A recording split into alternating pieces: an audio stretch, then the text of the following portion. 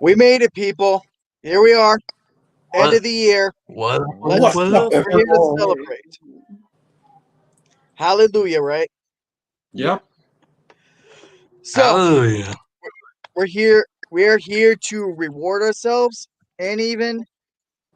Oh, fuck! Sorry, shit. My technical difficulties. happened? All right, I just had to mute that on my. All right, so now let's do it. We're here to celebrate and even torture ourselves with the best and the worst things we've seen all year. Whether it be Let's get movies, TV rolling. shows, even video games. Whatever we like, whatever we hated, we are here to relive that shit. So, Let's do we this ready? thing. Let's So- rumble. So before we do that, I'm gonna plug all our channels real quick. Ninja, my friend, where can they find you?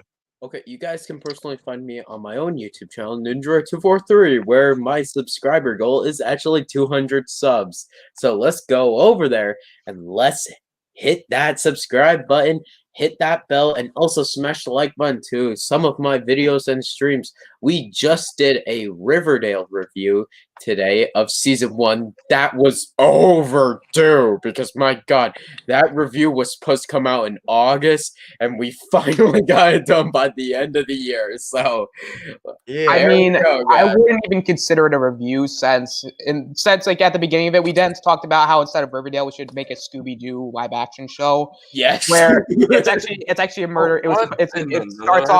It starts off with a murder mystery show, and then Fred creates a fucking trap that ends up killing the guy, and then they go on the run and they spray paint the mystery machine black. Yeah. That was our idea, and then it went absolutely off the rails. Yes, because then we Dang. went to Betty and Jughead screwing each other. So yeah. Mhm. Interesting Alright. review. That's very interesting that they screwed each other. Yeah, so please go watch that review. That was probably our funniest stream yet. I'm just kidding. Yeah. It's not funny. Don't watch our stuff. Yeah. Smash Alright. the like button. EJ, my friend, where can they find you? Well, when I'm not watching the Shit Fest, that is Wonder Woman 1984. You guys can find me on my YouTube channel, just named EJ10. And also, I got a lot of tribute videos planned for my channel as well. It's all gonna be horror themed next month in January. I'm gonna be doing tribute on Chucky, for you, Zach, Michael Myers, and Leatherface, Jason Voorhees, Dawn of the Dead remake, and the remake of Evil Dead. I'll be doing all those videos next month, so keep your eyes open for that. And my goal right now for subscribers is 150 subscribers. That's my goal right now. So yeah, if we can reach that, then we'll do another subscriber celebration stream. So Sweet. look forward to that. Got a lot of stuff planned. And also tomorrow is my birthday, December 30th. Happy birthday. Yeah. It's my birthday tomorrow, guys. On New Year's birthday, basically. That's cool. Yeah. All right. And Andrew, where can they find you? You can find me on YouTube and on Twitter at Andrew Sally. Just look for the Tobey Maguire Spider-Man picture. Sweet. And Austin, my friend, All where can they right. get you at? So I have a YouTube channel. It's not my picture right now. It's not the Red Death, which I might change it to because Red Death is awesome. But it is the Spider-Man picture. I'm at over 100 subscribers. I don't have a particular subscriber goal at the moment. So if you just want to go and subscribe, why not? I do a bunch of fun stuff over there. I do a bunch of game streams over there. I got 3 shows per week. Shadow Eye on Sundays, Splash Talk on Thursdays. And I have a show, Good Old Wrestling on Fridays, where this week is actually going to be a tribute show because Brody Lee, a.k.a. Luke Harper, passed away a couple days ago. Oh. So it'll be a tribute show to Luke Harper, a.k.a. Brody Lee. Also, we will be reviewing TLC. So go ahead and check that out. Also, I got social media, Twitter, Austinator17. Hit me up. Also, Discord. So if you don't have Twitter, that's A-OK. Just look me up there at the Austinator. Alrighty. And y'all can find me here on my channel, Zach Gaxiola. Tomorrow, or at least I'm hoping tomorrow, we'll be able to do our most anticipated releases of 2021. But that date could be could be up for change because I don't know if I'll be busy the next few days or not, but eventually we'll get to that. And then in March, doing the X-Men, the Fox X-Men movies ranking stream. I'm really excited for that. So without further ado, let's get started. Okay, wait, go first. which one are we doing for? Oh, Okay, so I think for each of us, we'll start with our worst lists, so we can get all that out of the way, so we can reward Oh boy. ourselves, so we can all Oh, reward great. ourselves with our best lists. Yep. So, Well, I'd rather get so the paid order will for go. one. So does it sound cool? I guess we'll go Andrew, then Austin, then EJ, then Ninjoy. Does that sound Yep. Yep. Okay. Sweet. Alright, but I want to do my good too, because I don't want to be I know. crazy. Well, let's just start off with our worst list first. Okay, my worst. Not too. I'm not gonna have too much in here, but I'm gonna have like around 10. My number 10 is ooh, where can I start? Let's say season 6 of The Flash. Did that come out this year? Well, the second half. so technically it wasn't 2020. God dang it. No, I guess that's cool. Yeah, So yeah, it's cool. Just go from 10 to 9 all the way to 1. That's how it works. Okay. The reason why I say this one is because it started off on a good note with all blood work and preparing for the crisis, but and I was getting really pumped up. But then right after crisis, it started to go downhill with those stuff with Mirror Master and all the other stuff, and Iris and Tractor Universe was getting boring way too fast. And all I wanted it to be good, but it did. I did like Godspeed and Reverse Flash returning, but oh no, it started off good and ended terribly. I just hope the next season is pretty good. Yeah. Okay, let's see what else. Ooh, wasn't Number a 9 lot. will be next. I might be going around a bit because there's not a lot this year that I didn't like. So Do you one, have okay. a particular order set from 10 to 9 to number 1 and all that? Yeah, well, it's gonna be a little tough, so bear with me. So Just there make it wasn't a quick, lot. so we Oh, can okay, all okay, get to ours and all that. All right, I'm gonna move around a little because one of them was Birds of Prey. I'm sorry, I didn't I pushed off that film a lot, but and then when I finally watched it with my dad, it had some good things in it, like Ewan McGregor's Black Mask. That dude was a riot, and so I like the action, but oh no, that movie was just bad. And I've even noticed that how Margot Robbie Jane lost her accent in a few scenes. I was like, what is that? And some scenes like were needed, and I wish we had at least a Joker cameo from Jared Leto. And No. I did enjoy no, Mary no. Elizabeth. I did enjoy Mary Elizabeth Winstead. Yeah, but oh no, that movie was bad. Sorry, AJ, fight Yep. me. All right. Okay, what So else? basically, And what would overall be, I guess, your worst? let's say even though I enjoyed it on my first try, Avengers game. Because when I first played it, I enjoyed the heck out of it. Flying as Iron Man. I got used to all the moves. And then after a while, it got kind of repetitive and all that stuff. But yeah, oh no, it started to get bad as I continued to play it. But I'll still play it maybe once a time. But still, it was Yeah. All right. okay. So Apologies if my worst list wasn't long. that's all fine. I Okay, guess I didn't for my give best. everyone enough time and all. So All right. overall, some of your best then. Okay. Well, in video game wise, I love the Miles Spider-Man game. It was The Miles Morales really one? yes, it was a really good sequel to the original. It was a little short, but I did love the combat. The swinging and the mechanics were improved. I loved Miles' journey. And I hope that continuing on, we can see more of him teaming up with Peter. All right. So For else, and let's see, others I enjoyed were the Sonic the Hedgehog movie.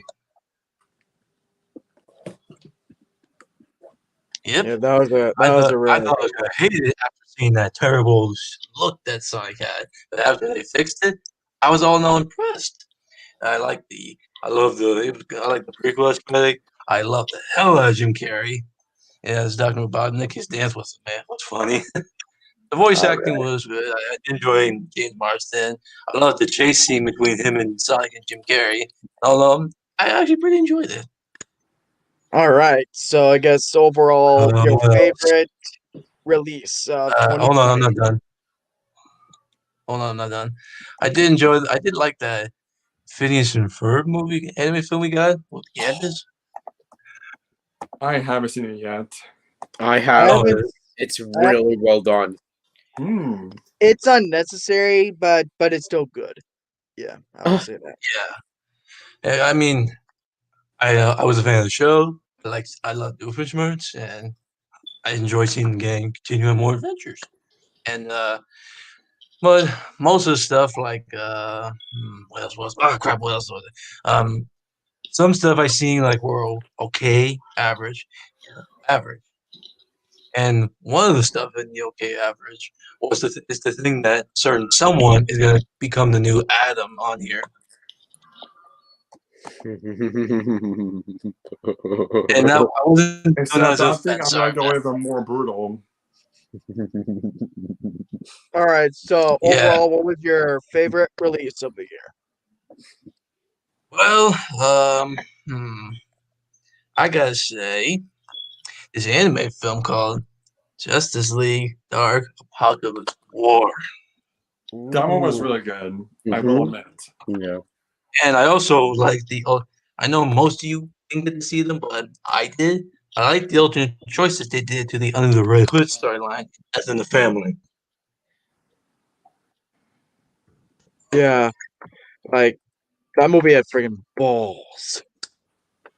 Yeah, to kill off the whole Justice League. Yeah, I'm trying to remember what else came out this year. Oh, and TV show wise, I loved Mandalorian. I totally forgot about that. It had good appearances from familiar characters like Ahsoka and Boba Fett. And can I say this last one? Even if it's a spoiler. You can. No, spoil it. maybe not. Everyone, Maybe everyone not. else has seen it. Okay, and a certain famous person. There, how's that? All Well, right. I don't So know. that I so those enjoy were your Mandalorian. favorites. Yeah, it's most of them. I'll try to think of more another time. All right then. All right. So is that all? Try. Thank you for having me. All right then. Yeah. So I'll good come having back tomorrow for the 2021 list. Later. you. Later. All right. So all right. You ready, Austin? Yes, I am.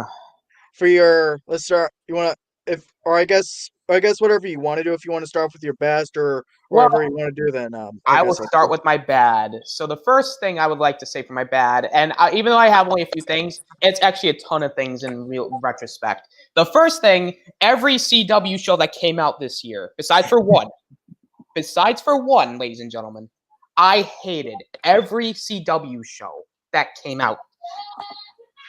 Batwoman, Supergirl, The Flash, that stupid ass crossover. Christ says, makes me have a fucking migraine. Oh, Thank you. And here's the thing. especially how they ruined Smallville. I hate that shit. Oh, Wait, it wasn't. what? It wasn't. You guys Smallville. did not. Sorry, guys. I was just No. agreeing on everything. You did not like Crisis. I hated it. Undefinite Earth? No, I wasn't a fan of it personally. I liked the first 3 episodes. Everything else, no, I did not like. What they did to Smallville in that one episode kills everything. Yeah. No. It wasn't even Smallville that pissed me off. You want to know what really pissed me off? You want to know what slapped me in the face as a fan? that Kevin Conroy Batman bullshit. Yeah, Oh, Yes, don't even get me yes. started on that shit. that was garbage. That was absolutely Garbage. garbage. How fucking dare they? How fucking dare they disrespect Kevin Conroy for that stupid Batwoman, which I'm gonna get into, by the way. How could they do that? I understand it's an alternate universe, but really, you're gonna fucking kill him like that? Are you Yeah, I know. kidding me? Yeah. Yeah, you want a slap in the face to what is easily top 5, maybe even top 3 best Batmans of all time. How okay, I get what they're going for, but why? Why? So they can make Batwoman look good, which she never looked good, by the way. Speaking of which, Batwoman is single-handedly the worst CW superhero show ever. Yeah, Ooh, I Ever. can second that. Yeah, and I only saw the first episode because, with any show or anything like I figured, all right, let's just give this a chance. But nope. I swear to God, it was the first fucking episode that really kills it. And it's the advertising. The action's horrible. The writing is horrible. The acting is horrible. Everything is horrible. And Yeah. don't get me started about Supergirl. Supergirl is single-handedly the stupidest main character I've ever seen. She doesn't tell Lena her identity, bites her in the ass afterwards. Then, to top it all off, she's the biggest hypocrite of all time. She's like, "Oh, Lena, I was trying to protect you." Meanwhile, you told somebody who you barely knew for only a few episodes. A few. Not Lena, who she's known for 2-3 seasons. No, she told Mia, who she barely knew at the time, that she was Supergirl. Yep. Congratulations to the smartest guy in the room here. Let's Yeah. give Supergirl a round of applause. Good Oh. God. She is fucking stupid. I am telling you, she makes no sense. She makes stupid decisions to make stupid decisions. Horrible. And the Flash went downhill very quick, too. It took only one half of a season to ruin your show. The Mirror Master is a boring villain. I'm sorry, I never liked Iris. She is so unlikable. Season 4, she got pissed at Barry for going into the Speed Force to save everybody. Season 5, Right. Yeah, Oh, I agree make with it- everything you're make it really saying. quick, Angela, right? Sorry, I completely forgot about those stuff. When you were mentioning Crisis, That was I bad. actually kind of liked most of it. Well, Really? it had its good moments. Mhm. Okay, I understand what you guys are saying. Andrew, I liked the first 3 episodes, really. And then I did not like the Kevin Okay, let me explain. thing. Wait. I need to do this quick. All right. So I like some of the actions. I enjoy seeing Barry and Oliver's relationship. It's a really good friendship. The cameos, most of them didn't bother me. Brandon Routh, A+. Kevin Conroy, even though he was handled poorly, I enjoyed seeing it. Tom Welling, I hated that too, but it was cool seeing it. Oh, Ezra yeah. Miller, completely out of nowhere, but I I hated all of it. So is that all of it? love. And Lucifer, I liked it. Every episode. Alright. Every episode. And found I hated was Batwoman so boring and Supergirl. I agree with everything else it what was said. even the point of doing this pointless pandering fucking bullshit fan service? you want to know All right, why? so- They had to Okay, kill I'm off Oliver. That's why. They had to make Yeah. this. Oh, they had to make this crossover to kill off Oliver. And yes, I will admit the Oliver stuff was nice. I will admit it does Yeah. wrap up his character very nicely. And Sarah is the only likable character in this universe at this current moment. Because first of all, she is just an entertaining character. She is entertaining. Like, Sarah has everything, okay? And also, I would like to point out, Legends is the only tolerable show at the moment for me. Legends does not take itself too seriously. It's stupid, but you know what? I like it when a show knows it's stupid and it's trying to throw shit at the wall to see what would stick. Shows like that can work, and Legends, because first of all, let's be honest, no one really cares about Legends. Yeah. Yeah. So they know we don't care. So that's why they're like, you know what? Fuck it. We're going to do whatever we want to do. And you know what? If you don't like it, who cares? And I'm like, you know what? This shit's awesome. I love it. One show I want to start watching though, for the CW when it comes to their heroes is Stargirl. I haven't seen Stargirl yet. I'm going to get to that when I get to my best of list. It's really good. Same with me. But Yeah. overall, the CW went really downhill this year. Yeah. Downhill. Mhm. And let me just tell you, I'm not even going to put Superman and Lois in my most anticipated of 2021 list. I refuse. If Yeah, I'm with you. After the way they treated him in the Supergirl show, I'm not excited for the Superman show. I'm not. The Actually- suit does look good. actually I to spoil love it, The suit does look good, but I mean, That's they it. treated Superman so horrible in the Supergirl show. Also, he's supposed to have like twins or whatever. and honestly, and I'm gonna be Yeah. completely honest with you. On my the only CW show that's gonna be on my most anticipated list is Stargirl and Supergirl, just because Supergirl is ending, and I'm going to have a huge ass party when it ends. I'm gonna be like, fuck this show. It sucked then. Supergirl used to be good. The first season and the second season, pretty good, but yeah, it did went downhill after season. Hey, 4. you're with me then. It went Hated it downhill from after season season 1. 4. But the first season of Supergirl, I actually did not mind. I did not mind that either, or 2 or 3. It was Oh, really? 4 enough. It was 4 enough for me that I did not like. Yeah, Like I will say, Lex was good though. yeah, Lex was That's pretty it. good. Yeah, Yep. that's it. So the CW shows, all of them this year, huh? Yep. Secondly, this one isn't necessarily bad, but more on the disappointing side of things is the Death in the Family short interactive film. Now, the problem with it is it's too short, 30 minutes. And the choices are very limited. Hmm. Very limited.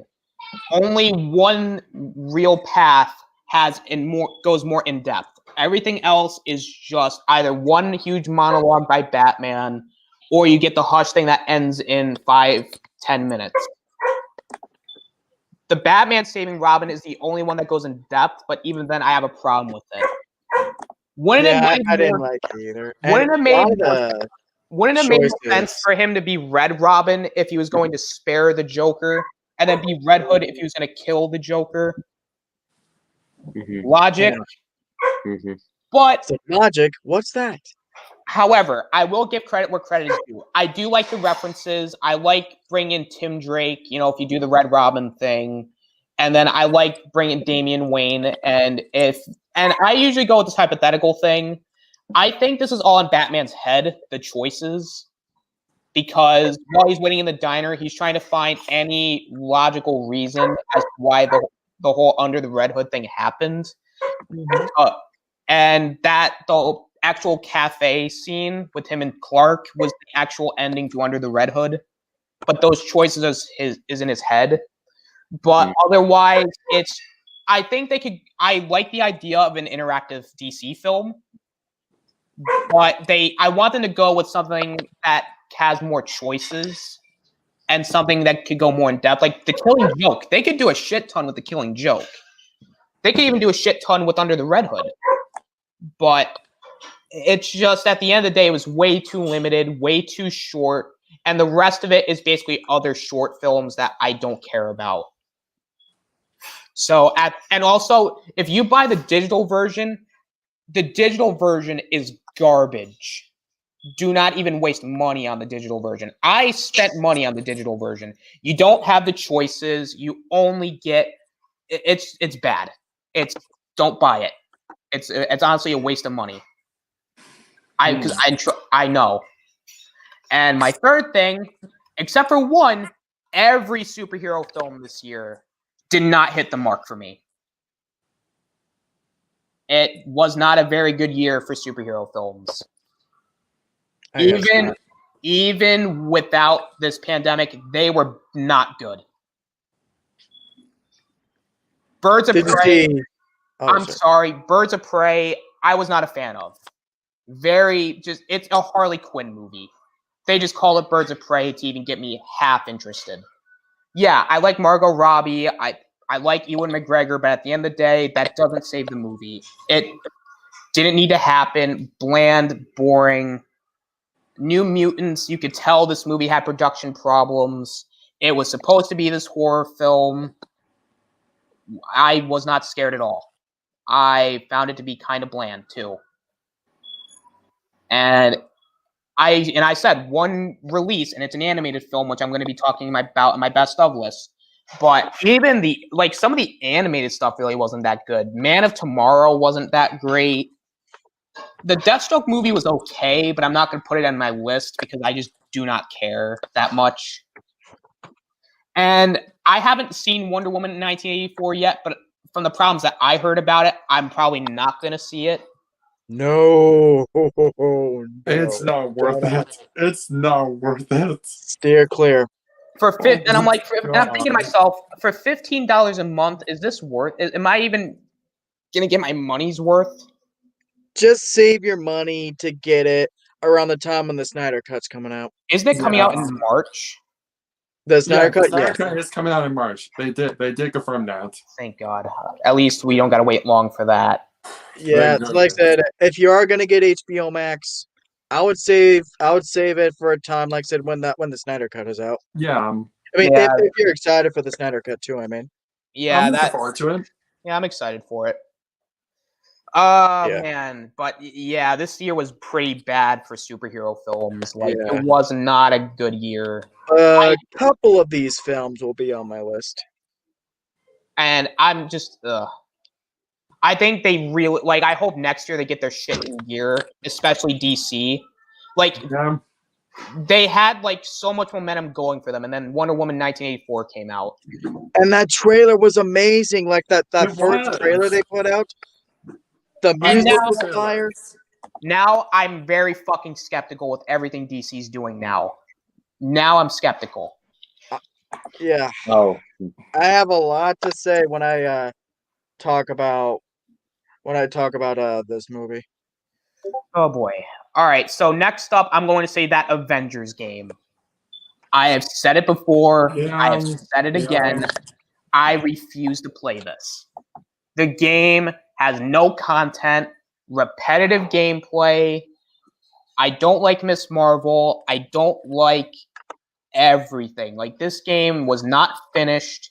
It was buggy, glitchy. And there are other games that I like that too, but Avengers by Square Enix.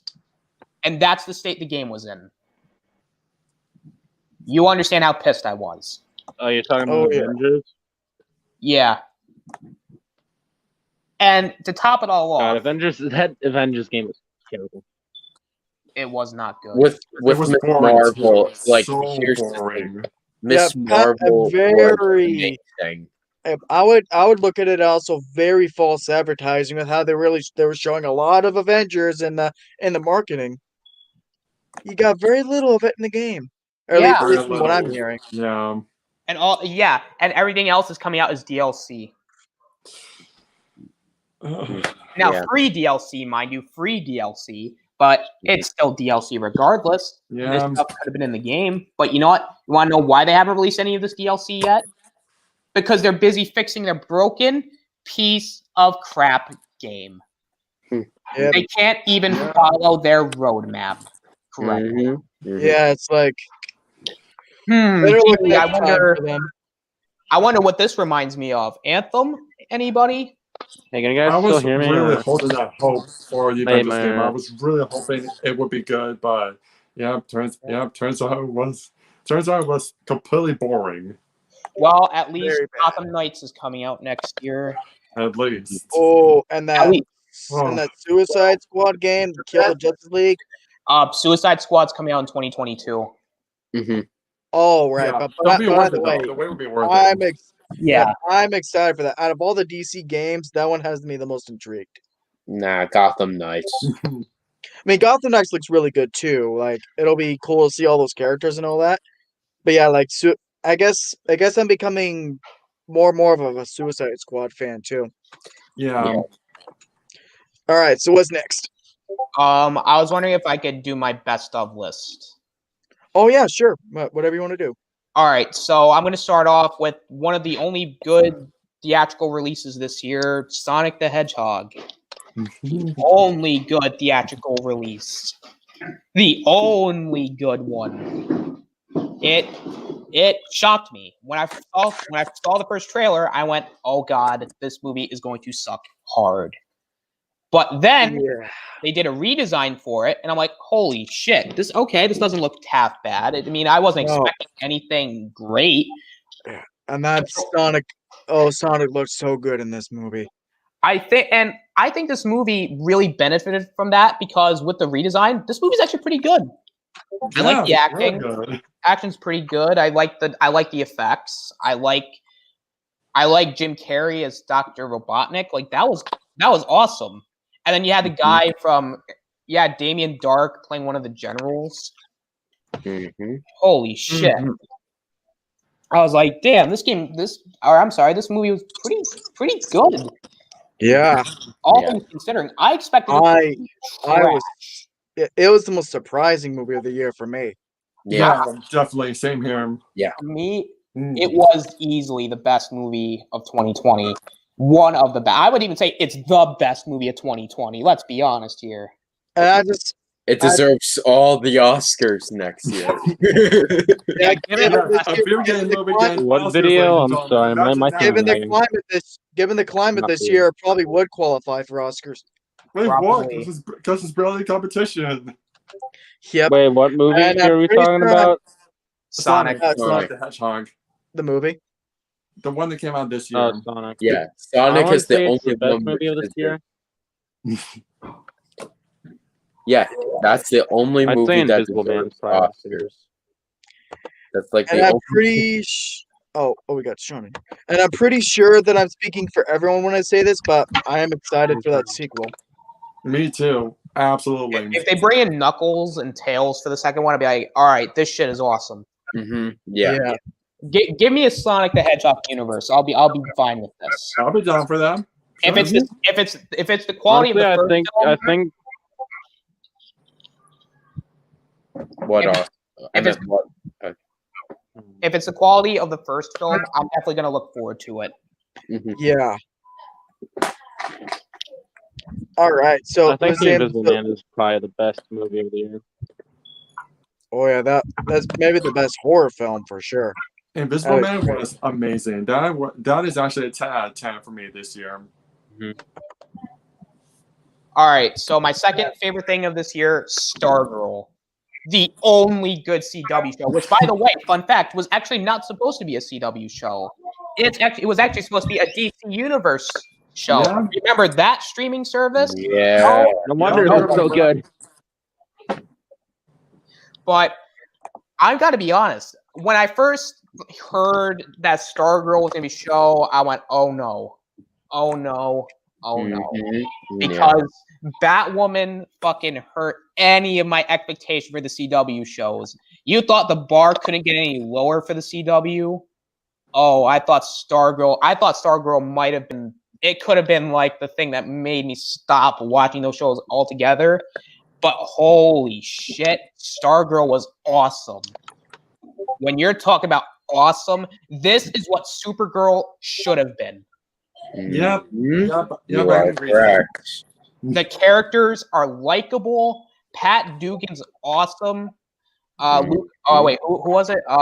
Luke Wilson or something like that played him. Yes. Yep. He was awesome. Courtney is a great character. Like, okay, yeah, she's not perfect, but a superhero is not perfect.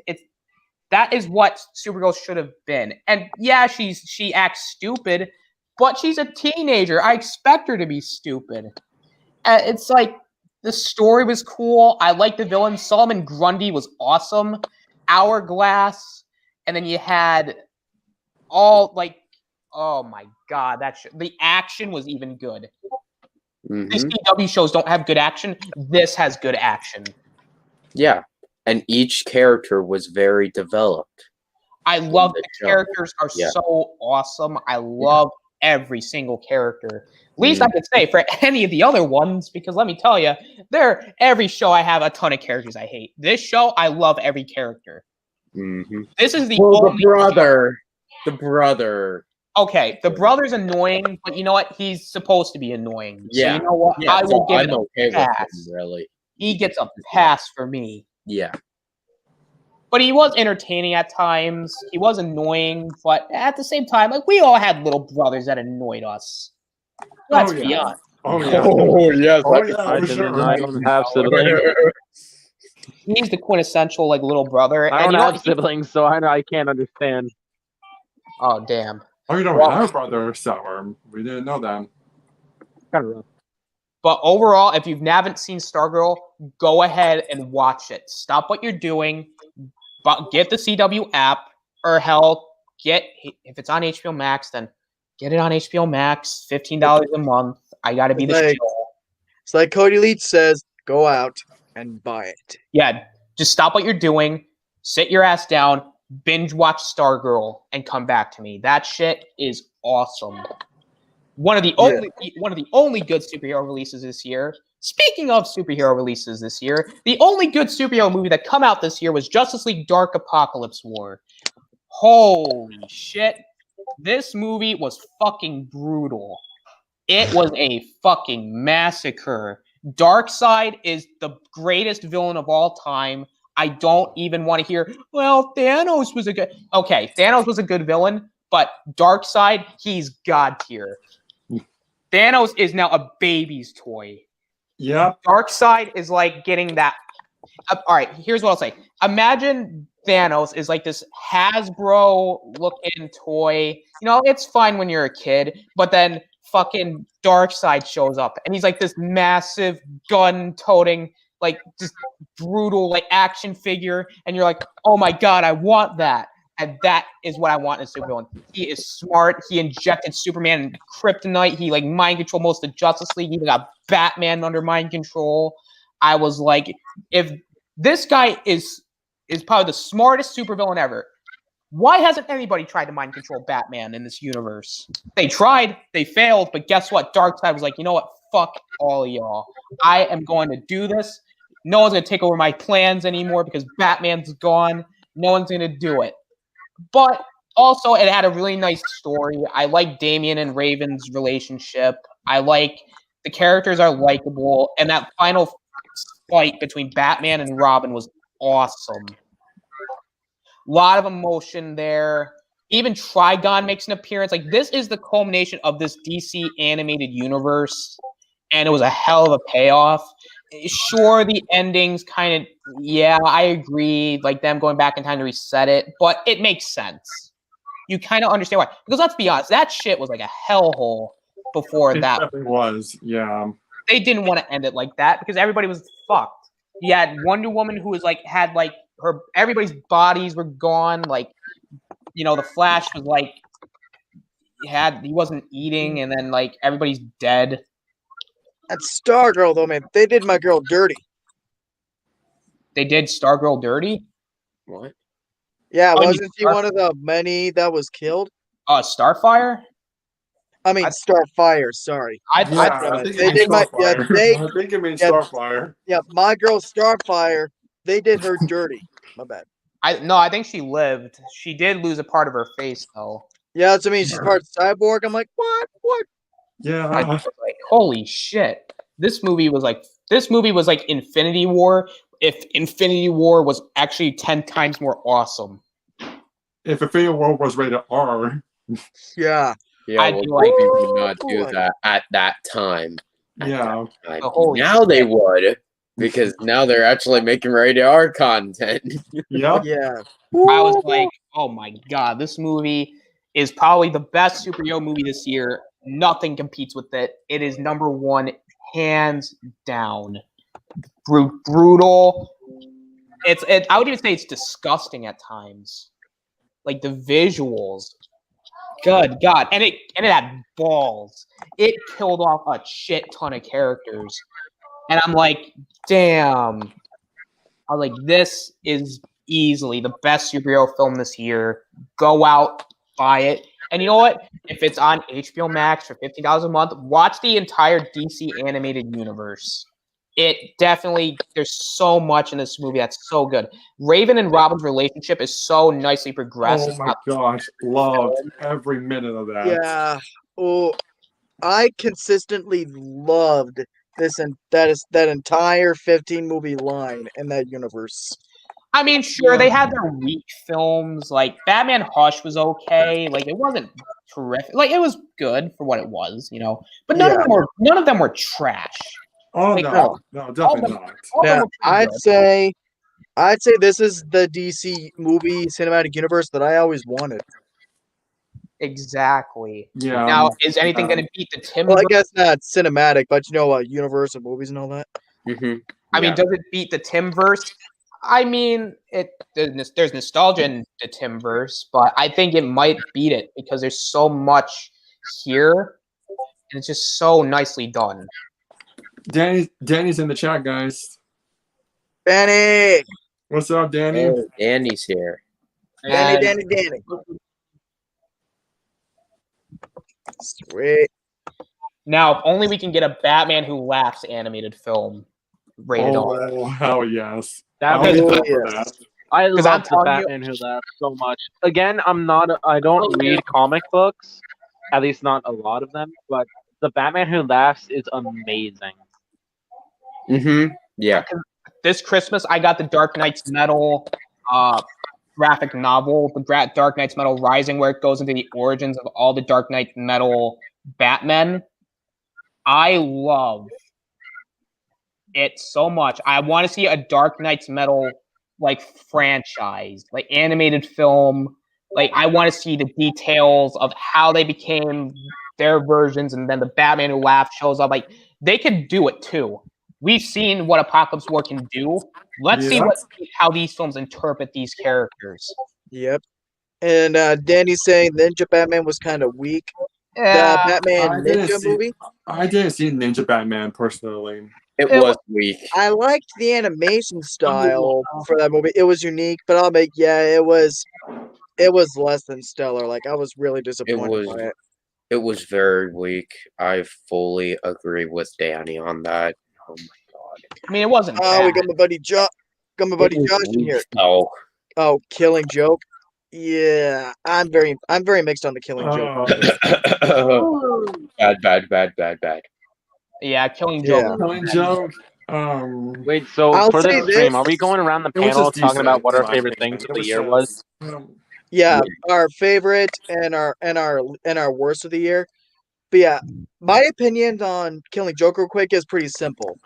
When it actually adapted the stuff from the Killing Joke, it was great. But all the filler stuff they did just to make the runtime longer was my issue with the movie. Also, the Batman and Barbara Gordon thing. Oh God! I don't know. What the My fuck were they memory's kind thinking? My memory's kind of dim on Killing Joke, but I don't know if that was actually part of the comic or not. But still, No, it was. oh, Oh, it was. It was, right, Austin? What? It was part of the comic. No, Barbara it was and God Batman. damn it. No, it was not. I had the Killing Joke comic that was not in it. Wait, it wasn't? I thought No. it was. It was not. Wait, let me actually do Oh, my no, research no. quickly. I think you're talking about a different comic book series. Wait, what was Yeah, it then? definitely. It was not in the Killer Joke storyline at all. So yeah. And Danny, like I said, Danny, I will say with the movie, everything that when they actually adapt everything that with how they adapted the movie. I mean, the stuff in the comic that was great. I just had issues with the filler stuff. The new stuff that they put in. I will So, say yeah. this though, the Joker in Killing Joke was really good, really good. I will say that. The last half of Killing Joke was good, but I do agree the filler stuff at the beginning is bad. That's what literally waters it down for me is the filler stuff. Yeah. But speaking of animated stuff, the other animated film that I really liked this year was Mortal Kombat Scorpion's Revenge. Very. Yep. I have Is that. that your favorite release of the year? I wouldn't say it's my favorite release of the year because they're not in any particular order. Yeah. But I like, because again, I know the complaint will probably be, oh, well, it's retelling the story of Mortal Kombat again. But I like that. Mhm. It's starting its own universe. I really liked Scorpion's backstory. They go more into that because you don't really see that in the games. Like you get like an explanation. Oh, he became this because Sub-Zero killed his clan and family, but you see it here, and it's a very brutal movie. Like it's even more disgusting than Apocalypse War at times. Like you see like eyes being crushed. Like you see like spine.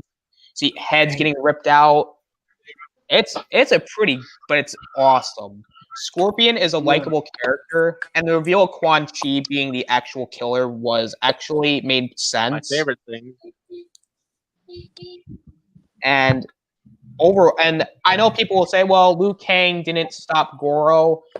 I'm fine with that because if they're going into more of an anthology series, which I think that's where they're going to go, where it's going to focus more on a particular character in each installment, it would be very interesting to see maybe the second one has something to do with Sub-Zero, the younger brother.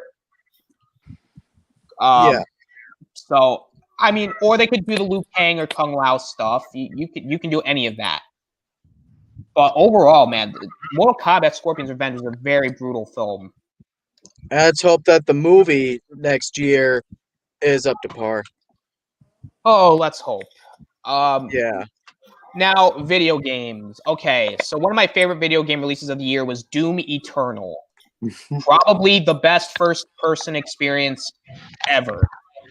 When you're talking about awesome gameplay, awesome visuals, Doom Eternal is one of those experiences. Like, first-person wise, amazing. The gameplay, was fast-paced. Yeah, it was hard, but it was the type of hard where it makes you want to continue playing because you want to feel that torture because you're the Doomslayer and you're overpowered as hell. But the challenge is still fair. Like, if you play it like just standing, you're dead.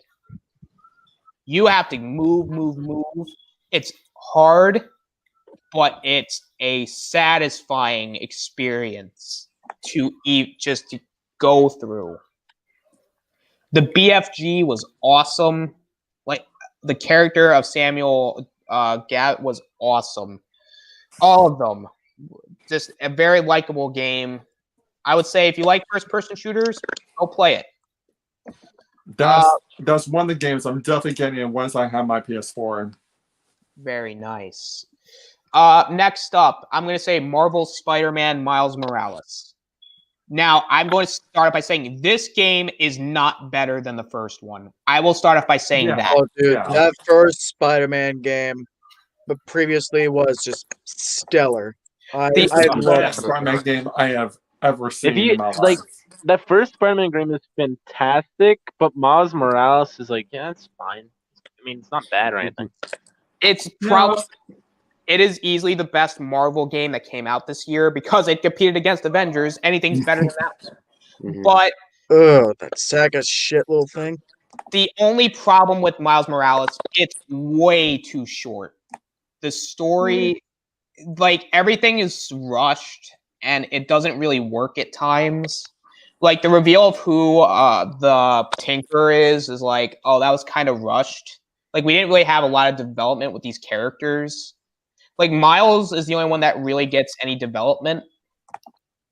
I'm not saying the Tinker doesn't get any development, but I think Miles gets the bulk of it because you know how Miles is from the first game to City That Never Sleeps to this.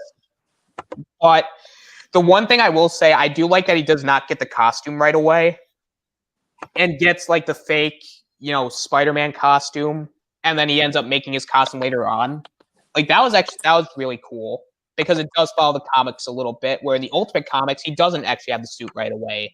He actually has that cheap store-bought suit, and it has that cheap store-bought, vibe to it. It has that, homemade, like, trash costume, but it works. I thought it was fine, and I think that the alternate costumes, even though they're kind of limited too, they're actually really well done.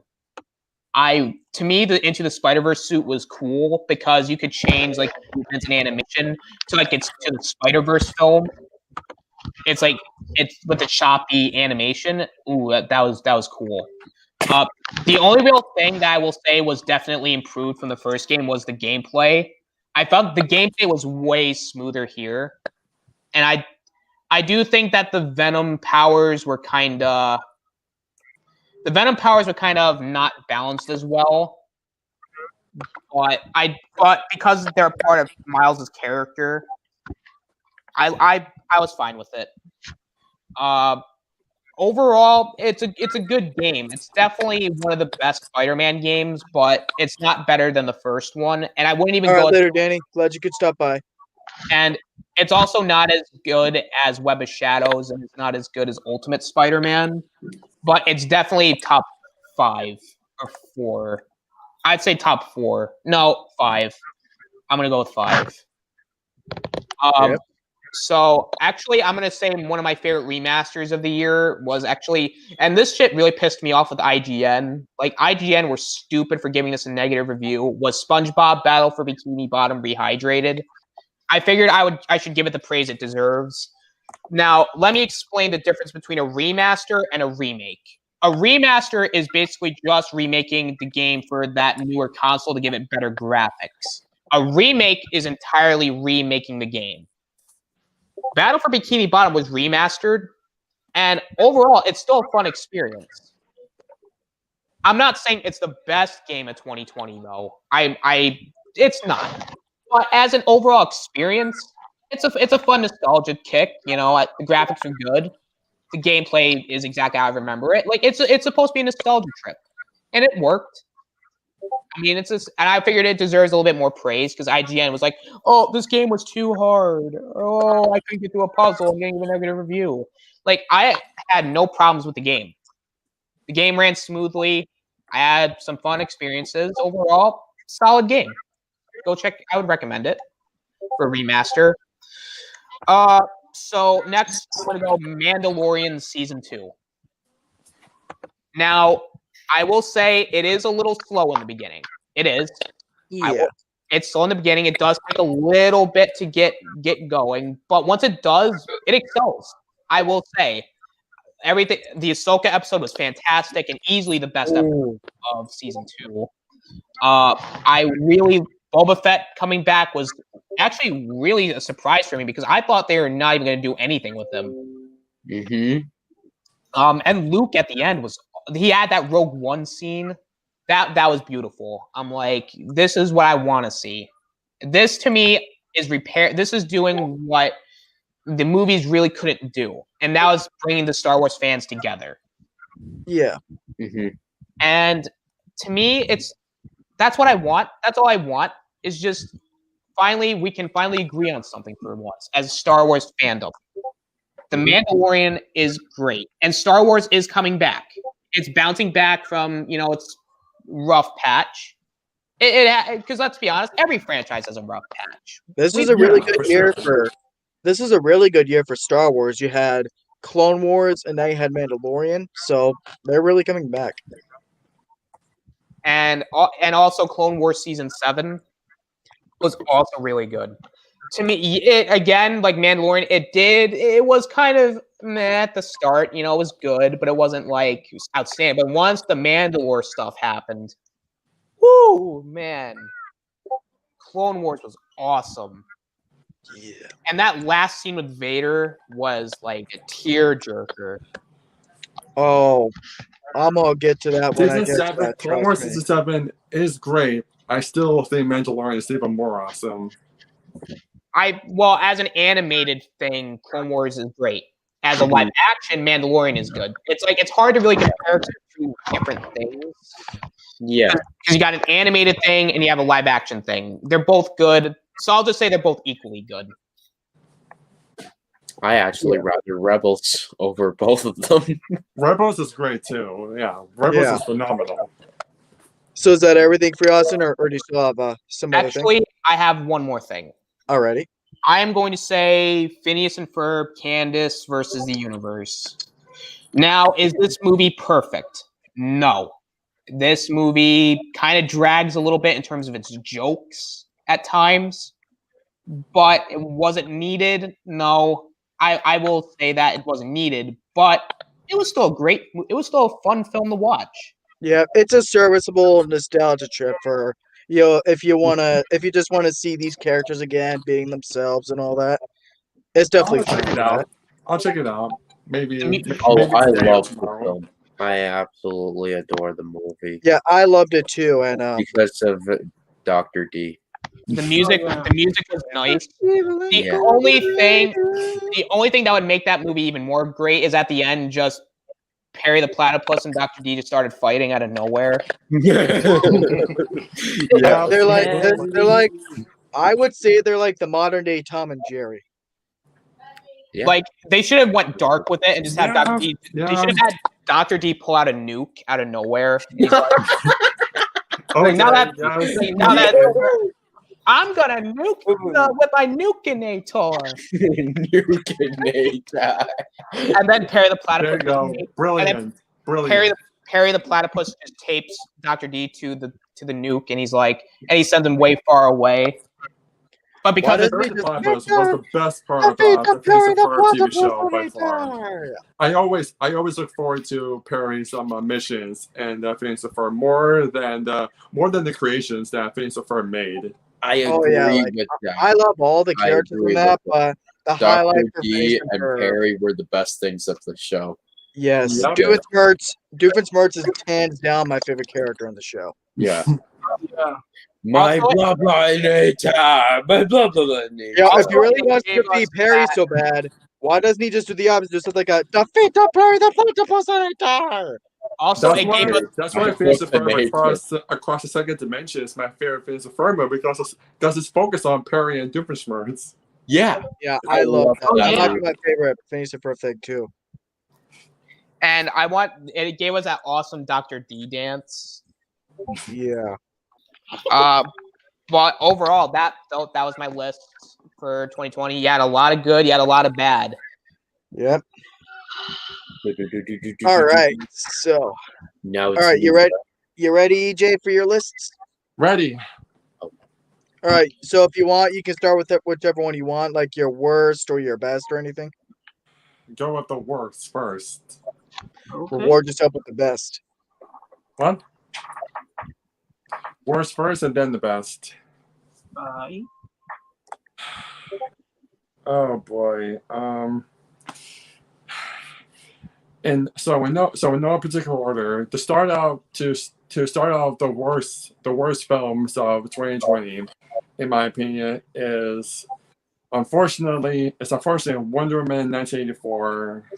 Oh, My Oh. God. What no, the fuck were you thinking, DC? no. Better yet, what the fuck? Better yet, what the There we fuck movie? I mean, oh my gosh. You gave us these hot ass trailers, these fire trailers. You know, Yeah, guys, get ready for a rant. Just saying, Oh. get ready for a rant. Oh dear God.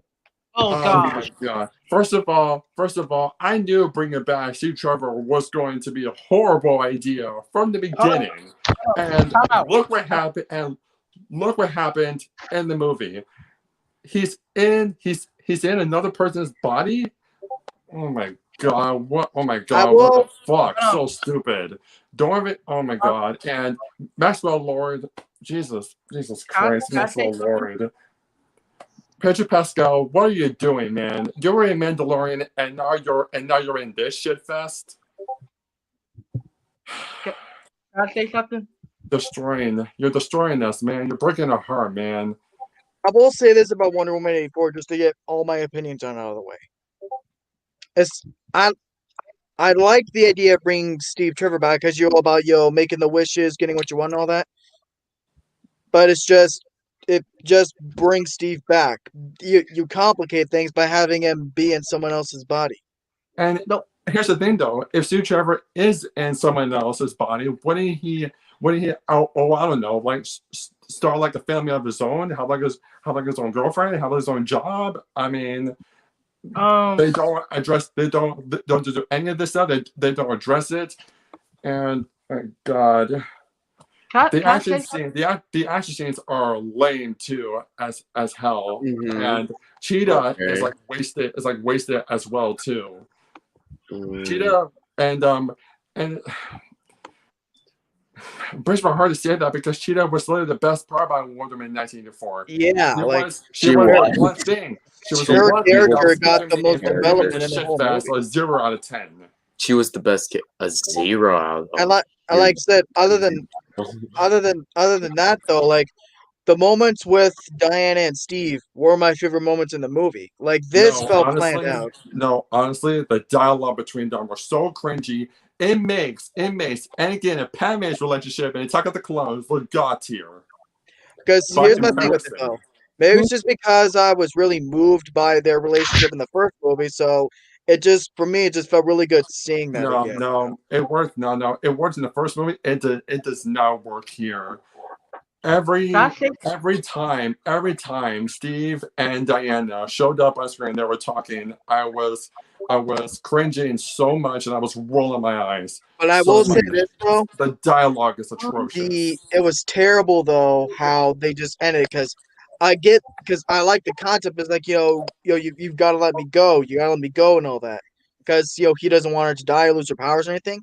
I like that, but it's just the fact that she runs off. He just hears voice in the background. I love you, whatever. Like that. That's how you send him off. I will say though, that scene where Wonder Woman is like flying, flying with the lightning. I will say though, that scene was pretty cool, I guess. But really, overall, just It's gonna be kind of honest. boring, that scene, Yeah. in my opinion. But quickly before we move on with your list, EJ, I also just want to say, you think that has bad dialogue? Really? You do? You actually think that's like the god tier of bad dialogue? Ryan and Austin, do you want to reveal what has like the worst dialogue ever? 3, 2, 1. The Rise of Skywalker. Riverdale. Shut up, Austin. Oh. It's Riverdale. Yeah, I mean, I told you. It's Riverdale. Thank you, Ryan, for at least JK, knowing, JK. Oh yeah, no problem. you know. Deshaun's got a little bit to say real quick. What was even the point also with the golden armor that well, Wonder Woman had? What was even the point of the golden armor? She was not even going to use it, and it got literally destroyed in seconds by Cheetah. When in reality, the golden armor is actually supposed to be indestructible. So, what the fuck, movie? This is not Patty Jenkins at all. This is not her at all. And Do better next time, or else guess what? I am done. I am done with this franchise. Wait a second. Here's how I feel about it. This movie feels like damage control in the sense that it's just used to pander to the people who always bitch about these DC movies being too dark. So that for me, that feels like that's the only thing that could explain the overtly light and cartoonish tone of this movie. No, You know what I mean? but here's the thing, all right, with the film. Patty Jenkins did not write the first movie. She did not write Wonder Woman. It was Zack Snyder and like someone else. All right. This she wrote with Jeff Johns. And you know how Jeff Johns makes his movies very light. And let me tell you, they could have done a Wonder Woman light movie. They could have done it, and it could have been really well done. In my opinion, I thought the film was good. Just it could have been at like nothing would match up to Wonder Woman, the first one, but at least maybe match up to it, you know. But Deshaun, you can talk if you want. It's like I'm seeing so many great ideas in this movie, Wonder Woman 1984, but they just executed so poorly. God. We don't want to say Deshaun. all I gotta say is that people, y'all could have y'all opinion. Well, I know that didn't like it. EJ didn't like it. I understand that why. I understand your point. Steve Trevor came back. I don't think he should have been in the movie that long, but I understand why he came back. Remember the part was Steve Trevor came back because Diana did don't want to give up the past. That's why Steve Trevor came back. And the whole I miss you too. I understand that. And also Cheetah. I thought Cheetah origin story could have been better, but I actually like Cheetah origin story in the movie, but I thought he could be better. But Malcolm Moore, he was great. I would get that. Malcolm Moore was great in the movie. We all got different opinions. You don't like it, you don't love it, but to me, I say the movie is a masterpiece for me. But we all got different opinions. We don't have to go on the internet attacking people about their opinion or not. So, EJ, I disagree with you, but I understand why. I understand why you saying that. Though. That's all I gotta say. Yeah, and that's all good. I am praying Wonder Woman 3 is a vast improvement. Yeah, we're all hoping that. yeah. Deshaun actually summed it up really well. Like about opinions and all that. And I also agree with what he just said that this movie is basically just a whole collage of great ideas, some executed well, but way too many that are just you know what I mean. Yeah. So yeah. All right, other picks.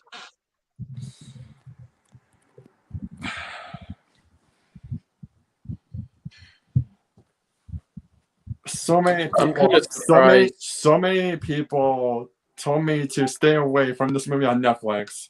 So many people told me to stay away from it, but the dumbass person that I am, I watched the first 30 minutes of it.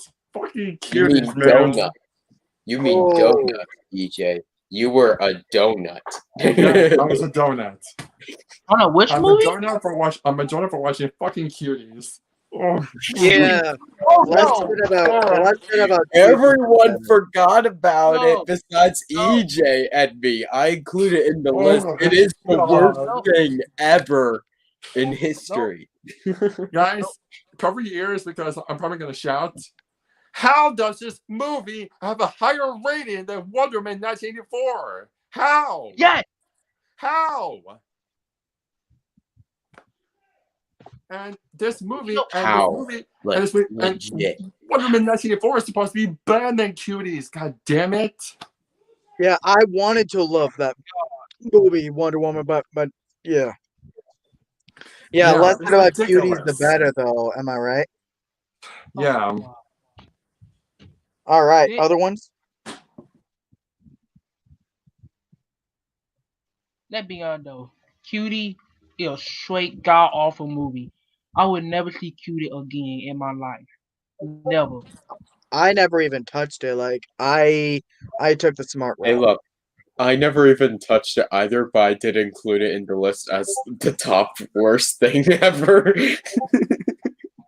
All right. So, what other picks do you got, my friend?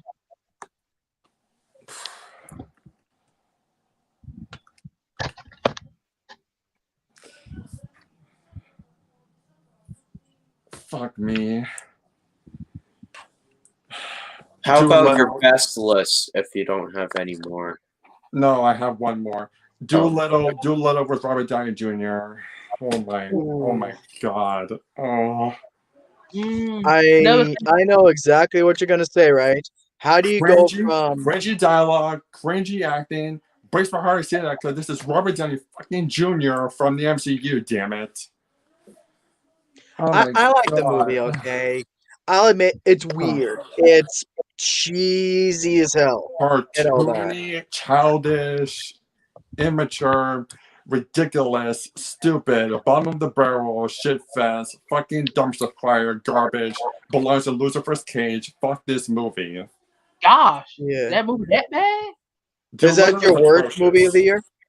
Is that your worst of the year or No, that was in no particular order. Wonder Woman 1984 is my worst movie of the year. all right then? Mm. It's yeah. Yeah, I'll say that about Doolittle. Like I said, it is weird. It's cartoonish and all that, but I liked it. It's probably because I grew up with a lot of those types of movies, so maybe I just naturally gravitate towards it and all that. But I have a soft spot for Doolittle. It's not that I would say I disagree with problems anyone has with it, but you know what I mean. Mhm. I never seen the movie. All thing I know about it is Water Down Jr., John Cena, and Tom Hardy in the movie. Besides that, I don't know nothing about the movie. Never seen it.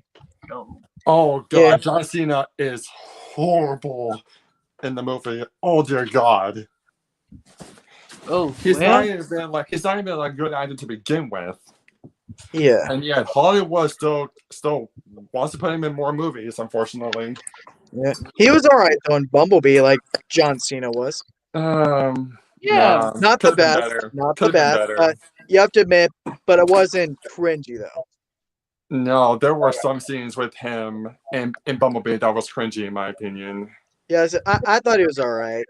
Not great, Um, but alright. At least it was better than Playing with Fire. I haven't No. seen Playing with Fire. I Never haven't seen it. seen it. I heard it Is it bad. that bad? It's not.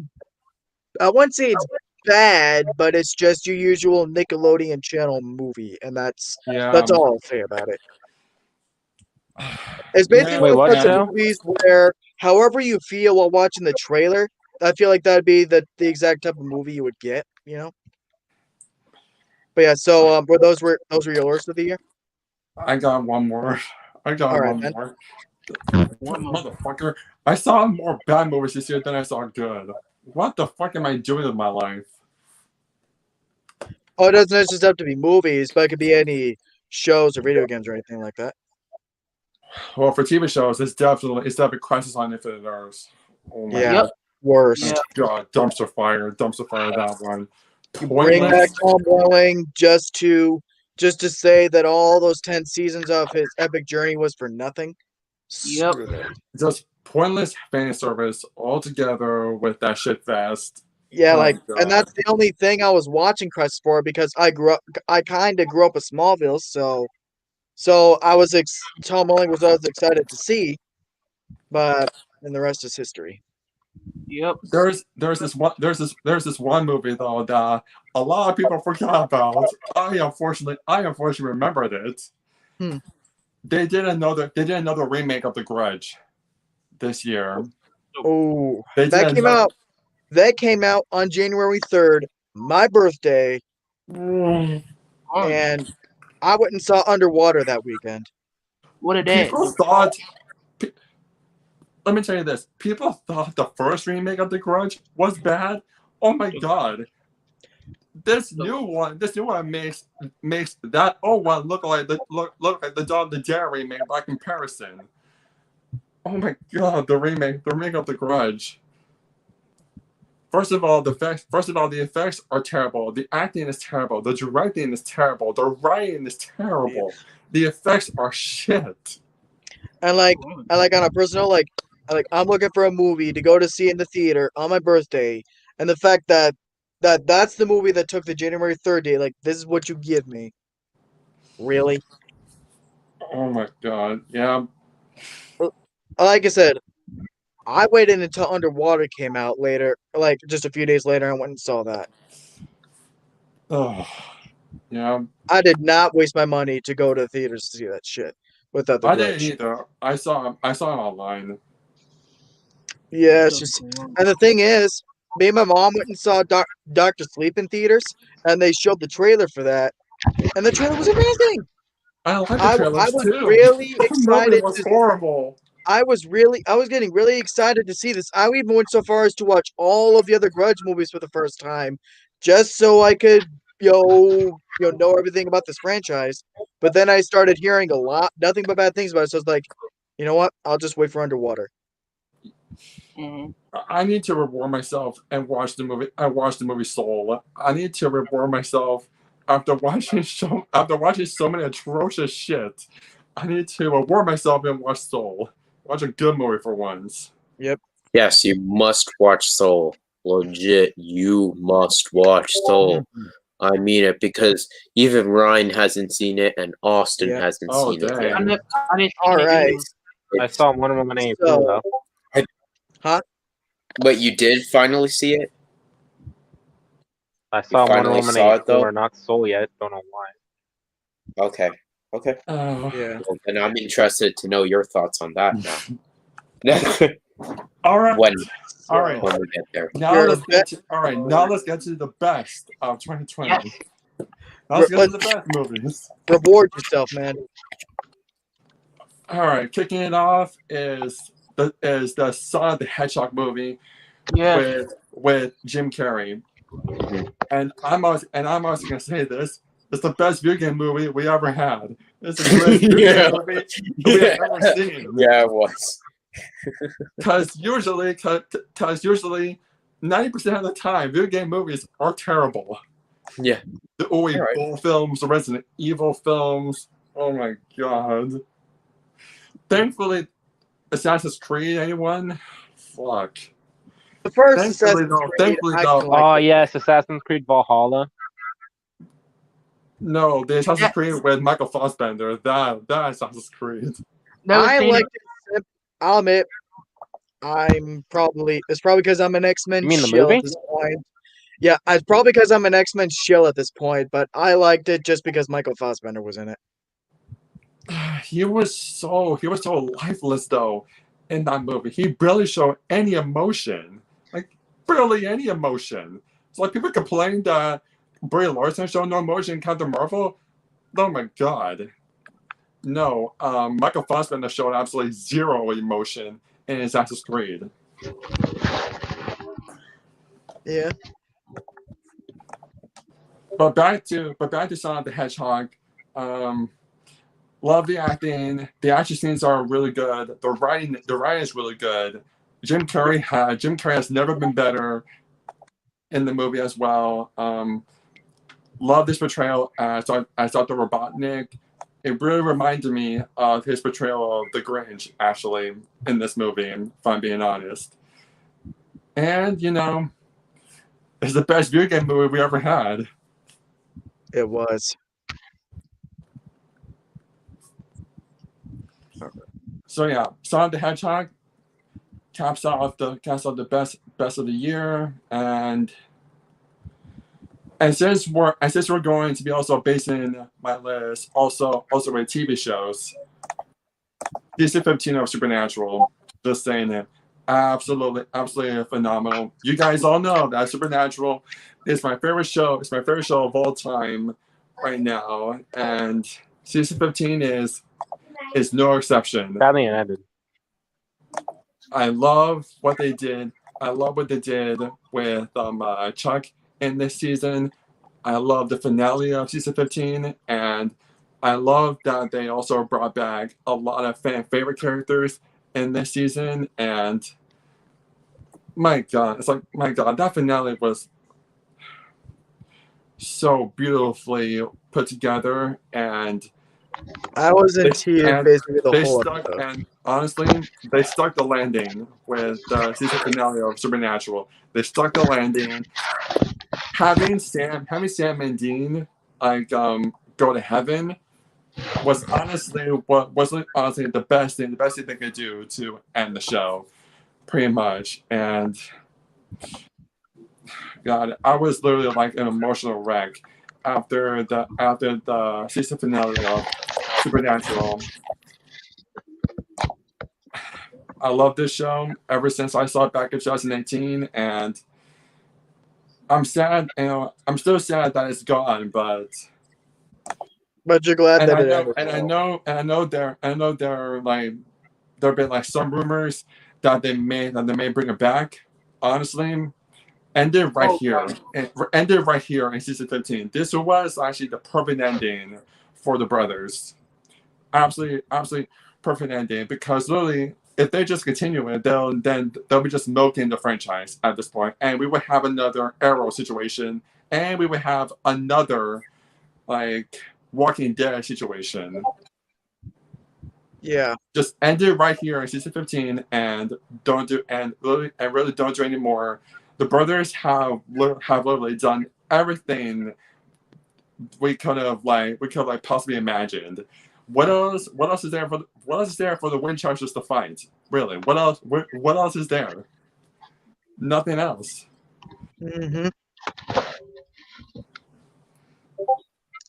All right, so that's Yeah. your best show of the year. Honestly, there was another show that was even better.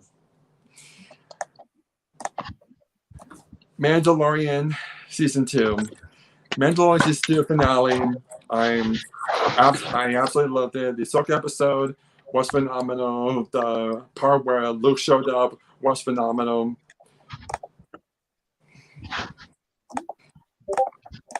The first half of season 2 though did start a little weak. It did start a little weak.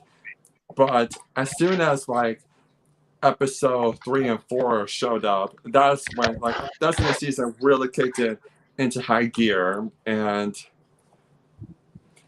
really loved it. I mean, and I'm looking forward to Mandalorian season 3. And the Book of Boba Fett, that should be amazing The too. Book of Boba Fett as well. And also, season 2 is not the last we're gonna see of Baby Yoda. We're going to see him again. We're going to see him again. We all know it. We all know it. Number one, the show would not work without him. Exactly. All right, and also, Exactly. also half of the audience won't work What's the without. one thing that people talk about in The Mandalorian? It's Baby Yoda. They don't even talk about Mando. They talk about Baby Yoda all the time. Just look at the big Funko Pop right there. I mean, hell, I have my own Baby Yoda Funko Pop. No, but that one's bigger at least. You know, I could also get the one which you have over here, but yeah. Hey, I even got a fig pin of Grogu, so come on, guys. And Enjoy. Look on Discord. this baby right here. Come on. What's up, Aiden? We need Grogu in our life, ladies and gentlemen, and life is not without Grogu Ninjoin. playing around. Ninjoin.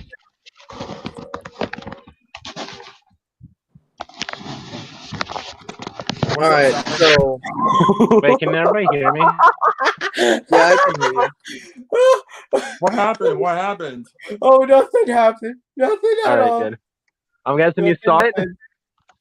Nothing. I'm guessing you saw it. Yeah. That's why I was laughing. Oh my God. Oh, it's fantastic. Amazing. Hold on, what happened? No, nothing happened. It's something between just me and Ryan. All right.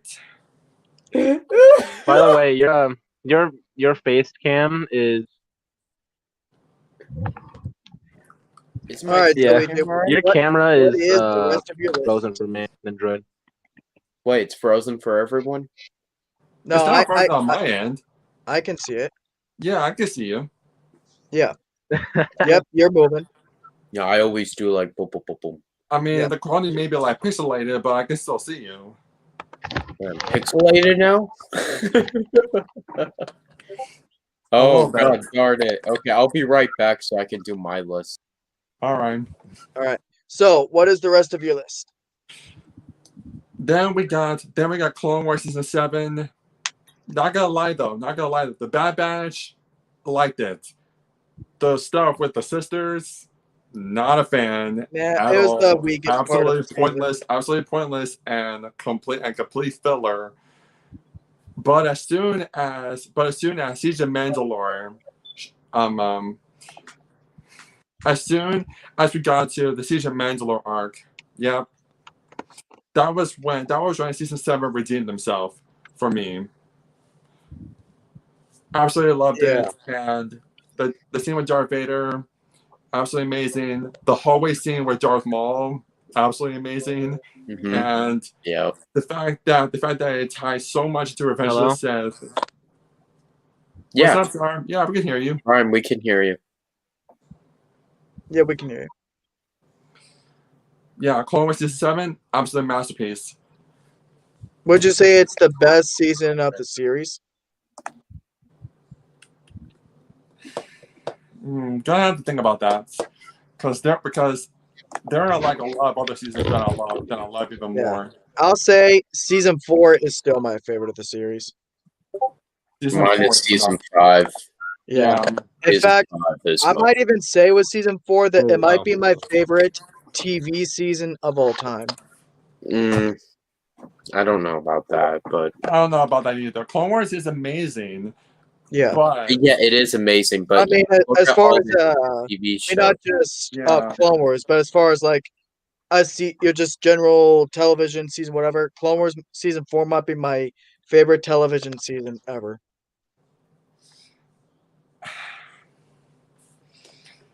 it's great. It's great, but in my opinion, it could be Supernatural.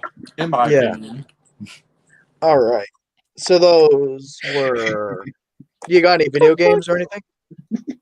Oh, I definitely got some video games. This should come as no surprise to anyone. If you have watched me for a period of time, you know this is my favorite game of the year. Do I even need to say it? You guys know me that well. Yeah, what game are you talking about? I don't know. Yeah, No, I I don't don't know what you're know. talking about. I mean, like, who? No, I don't Oh know. man. yeah, he's talking about Cyberpunk. We all know it, Yeah, right? Cyber, Yeah. the glitchiest fucking game ever. The worst game on release date. For at least Cyberpunk is PS4 and worse Xbox. than Avengers? Oh dang. All right. You know, Well, for drop the bomb, PS4 and Xbox Sheldon. One, because at least Drop the bomb, Sheldon. Avengers What is it? works for PS4 and Xbox One. Yeah, you're right. Last of Us 2.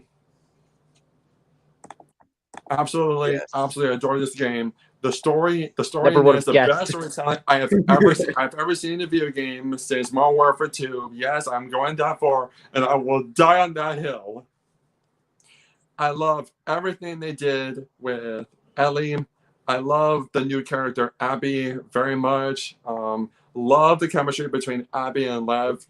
That really reminded me of Joe and Ellie from the first Last of Us. And God, Last of Us 2 is just a beautiful, emotional, visceral, heartbreaking game. It really is, and it's a masterpiece in my opinion. I've said it for a long time. Last of Us 2 deserves more love, deserves more recognition, and it deserves the Game of the Year award that it won this year. Last of Us 2 is No. Okay. I'll okay. say this. It's like this generation's Last Jedi, pretty much. You either like it Nindroid. or you don't like it. Now, I wouldn't say The Last Jedi. Because number one, Well, I let's would touch be the backlash.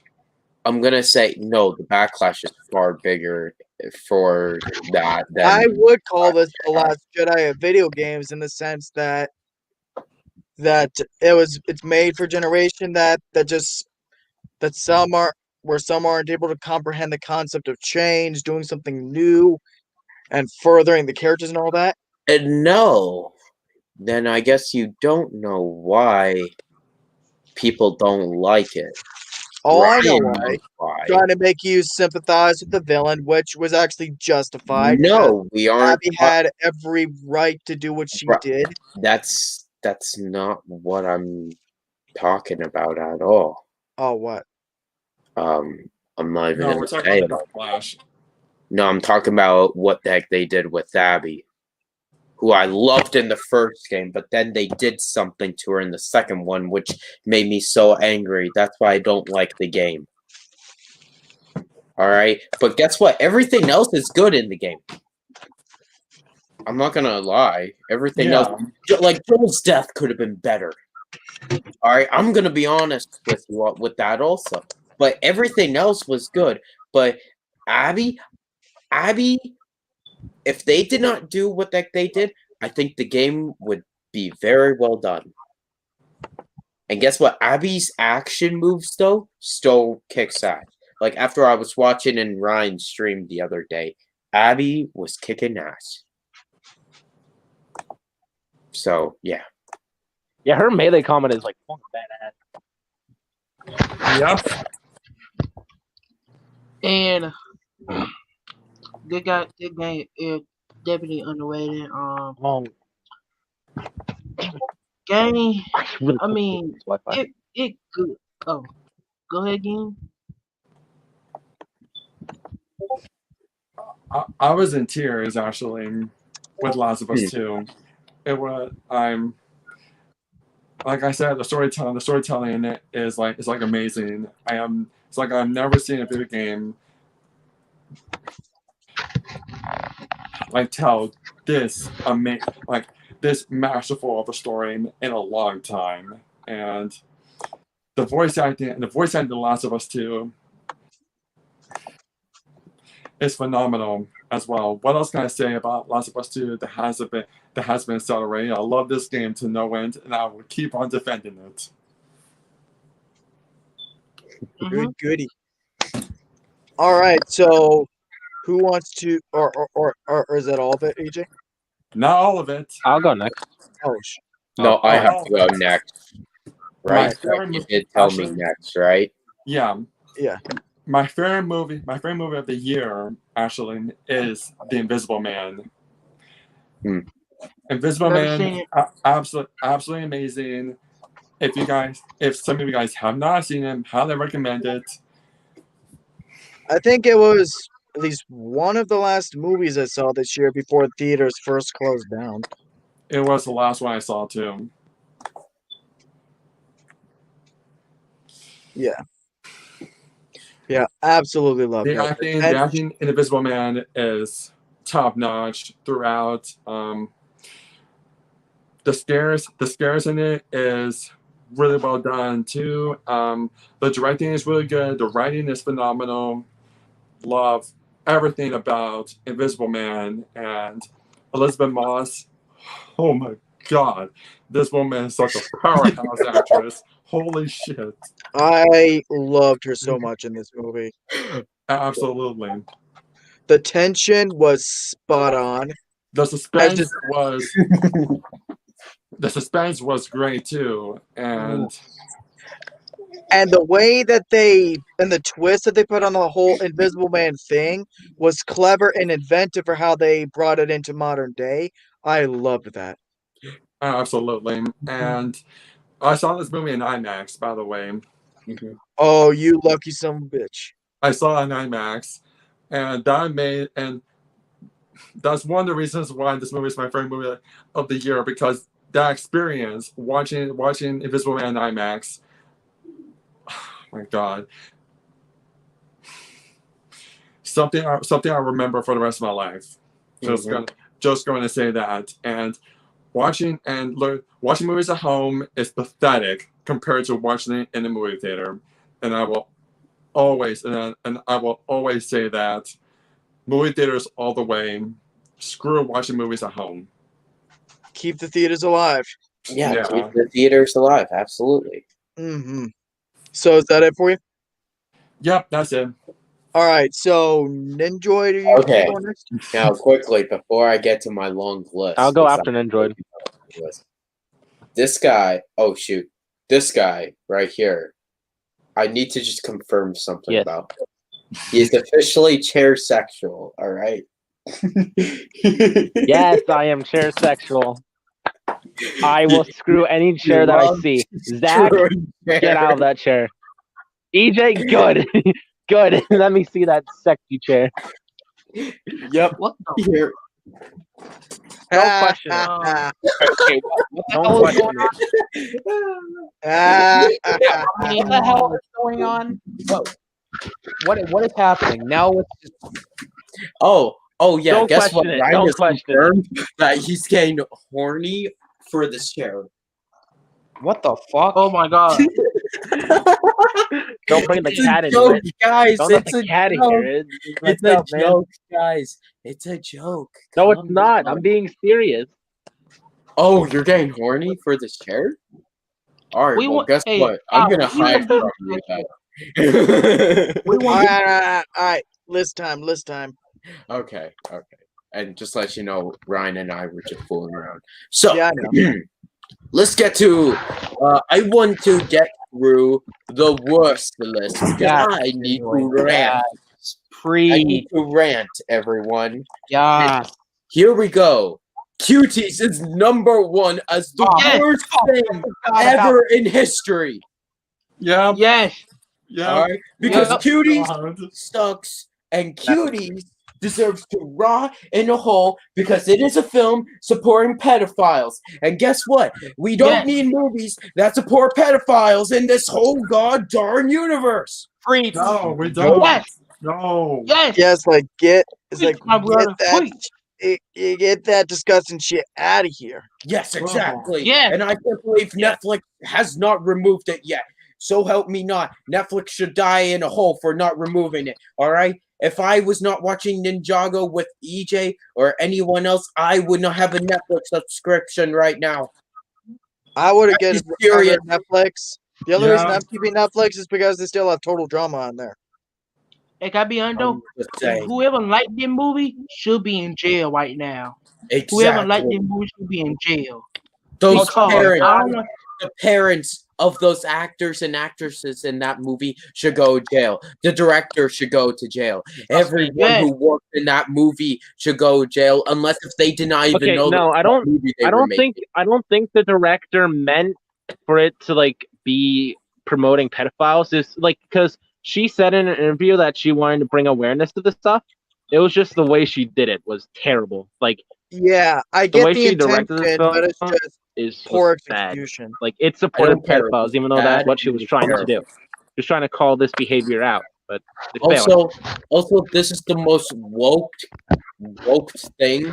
Also, like, Well, it is. But have you seen legit. that? Like, number one, they're supporting pedophiles. But guess what? While they're Yeah. also doing that, they're also doing Black Lives Matter in it and also LGBTQ. So guess what? Yeah. That automatically is the worst movie ever of all time for me. All right. And I'm going to remember that. Because so help me, we You don't know what? need drama pushed in our faces.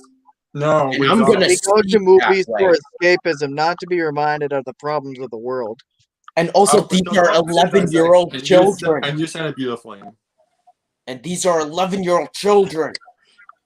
Yeah. All right. yeah. There. All right. What's your next pick? Okay, thank you for allowing me to rant about that. But guess what? I'm gonna rant even more about this. Riverdale season 4. Is your number two? Yes. Riverdale season 4 sucks, and I'm gonna go why. Dialogue is also bad, just like season 1 to 3. Okay. Number 2, all the characters become unlikable besides Jughead somehow. All right. Betty. Oh yeah, there's a serial killer gene supposedly that you could have. Yeah. So supposedly you can be born with a serial killer gene now. What? Yeah, that makes Okay. no sense. That is That makes fucked up. no sense That is at fucked all. up. What the heck is that? Okay, what the heck is that? How could Betty? How could someone just be born? Oh yeah, so it's like, it's almost like, oh yeah, my father's a bad guy, and if I have the same type of genes as him, oh yeah, I'll end up same thing like him. That to me is the most retarded thing I've ever seen in television. Okay? And number 2, the mysteries were horrible in this season. The drama was horrible. Kevin acted like a girl in this season. All these characters acted unlike themselves. It's a trap. Veronica repeated the It's a same fucking exact trap. shit. Veronica acted like the same exact shit that she did for season 2 and 3, and even 1 a little bit. And also, Archie, he became Batman in this season. Alright, he became Batman. What? Hey, Sour, are you excited for season 4 now? This is more reasons for me to not even start watching this show. Oh my god. Season 7 of Ninjago or season 4 of Riverdale? Oh no, It seems like it's seven equal. is way worse. From what I'm hearing, it seems like it's Oh equal. my god. No, season 7 is way worse. At least Pray to for- a like me level, season 7 is way worse. I mean Oh it. god, pray for me. Pray for me. All right. Oh god. Next All right. up is Batwoman. Batwoman sucks. All right, Batwoman is fine. Yes, All right, Yeah, Ruby please tell Rose. a woman, here I Ruby come. Rose sucks. All right, Ruby Rose totally does suck in this role. And guess what?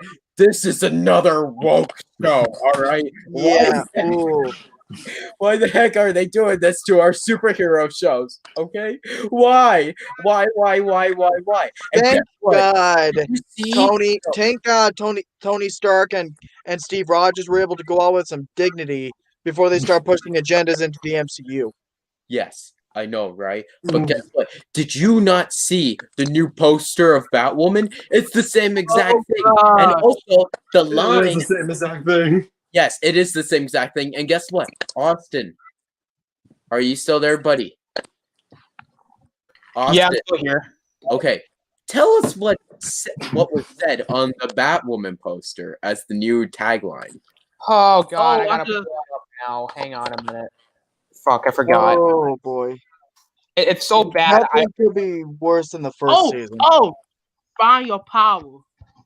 Yeah, you know that's a thing for wokeness with the LGBTQ Find your community. power. It seems like the writers don't even know when to quit, huh? The No. writers don't know when to quit at all. What the heck with this show? I mean it. It's like, why are you forcing down identity politics in our faces? I mean, like, I don't care if she is that, but don't force it like the message. Oh, yes, look at this. Look at it. Look at it. And you're gonna suffer due to it. Seriously. That's really bad. I hate that Here show. I come. Okay, next up, number 4 is Ninjago Season 13, Master of the Mountain. Ninjago Season 13 is a boring show. Told you 11 through 13 were unnecessary. 13 sucks. All right, 13 completely. And what a way Another to bad Cole season? that God damn it. a way to send off Cole's actor with some dignity. Yeah, they should be really happy. No, a lot of fans love this season, and I'm the only one who doesn't. So guess what? Oh, I guess I'm just like the Jeremy from Geeks and Gamers of Ninjago. I'm like, I hate season 7, I hate season 13. That's it, really. Oh yeah, I hate season 11 also, the Friars chapter. But Yeah. basically, I think I ranted like Jeremy on Wonder Woman 1984 because I was not nice to it. no, but season 13 sucks. Okay, they repeat the same exact plot lines of season 8, and guess what? I am not gonna mention that because EJ hasn't even seen season 8 yet. So Yeah. I'm not gonna do that. They are exactly in that season. They redid season 8, but way worse. Okay, I number see, 1, you took the masterpieceful season 8 and you turned it into complete garbage. How dare you do that, Ninjago? How And you're dare just giving you me do more that? reasons not to watch season 11 and Just 11 not and sure. 13, and I'm loving it. Zach, you should not watch season 11 through 13. I had to watch it. Ninja. I will not watch them. Yes, I know. I made Because Austin and Season Ryan 10, help me if I season don't 10 ended perfectly. It did. I agree with you. That's why I will after not. you show EJ season 10, just stop there. Do not show him season 11. Don't show him season 12. Don't show him Because I have gotten Understood. burned so many Totally times understood. by No. We're watching season 11 through 13. No, I you will are not. not. Here's the thing. Ninja, here's the thing. I will not watch seasons 11 through 13 because I have gotten burned too many times by shows or franchises trying to end perfectly, but then they just get another crappy continuation. Okay, now, Totally new direction. now, hey, look, I have to continue my list, but I'm going to say everyone on this panel, besides maybe Deshaun, we are reviewing Ninjago season 14 next year. So just telling you man. that right now. We gotta review season 14? No, hell Yeah. no. Fuck that. Season 13 is trash. Season 14 is gonna be even worse. No, because it's I wonder what plot I'm lines gonna and stuff listen to that season more 14 is gonna. performance. No, here's the thing. I wonder what plot lines or character arcs or whatever that season 14 is gonna recycle. I don't know. They're not recycling anything that I know, at least. Because gonna now it's going to be recycle- an underwater season. They're finally listening to what I said. I need to watch it to see if it's good or bad. Because if it's bad again, hey guys, we have a new ranting season. Oh God. Well, it can't be as bad as the Lego Ninjago movie. Well, season 7 is way worse than the Lego Ninjago. Oh no, it is. But the Lego Ninjago movie ain't any better. Yeah. Okay. Yeah, I've Oh, not next- seen the Lego Ninjago movie. All right, next pick for your worst list. Okay. Coming in to number 5 is Supergirl season 5. Hell yes. This season was complete garbage. Should I even start Supergirl at all? Should I even start watching this show? No.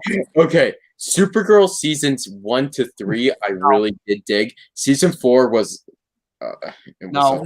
I like Lex in it. No. Yeah. Really. Jack. I did like the Lex Luthor stuff. That's And the I stuff liked I've seen Sam from Witwer Supergirl, so- as Agent Liberty. He was great in it. That's it, really. Sam Witwer is God. Yeah, he is officially the title of our pop culture god, I guess. Now we're gonna say, even though Sam that's Witwer? one god, and that's God himself. So yeah. Okay. Back to number. Okay. So yeah, Supergirl. Basically, Austin covered everything, but also seriously, oh my God, Shifty actually saw Riverdale. He actually saw Riverdale. He's mentioning Riverdale. Yeah. See, I'm not the only one. There you go. There you go. Season 4 does suck. Thank you, Shifty, for agreeing with me. But back to Supergirl season 5. Number 1. I'm just gonna clearly say this. They took Supergirl, who's such an iconic costume, and they put pants on her. Well, actually, Yeah. Here's the thing. I was okay with this because I love Injustice 2 and Supergirl. Yeah. Okay, yeah. So I didn't mind the skirt. Oh, okay. Or being hit skirt. So I was like, okay, this is a nice change. And the suit didn't look bad. So I was like, okay, I dig it. Yeah. It's only however, if only the season was actually good. And now the season. Yeah. No, but that's number 2. The season as a whole. Kara, I don't know who the hell you are anymore. From season 1, I don't know who the hell you are. Alex was like the only good character along with Brainy. I liked Win when he came back for only like 1 episode or whatever, and like 15 or whatever. And Martian Manhunter is still the best thing from the show, and everything else is garbage of season 5, really. Lena's turn is so rushed. Yeah. I know why it's rushed, because they had to make space for that Crisis on Infinite Earths crossover to then turn around so that way they can continue that storyline, and they do Yeah, nothing you're right. until towards the end where she's like, "Oh nope, I'm sorry." What? Nothing worse than botched or wasted storylines. Pretty much.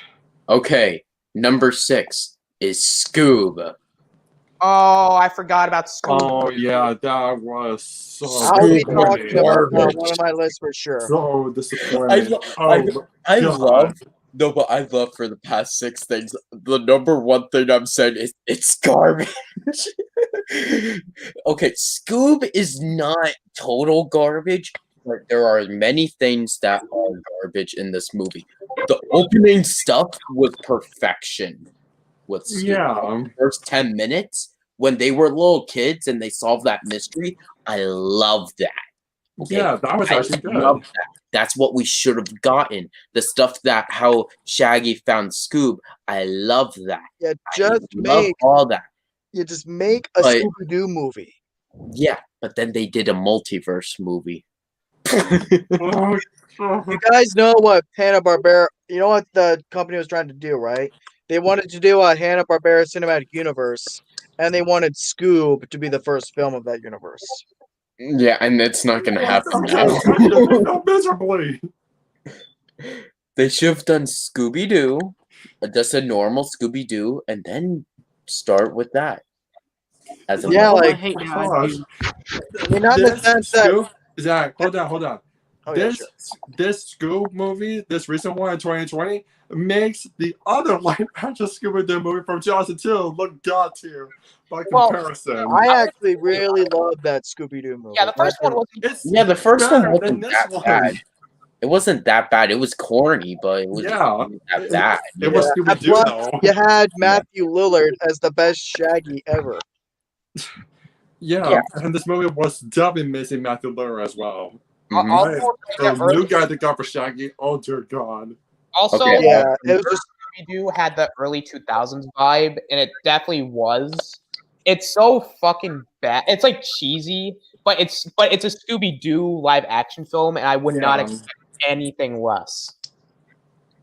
Also, before Ninja continues, I actually have two more things that I forgot to put on my bad list that I just remembered. So the first thing is SpongeBob Sponge Out of Water. Or no, not Sponge Out of Water. Sponge on the Rock. Out of- yeah, That on was the trash. rock. Ooh. That was trash. The only positive thing about the movie was its animation. The 3D animation actually looked nice, and Keanu Reeves was pretty cool as Sage. he was my Otherwise, favorite character. he was the only interesting character. Or I wouldn't say I wouldn't say he was an interesting character. He was just one of the better characters. Everything else was just bad. Like it's not. I thought they did SpongeBob and Patrick's characters as usual pretty okay. To me, it's such a. I'm getting tired of this whole SpongeBob and Patrick. Oh, we got to go on an adventure because Gary's gone. Or sorry, the Krabby Patty secret formula is stolen. Like, Mhm. to me, if you want to make something different, how about do a movie where it's SpongeBob and Squidward? Holy man! Because we already saw SpongeBob and Plankton. Why not have something with SpongeBob and Squidward? Like maybe That's have. what they should have done. If you're gonna do like a buddy film, why not do that here? Yeah, the two workers Yeah, of the Krusty Krab, legit, the arch nemesis of SpongeBob, And you mean Woodward himself. when Plankton finally gets the Krabby Patty secret formula, and instead of celebrating, Mr. Krabs is basically depressed, and then Plankton feels bad about it. What the fuck? since when does Plenty feel bad about anything? I mean, He's had his humane moments before. Yeah, that is true. no, but when he wins, he was be selfish. The And first keep in movie mind- did this a lot better. but as keep in far mind, as didn't him winning. Plankton mind Yeah, like the entire town of Bikini Bottom in the first film? But now this man feels bad because Mr. Krabs is crying in a corner. It's really no, fu- Plankton should be laughing evilly when Mr. Krabs is crying. fact. The only thing that made me chuckle was when Squidward's running the grill and like the grill fucking flies up through the Krusty Krab roof. I was like, what the holy shit? Yeah, when he was singing to him, yeah, that was a funny thing. That came out of nowhere, and that's why I started laughing. Like shit, like when it comes out of nowhere, I start laughing because I did not expect it to even fly through the Krusty Krab roof. We have never. I don't think I've ever seen that in any SpongeBob episode. Like I've seen the grill explode.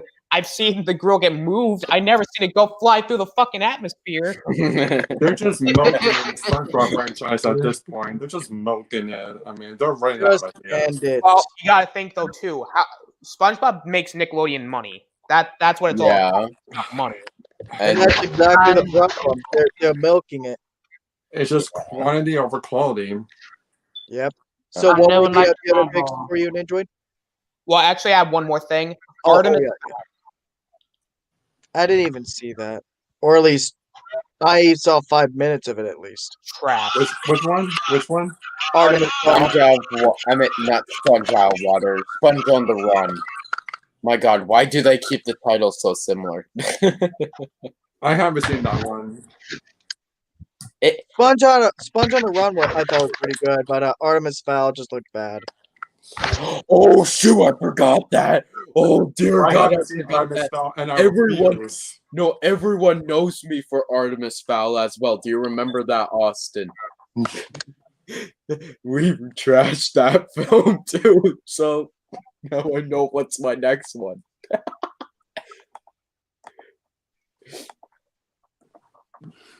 All right, so I've suffered through enough bad shit this year. I'm not seeing Artemis Fowl. No, please. Here we go. Okay, Austin. Okay, I don't know where Austin went to, so next one is Artemis Fowl. It's garbage. they wasted Josh Gad. They wasted everyone in this film. Okay, the first half, the whole first act of the movie is just a monologue. Okay, and then you have the second act, which the second act was actually good, but then the third act, there was nothing closing the entire thing. There was no final battle between the villain. The villain's mystery was not resolved. Yo, it's like, oh yeah, we'll just stop the villain in the next one. Whoopie-doo! I don't care. I'm not seeing the next one. I mean it. And I'm going to be honest, the dwarf dude was the best character in the movie. Probably. That's I it. do like Josh Gad a lot. That's really it. That's all I have to say about the movie. It was interesting. The CGI was interesting. But let me be honest with you. This film just is... I will even say it's a mess. It's a clear, flat-out mess. Artemis Fowl is a mess. Yep, so it blows, huh? Yeah. And guess what? It's as bad as Fan 4 Stick. It's even Wait. worse than Fan 4 Stick. Oh wait, are you still talking about Artemis Fowl? Yes. Oh yeah, no, damn. it is actually just as bad as Fan 4 Stick, if not worse. Yeah, Yep. because let me tell you, Fan 4 Stick at least has a final battle between Doctor Doom. Well, guess what? In this, they set up a villain mystery, and they set up, oh yeah, we're gonna have a final fight between the villain, and then they don't even have a fight with the villain. It's like, what is this? What is the purpose of this movie then? Okay, Yep. what is the purpose of this movie besides getting money and getting people who read those books upset at that movie? All right. So, do you have any best picks? No, I'm still on the worst. Okay, Jesus, Cyberpunk. when are you gonna give me a turn? I'm sorry. I have a huge list. All right. Now I'm gonna quickly go. I'm gonna try. All right. Cyberpunk. Okay. Number one, the glitches of it makes it in the worst category. Okay. Hang on a minute. I would like to defend Cyberpunk for just a quick second.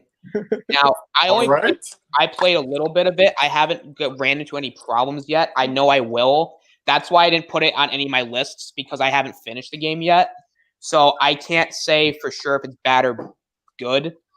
But I will say that, yes, I agree. It's a botched release, at least in terms of consoles. If you have it on PC, I don't think it's kind of, unless you actually played it either on console or PC, I feel like it's a lot easier. It's hard to really explain, because the PC gamers are going to have a better experience. Like, the console gamers didn't have a good release, but the PC gamers did.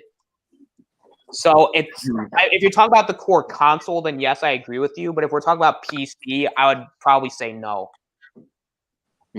Okay, that's perfectly fine. But okay, next one is The Last of Us 2. Okay, so I know EJ Tan is gonna flip out at me and some other supporters of this game, and you know what? Twist around. perfectly Twist fine. around.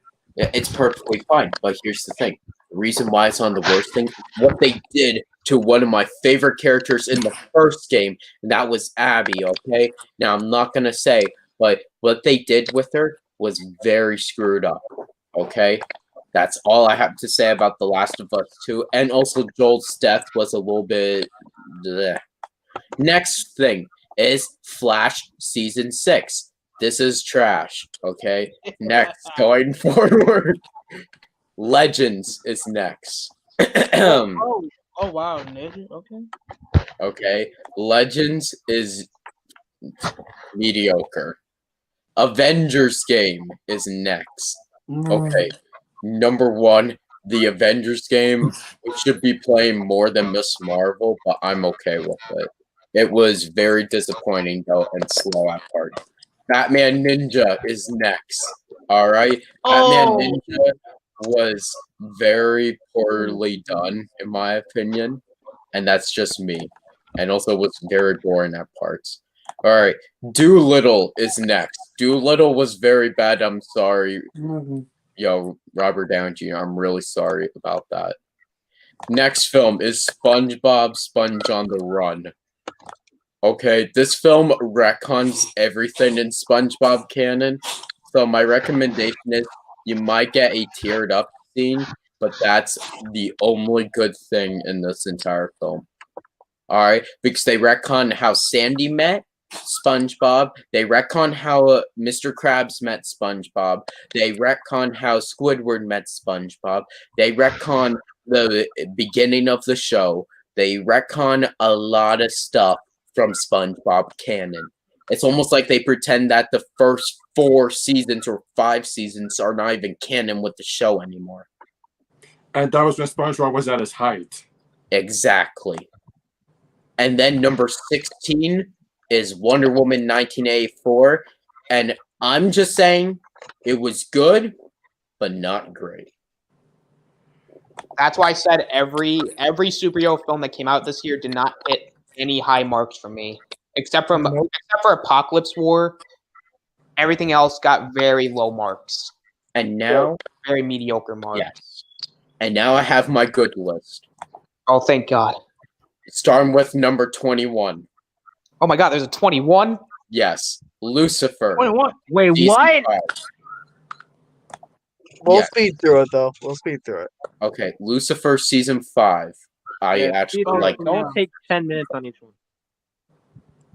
Okay. Next, Onward. I thought Onward was okay. You know, it wasn't like the best thing, but it was okay. Yeah, Onward was my most anticipated Disney movie of the year, and it was fine. Yeah. Yeah. Arrow season 7. You mean 8? It was good, but not great. And Ninja, you mean season 8? I'm in season 8. Yeah, sorry, my bad. Season 7 though was also okay. Well, it's better than season 4. Yeah, season 4 sucks. Well, we all know everything with season 4 sucks besides Tournament of Elements. That's the only season 4 which is actually good in the whole world. What about Clone Wars season 4? Oh yeah, and Clone Wars. Yeah, okay, you know what? All right, fine, Austin. Just keep it going. Keep it going. Okay. Number 18 is Ninjago Prime Empire, the only good season after March the Oni. Well, That's I all. wouldn't really consider it good. I consider it more okay. It was okay, yeah. Number 17, Mulan. Okay, now here's the thing. I actually liked Mulan, the remake, and I don't give a shit if you hate it.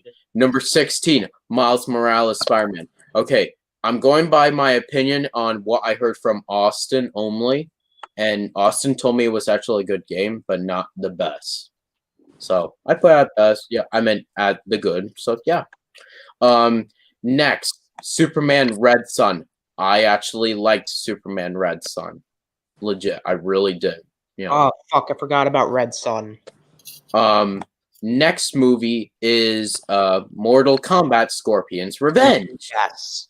I love that movie. Good shit. Next is Star Wars Squadrons as number 13. All right. Good game. It could be better though. I'm just gonna be honest. Yeah. Number 12, Bloodshot. I Really? really did like Bloodshot. That's interesting. You know, Bloodshot is the first movie that I've ever fell the fuck asleep.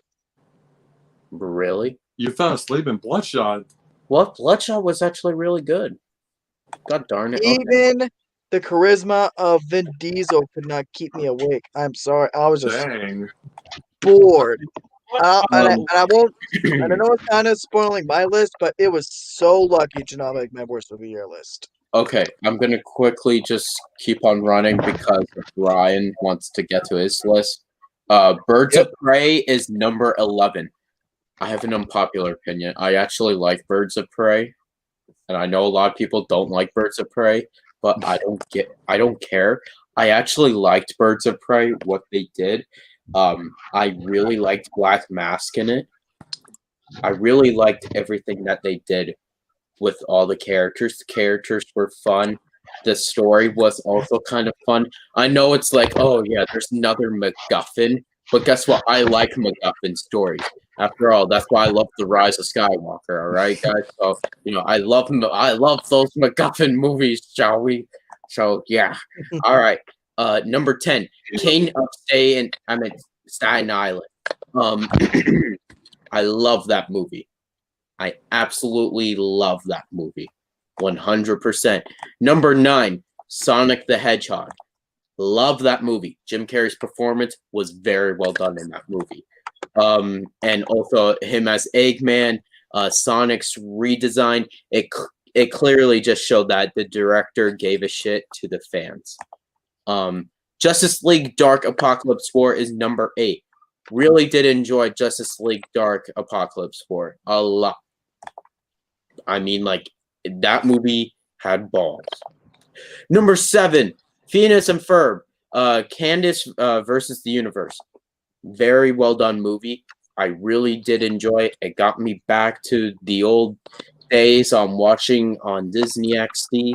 I'm like, yeah, I love this movie because Dr. D and Perry were excellent in this entire film. Okay, going to number 6 is New Mutants. Okay, I love New Mutants. I don't care if you hate it or not.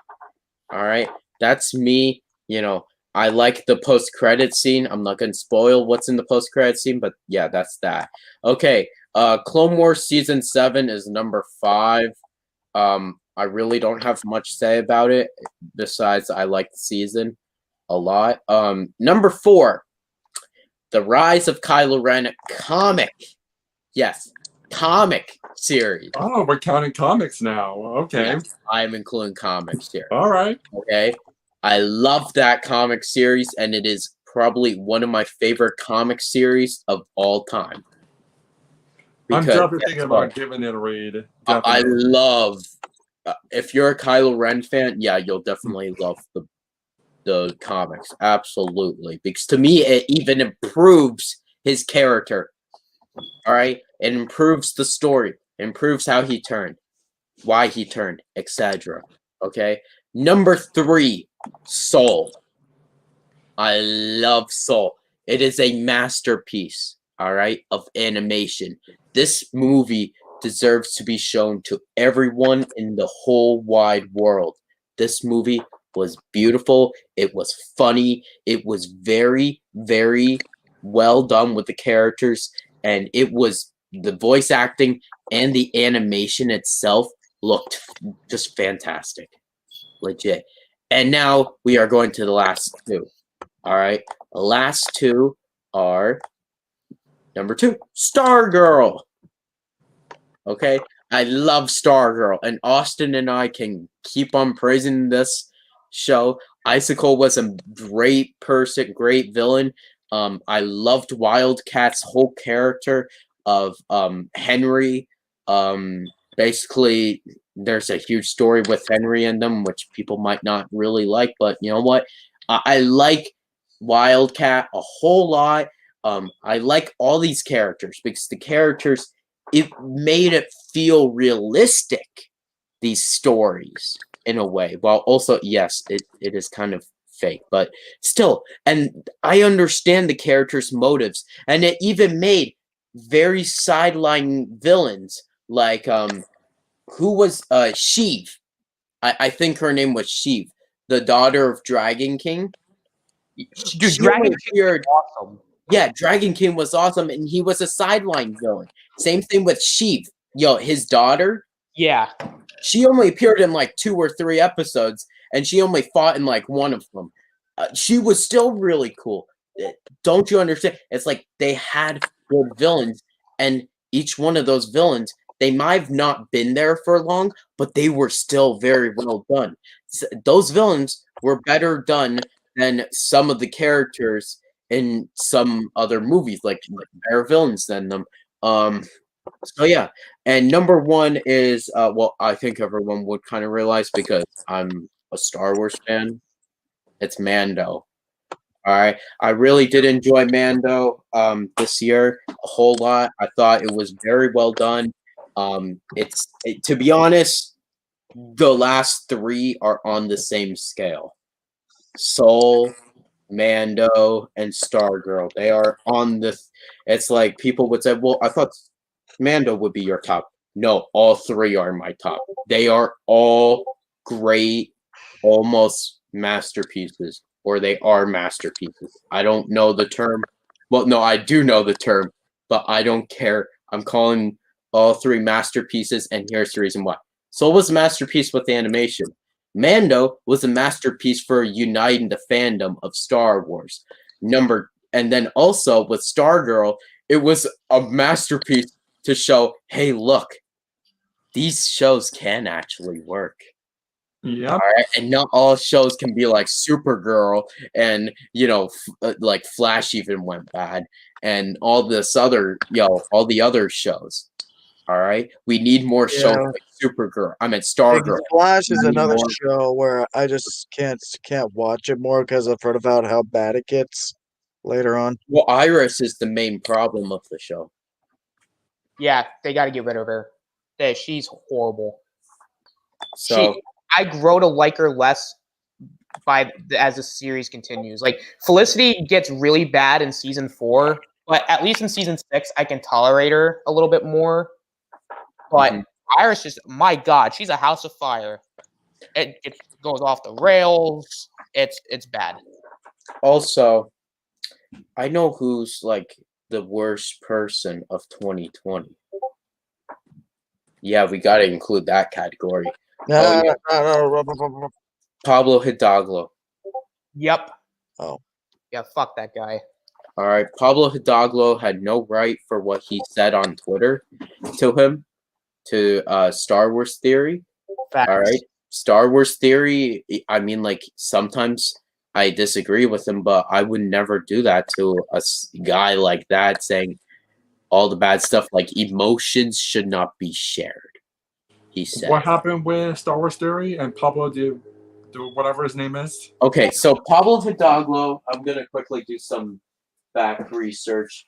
So basically, Pablo Hidalgo is the guy who writes the dictionaries of Star Wars. He writes Rogue One, Last Jedi, Force Awakens, Solo, Rise of Skywalker. You understand? Basically, the guy that like is in charge of canon. He's like making sure that canon doesn't break or like there's nothing fucked up with canon. Yeah, so that means he's the guy who like the finished product of anything has to go through. Like the Rise of Skywalker movie has to go through him. If that movie interferes with canon, it has to go out. It has to go back, and JJ has to fix that. That's what his job is basically. He has to line up everything with the canon universe, either if it's comics, books, movies, video games, etc. So basically, Star Wars Theory, he did not like how Luke Skywalker was portrayed in Last Jedi. I'm not gonna bash him for that because guess what? We all have the right to opinion. I mean it, like seriously. I won't do that. You know what? If you don't like Luke in that movie, I'm okay with it. I'm okay with it. You have to be okay with it, because nothing's gonna have to do to it. So basically, he then, okay. So basically, Star Wars Theory always does he always did these reactions, okay. To the Mandalorian, like he did Mandalorian watch parties, like live watch parties, and he watched the season finale. And since Luke showed up, he was in tears of joy. He was crying in tears of joy. He's like, this is the best moment of Star Wars since Revenge of the Sith, he said. Dang. Crying in tears. He was legit crying in tears. And Yeah. I'm like, good for you, So buddy. what did Pablo Good say? for basically? you. Good for you. I'm like, this dude, I love that he got this. All right. He got back. this emotional thing with Luke coming Hey, I'm back. back. Because guess what? Sweet. Hey, what's up, Brian? I mean, All like, right. So basically, what did Pablo say? Long story short. so basically what happened after that is that Pablo Hidalgo went on Twitter and he basically commented on his watch party and he's like, why are you crying? Why are you crying? Emotions are not for sharing. He clearly just said that. Whoa. And here's the thing. He is in charge of canon of Star Wars. He works at Lucasfilm. And for him to say that to the highest grossing Star Wars YouTuber ever in history, that most of the Star Wars fans are sub to him. Yeah, you just got a lot of fans ticked off at you, kind sir. Yeah, I guess And you me know, too and included. he should know how dark the Star Wars fandom can get with their behavior. I No, mean, but here's the thing. I think he kind of deserves the He- darkness yeah, he now does. because number one, so you're basically telling me that I can't cry with joy on my own channel, on my own stuff. Are you really saying that? I have a right to do that, kind sir. And for you to say that, guess what? Oh my god, the whole day it became viral. All right, in seconds. YouTube. It was the third highest video that he made. It was the third highest video on YouTube for 2 days in a row. damn. All right. So I'm saying, I mean, like, I'm sorry. I love these books. Legit. I just got this book for Christmas, The Rise of Skywalker Dictionary. But let me tell you, yeah, he should be fired. Like, Yeah, he should. Definitely. well, and I'll say this too. Like, why would he say the things he said when the fandom is still at its worst? That's the thing. He said at the Yeah. worst time because guess what? Luke Skywalker united the fandom. That was the start to uniting the fandom. And then he's like, oh crap, what the heck did I do? Yeah, he just Yeah, ticked what off the all fuck the did you do, fans. Pablo? All right. Pablo just made Lucasfilm look bad. Lucasfilm had to call Star Wars Theory. Legit. Lucasfilm. Kathleen Kennedy had to talk to him. All because of Pablo Hidalgo. Like, that would be cool talking to Kathleen Kennedy, someone as high as her, but still, you know. It's just drama. All right, so whose turn is it now? All right. So, all right, Ryan, you're good to go. You ready? All right, so yeah. So I'm actually gonna start with probably my least favorite thing out of Yeah. this year, and I'm gonna have to think about that. What would that be? That'd honestly probably be That was actually hard. Trying to think of something that I did not really like. You know, I'm gonna say Ninjago season 13. Yeah, it wasn't that good. I mean, it wasn't terrible or anything, but it wasn't anything great. Like it was really underwhelming. It was like the first Cole season as well, and he's my favorite character in the entire show. So it was kind of disappointing that he got such a lackluster season. It's kind of boring. Next up, I would have to say Cyberpunk 2077 for PS4 and Xbox One though. Because holy crap, was that bad? Like I tried to play it, but it just doesn't not work on either consoles. It works well on PS5, Xbox Series X, and PC. I've heard, but for last gen, it's terrible. Like the frame rate drops every time you get in a gunfight with like 5 people. It lags. The textures are terrible looking. It's garbage. That game for PS4 and Xbox One. Next, this is getting into like the really bad. I'm gonna say Artemis Fowl.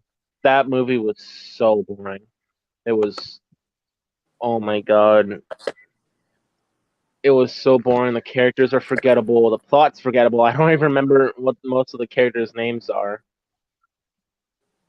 I don't remember their personalities. None of it was good. It was garbage. Artemis Fowl was terrible. Actually, no. No, I mean I do mean it's terrible, but before that, Wonder Woman 84. I watched it like recently, and yeah, that was bad. This isn't as worse as Artemis Fowl. I just forgot to put it in. Wonder Woman 84. Sorry, Deshaun, but yeah, it's bad. Like the Trevor stuff, and like saying, and it basically just it retcons the first film, kinda. And I thought this movie was supposed to be empowering the females, like saying that you don't need a man, but yet here Wonder Woman would literally die for this guy. Yeah. Renouncing her love for Steve. Oh my god, that whole part for where Steve, she's not like Trevor. renouncing her love. I was rolling my eyes throughout the whole thing, and it was so cringeworthy. It was bad. Okay, so after Artemis Fowl, I'm gonna be honest. Mulan is. Oh, sorry.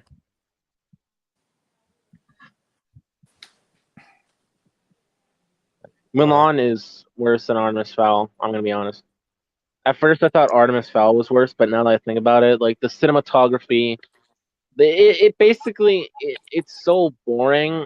I love the original Mulan. It is one of my favorite Disney movies, one of my favorite animated movies of all time.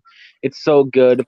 The songs, while there aren't that many, are really like freaking good. And Make a Man Out of You is one of Disney's best.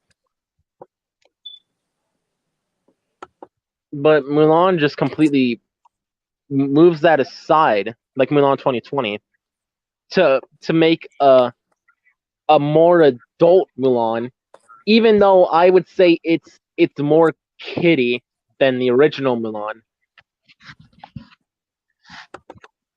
Yeah, And I had a few. the cinematography, holy crap! Sorry, what was that? It was good. No, you're good. You're good. No, it was bad. Okay. The cinematography is some of the worst. Like the cuts in that film are so confusing that it actually angers me. Like, who edited this? They need to be fired. Whoever edited Mulan needs to be fired right now.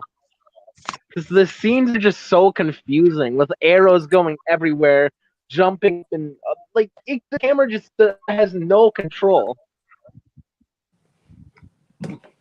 It's bad, and the production behind it, dude. They filmed it near concentration camps. Did you know that they filmed this movie near concentration camps in China?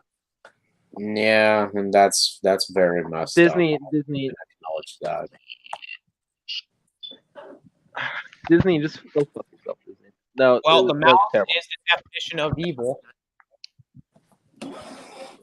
Yeah. I don't know. Okay, this is my second least favorite. I think we all know what number one is, but you might have never even heard of this movie. I think it's also a Netflix original. It's insulting and terrible. 365 Days. The basic premise: this mafia guy I have never falls in seen love that, with this girl. if Yeah, I'm being Deshaun honest. heard of it. I'll watch it. I'll watch that movie. It's so bad. This mafia guy, a couple years back, his father gets shot and he almost died, but he saw like this vision of a girl, and so for years now he's been trying to find her. And when he does, he kidnaps the girl and makes and says something. This is just the basic premise. Yeah. If he's gonna give her 365 days to fall in love with him. Yep. And it's just think of what's that movie called? It was Twilight fanfic. 50 Shades of Grey. Think of 50 Shades of Grey, It's that but bad? worse Holy and more shit. insulting. It's oh my Yeah. god. It is garbage. Oh, and 50 Like Shades is like the it worst romance movie I've romanticizes ever seen in it my life. romanticizes kidnapping and like just what's the word called? I don't remember the word. So he kidnaps this girl that she've never met before, and he basically I don't remember what the word is. I'm trying to remember what the word. All I know, definitely to stay away from this movie. Oh my god. It's just so insulting to like female audience because it makes them out to be like this stupid gender that just doesn't know how to act for themselves. And I'm pretty sure people only liked it for the sex scenes. Yep. That's about it, because they were like hot sex scenes. That's about it. Yeah. It's just so bad. It romanticizes like this disorder. I forget what the disorder is called. I'm sorry. I'm having a tough time trying to remember. It's just garbage. This movie. But my number one. Come on, we all know what number one is gonna be. We all know what number one is gonna be. Do I even have to say it? Is it total drama-rama? No. The biggest disgrace to filmmaking. Yeah, total drama. No. No. Yeah, it's cuties. Yes. Yeah. Like That I don't. Yeah, let's forget about that one. Fuck later. Do I need to say it anymore? No, I think I said it I perfectly. think we. I don't need to Yeah, say I anymore. think we covered it. I think we covered it. I think Ninjaroid covered it. Yeah. Yeah. No, I'm talking in the Yeah. third person now.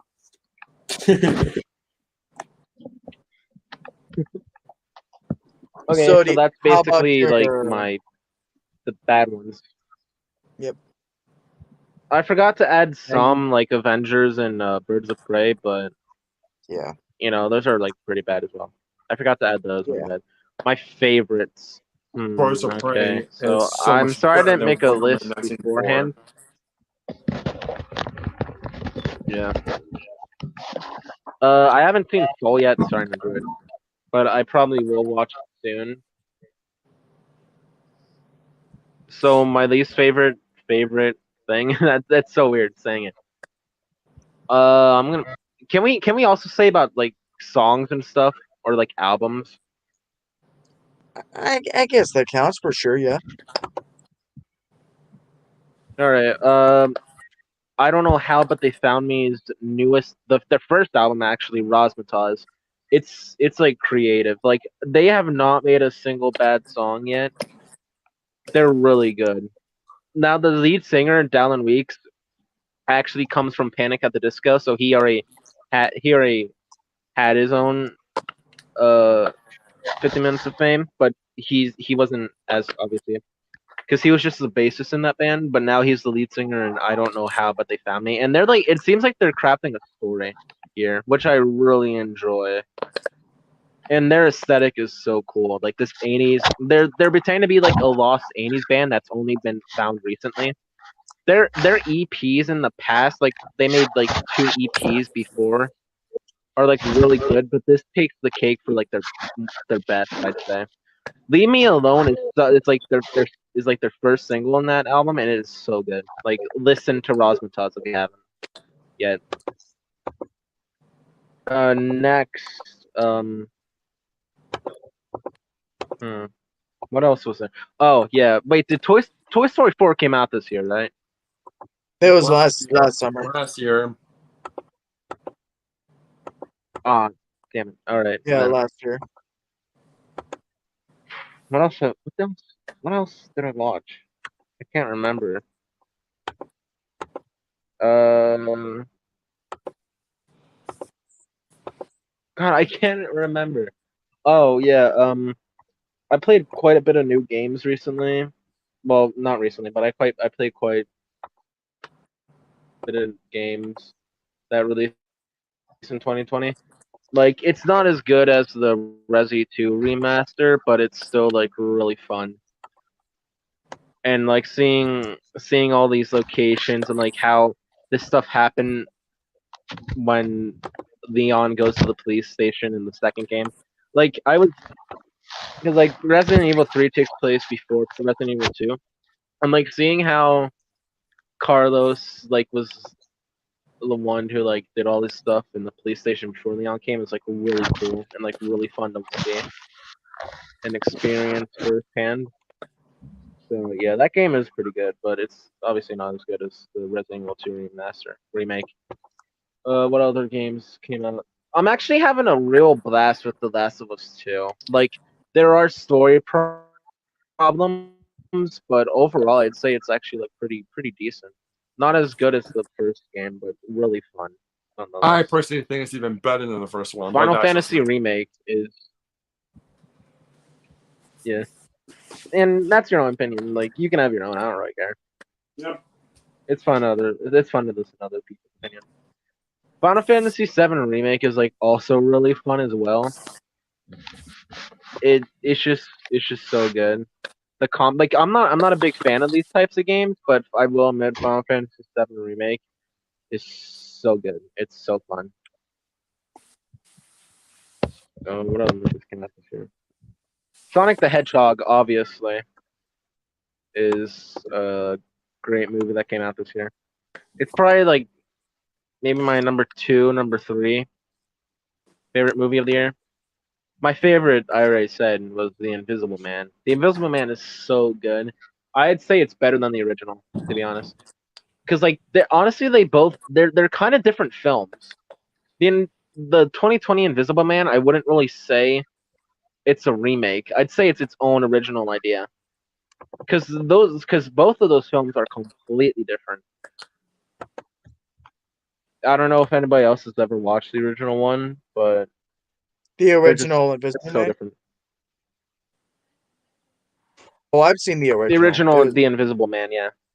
yeah, from way back when in the 30s. Yeah, I Yeah. love it. Now my favorite game of the year is Ghost of Tsushima. It's better than Last of Us 2, starring EJ.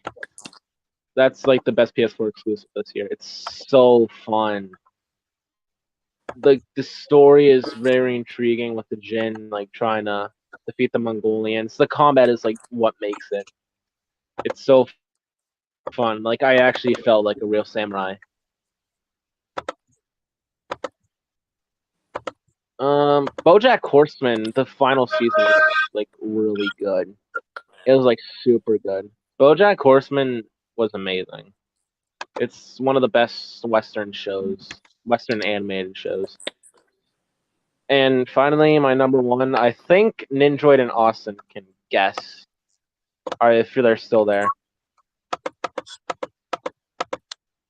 Oh, we're If you're here. still there, guess my number 1, because I think you can. Oh, come on, Alright. Austin. Austin, I think are you you can there, guess buddy? what it is. No. I need Austin also here. Austin. Wakey. Stop watching.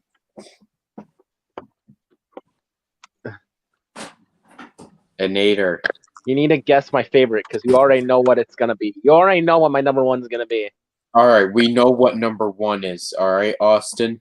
Let's shout it. It's the show that Yes. we have been watching for the past, like, other hours. Couple hours. 1, 2, 3. Attack on Titans. Death Note. No. Was I close? Death Note. Yeah, very Yes. close. I was good enough, man. Good enough. From 2000. Attack on Titan, the final season. Holy. Yeah, 2008 fits well in 2020. Yeah, they're the same year. But Mhm. holy shit, Attack on Titan, the final season, is ramping things up. It's not even finished yet. We have to wait for the 2 weeks for the next episode, sadly. But holy crap, it is like super fantastic. I literally can't say anything about it because if I do, I will spoil the entire show. Well, not Yeah, the and entire they show, but like also- the plot twist with what's inside Aaron's basement. And they also ruined another character. That's a blondie. How dare they? But yeah. No, I wouldn't say they ruined. I actually say they improved their characters, like all the characters, like in the previous season. But Oh. season 4 is really ramping up to be something spectacular. Especially with the end credit scene with this latest episode, it got me jumping out of my seat. Like, holy fucking shit! Yes. I'm sadly we have to wait 2 weeks for the next episode, for episode 5. But yeah, that's my list. Okay. Alrighty. So that's everyone's, and so what I guess we'll do is I'll say my best and my worst, and there'll be a little discussion, and then I guess we're gonna wrap it up. Does this sound cool? Forgot about me. Yeah. Oh, what? I said yeah. Forgot about me. Oh, shoot, Deshaun. Sorry about that. Almost forgot you. All right, you can go then, real quick if you want. Alright. I'm going about the worst movie I've seen. The worst movie I ever seen in 2020 is Cutie. We all know. We all said it. Cutie is one of the worst movies I ever seen in my life.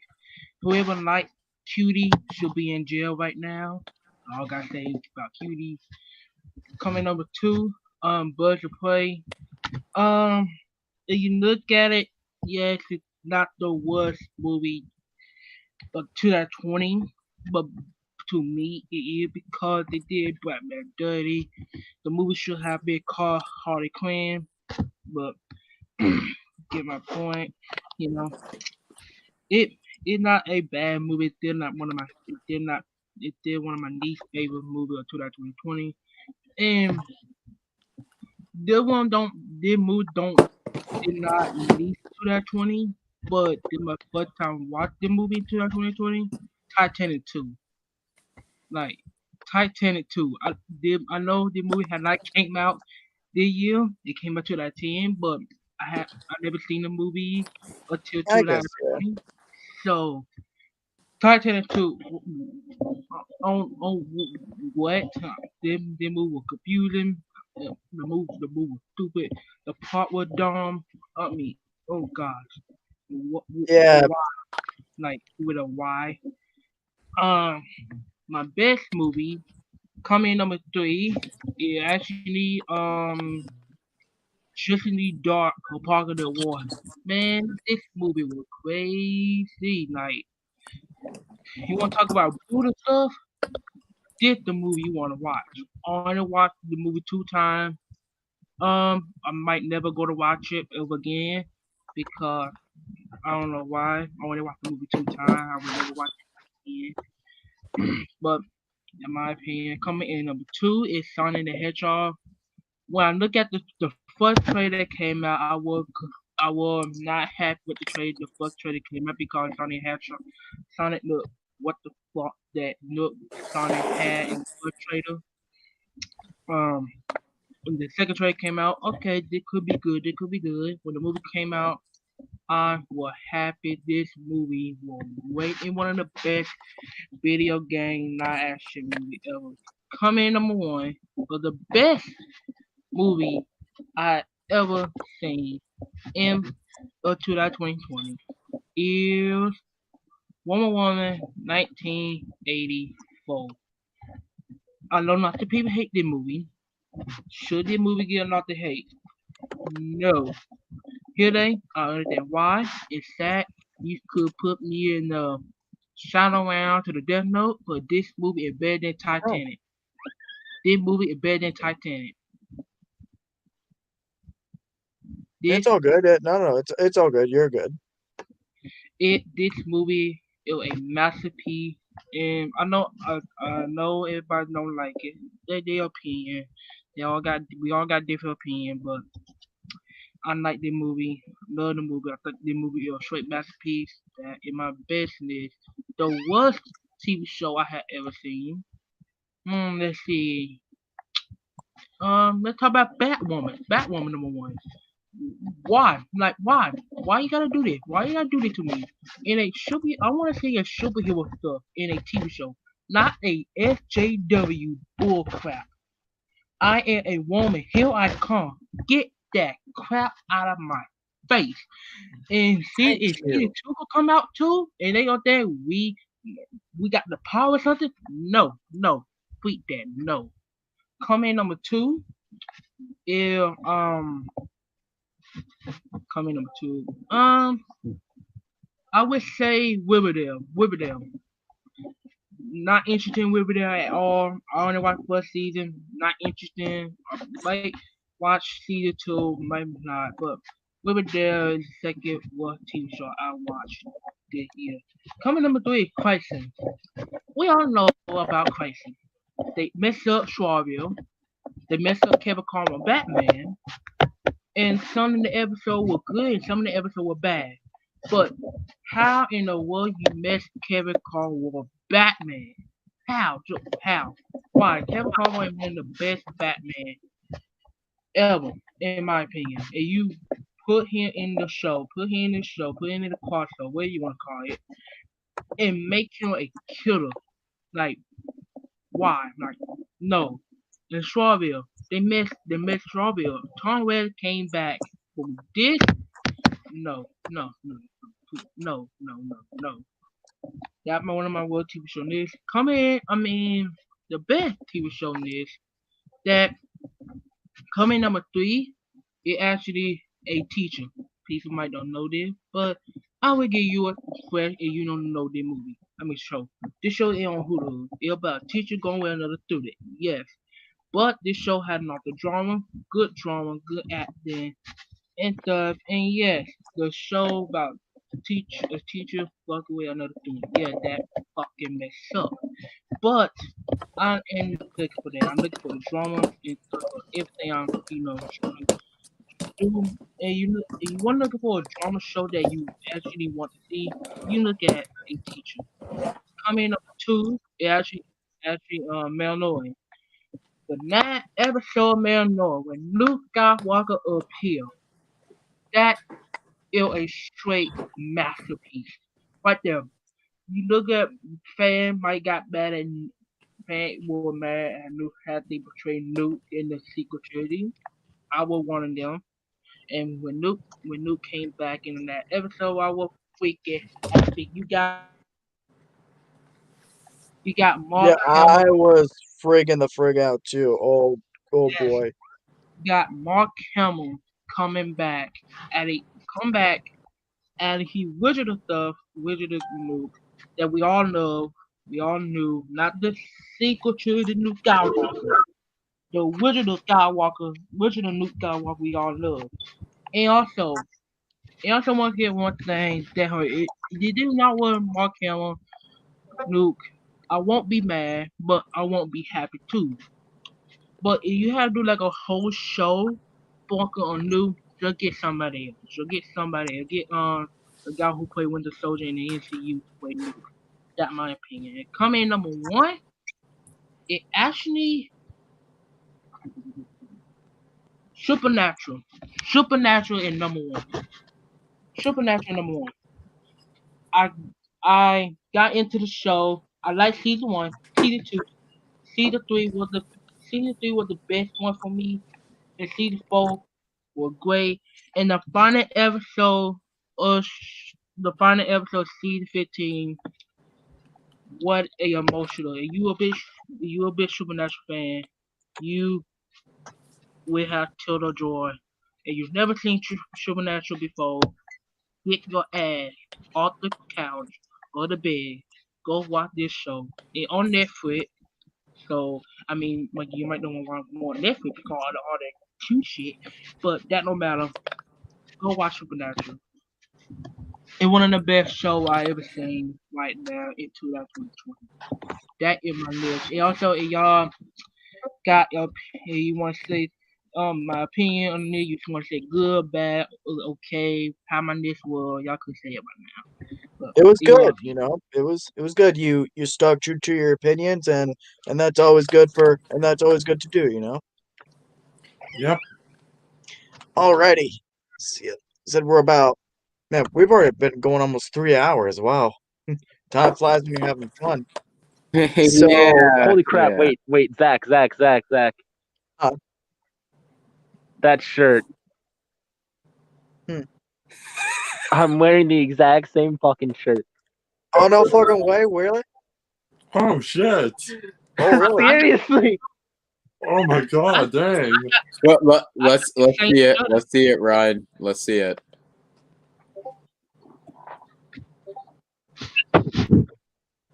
Come on, Ryan. Turn on the lights. Up there. Oh shoot! Now you're back at the profile picture. Didn't I show Yeah. you? No. Oh, we don't. We didn't see. Okay. We see a fan. We see your classic fan You have a from nice the first fan. ever live You have a stream. nice Yeah. fan. I guess your Yeah, fan is yeah. going to be it's going to be in the spotlight. Symbolism of how you're a Star Wars fan. All right, so we're ready. So I'm gonna do my best and worst list. There'll be a whole discussion there, and then we'll probably start to wrap it up after. Is that sound cool? All right. Oh, can everyone hear me still? Yeah. All right. So So bad. I'm gonna start off with honorable mentions for the worst of the year. Some of these I didn't like, but I figured, you know what? Yeah, I figured there were much worse things I've seen this year, so I figured, you know what? I'll cut them a break and leave them off the list. So, first honorable mention is Wonder Woman 84.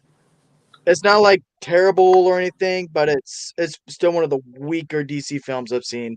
It's like I said earlier about it, where it's a whole collage of great ideas. Some of them executed well, but a lot of them not so much. I like the scenes with Diana and Steve, and but everything else was just overkill, and it was just too cartoonish. It felt like damage control in the sense that, oh look, people are always bitching about these DC movies being too dark, so we gotta pander to them. So, yeah, that's what this movie felt like to me. And my last honorable mention. This will be a weird one, but I'm a huge fan of. This is my childhood, so season 24 of Thomas the Tank Engine. The fact that because this show was my childhood, and seeing it basically bastardized and basically being a royal raping of this franchise is just, oh, where do I begin? Ever since they started doing the whole idea of having Thomas go around the world or whatever, it just lost the charm of like when George Carlin first came on to narrate with the first season, right? I know I'm probably the only Thomas fan on here, but yeah, the whole big world, big adventure things, big adventures thing just needs to stop. And I have no hope for this show getting any better. So now, my top 5 picks for worst of the year. Number 5, Scoob. Yeah, my first viewing with this film, it was fine. Nothing special, but fine. But this was actually one of my most anticipated movies of the year. But like everyone else said, that opening is still really good. You know, with showing them as kids and showing how Shaggy and Scooby met. That was good. That was awesome. But it just became too much of a mess with how they tried to force in the other universes, the other characters and stuff. Like it was rushed. A whole Scooby Doo film would have been just fine. Like build up to it and earn your cinematic universe. So it's not the worst Scooby Doo film I've ever seen. Way friggin' far from it. But yeah, this is just this is a very disappointing movie this year. If I'm being honest, Scoob is the worst Scooby Doo movie I've ever seen. In my opinion, it's worse than Monsters Unleashed, and I thought Monsters Unleashed was terrible. Yeah. And number 4, this may not this may be a film that not a lot of you have heard of. It's called The Turning. I've heard this film, but never seen it. Oh my god, I forgot completely. I completely forgot about that movie. Talk about worst horror. No, one of the worst horror films of the year. Like, that's where number 2 comes in for worst horror film of the year. But how do you take Finn Wolfhard, star of Stranger Things, young version of Richie frickin' Tozier, and waste him in a role? Even Oh his god, he acting was is wasted. terrible. Ouch. Yeah, and I don't blame the guy. It's just it's just whenever it's bad acting, you always know to blame it on bad direction. Oh yeah, yeah, in the script. Yeah, and the horror or lack thereof, even when there is very freaking laughable. It's just jump scares, and most of it is just her talking with the kids and just walking around and all that, and it's just very boring. And then to add insult to injury, it's just an anticlimactic ending. Like, because you have her think that oh, everything's okay now, or maybe she's gonna go and get help, but nope. It just ends on a very sour note. Hated this movie. And I was really excited for it because that trailer was freaking grimy. Oof. I love it. I love the trailer too. Again, another movie with a great trailer that was absolutely horseshit. I know, right? Yeah. And so number 3, Trolls World Tour. For a long time, this was the worst movie of the year for me. For about 6 months running, at the point when I saw it, 6 months running, it was my pick for the worst. Not only is this film ugly to look at with its animation, awfully acted. I'm sorry, but it's another one where the stars of this movie were just freaking wasted. But the plot is horseshit. It's just a blatant ripoff of Avengers Infinity War. You got the villain troll or whatever trying to find the 6 strings of magic, put it on a magic guitar, and get rid of all forms of magic except for rock and roll. Sound fucking familiar? Why are they trying to copy Marvel? No movie should copy any movie. It should be its own It's thing. just movies like these. I think movies like these need to remember their place. You're never going to be like Disney. You're never going to be like Marvel. Know what you are and stick with it. Know your place. Now, here's the thing that I am actually going to comment about that, Zach. There are a thing called, yes, there are many movies which has MacGuffins similar to that. It just determines how it's executed. The way that they executed that, you just did not like.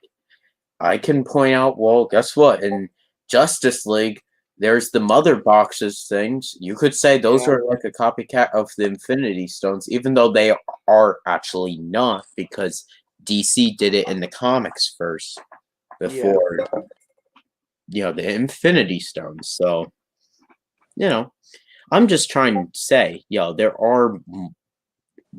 I know because I'm a MacGuffin guy. Yeah, we know.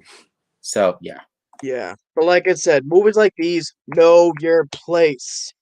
If you're not, you're never going to be Disney. You're never going to be Marvel. So don't try. Yeah. What makes them think that they could say, oh, we're the biggest money maker of the year? You're not Disney. So don't think do not think you get to be a hit. Oh, this movie was atrocious. Worse than the first one. And this is the same thing. I hated the first one. So, of course, a bad movie is always going to mean a bad sequel. Always. So, I think I've said enough about that. Later, you fucking Infinity War ripoff. So, number 2 for worst of the year. The Lodge. I've heard a lot of bad things about it. I did not even bother. This may not be the worst movie I've seen all year, but it's the movie that had me the most angry all year, even more so than Trolls. I like the premise of the movie. The fact that, the kid's mother died, so now the father is dating someone new, but he has, you've probably seen the trailer, so you probably get the gist of the movie. Honestly, I don't even remember much, but most of what I remember is that freaking bomb-ass ending.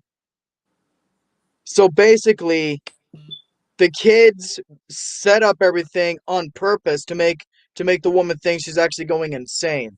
Because in the trailer, you really think, oh, it's really something supernatural. But no, the kids did this to her on purpose.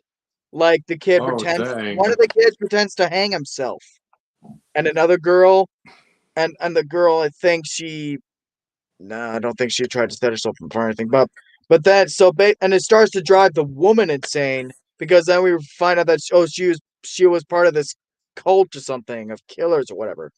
A long story short, she ends up killing the father, and it's just, I'm gonna try not to go into the whole story thing, but just, it's bad. Just, oof. My bad if it wasn't as good a description, but that's what this movie does to you. It kills the brain cells. And social intelligence. Is that what Yes. you're saying? Oh, dang. Yep. But nothing gets worse than this. Number 1. Are you ready? The worst movie I've seen all year. Bam. I knew this was coming. I knew it because of your theater experience. Yeah. I know I said it on, I'd bring up a lot in Adam's streams and Rob's streams or not, but yeah, I was literally sick in the theater because of the poor sound mixing. It was just messing with my head and all that. And the weird thing was, because I went and saw both this and New Mutants the same day. And everything was reversed. I was excited for this film, whereas New Mutants, I was still really skeptical about it. So New Mutants at that time it just felt obligatory because I'm an X-Men fan. But obviously, it's obvious how everything turned out walking out of the theater. Wait, what are you guys talking about now? Sorry. Tenet. Oh, We're talking about yeah. Tenet. Yeah, I Tenet. forgot about Tenet. That's trash, ladies Yeah, and gentlemen. Tenet is the worst thing I've seen all year. I would say Tenet is probably the most disappointing movie all year, but I wouldn't say it's trash. Yeah. No, it's trash. The worst Christopher Nolan movie? Yeah, it is. Trash. It is. Yeah, yeah, this is my least favorite out of everything Yes. Christopher Nolan has done. Yes. And it breaks my heart to say that, because even with this film, I'll give him credit. He had a vision, and he got it out competently. This is a competently done movie. They just needed to work on the sound and and tweak the plot a little bit more. Yeah. Because like I said, this movie had me sick in the theater, and it didn't help even more the fact that this movie was a convoluted, incomprehensible mess, which ended up making the movie feel a lot longer than it already actually was. I felt like I was in the theater all day. This is the first time I've ever sat through any movie where I could not wait to leave. Because even if it's a movie I'm not liking, I power through it. But this movie, I could not wait to leave. I had to walk out 3 times because I felt like I was gonna puke. This movie had me so sick. So the movie drags as well, huh? Yeah, it this does. movie is what, 230, 240, somewhere around there, that long. I believe that time frame. This movie felt like it was freaking forever. But I will say this, Ouch. though. Christopher Nolan's worst film is probably better than a lot of bad movies out there. I guess. So you could argue that The Lodge is worse. Or even Trolls Retour, which technically they would be. But I'm putting Tenet at number 1 simply because of how painful that movie experience was. Again, I was sick. Literally Breaks sick. my heart. It really breaks my heart because Tenet was like my most anticipated movie of 2020. Straight up, it was my most anticipated. That 6-minute prologue that I saw in the IMAX theater, it was really good. I was like really enjoying it. A prologue. Turns Was out- it the actual opening scene of the movie? No, like a 60-minute prologue of the movie, like a sneak peek of the movie that I saw in IMAX. I really enjoyed it. sucks that the final project was terrible. Yep. Yeah. And the freaking sound mixing on this movie was awful. Mhm. Like there's simple scenes of these people, they're just talking, and yet there's scenes like the big action movie music. Dang. It was atrocious.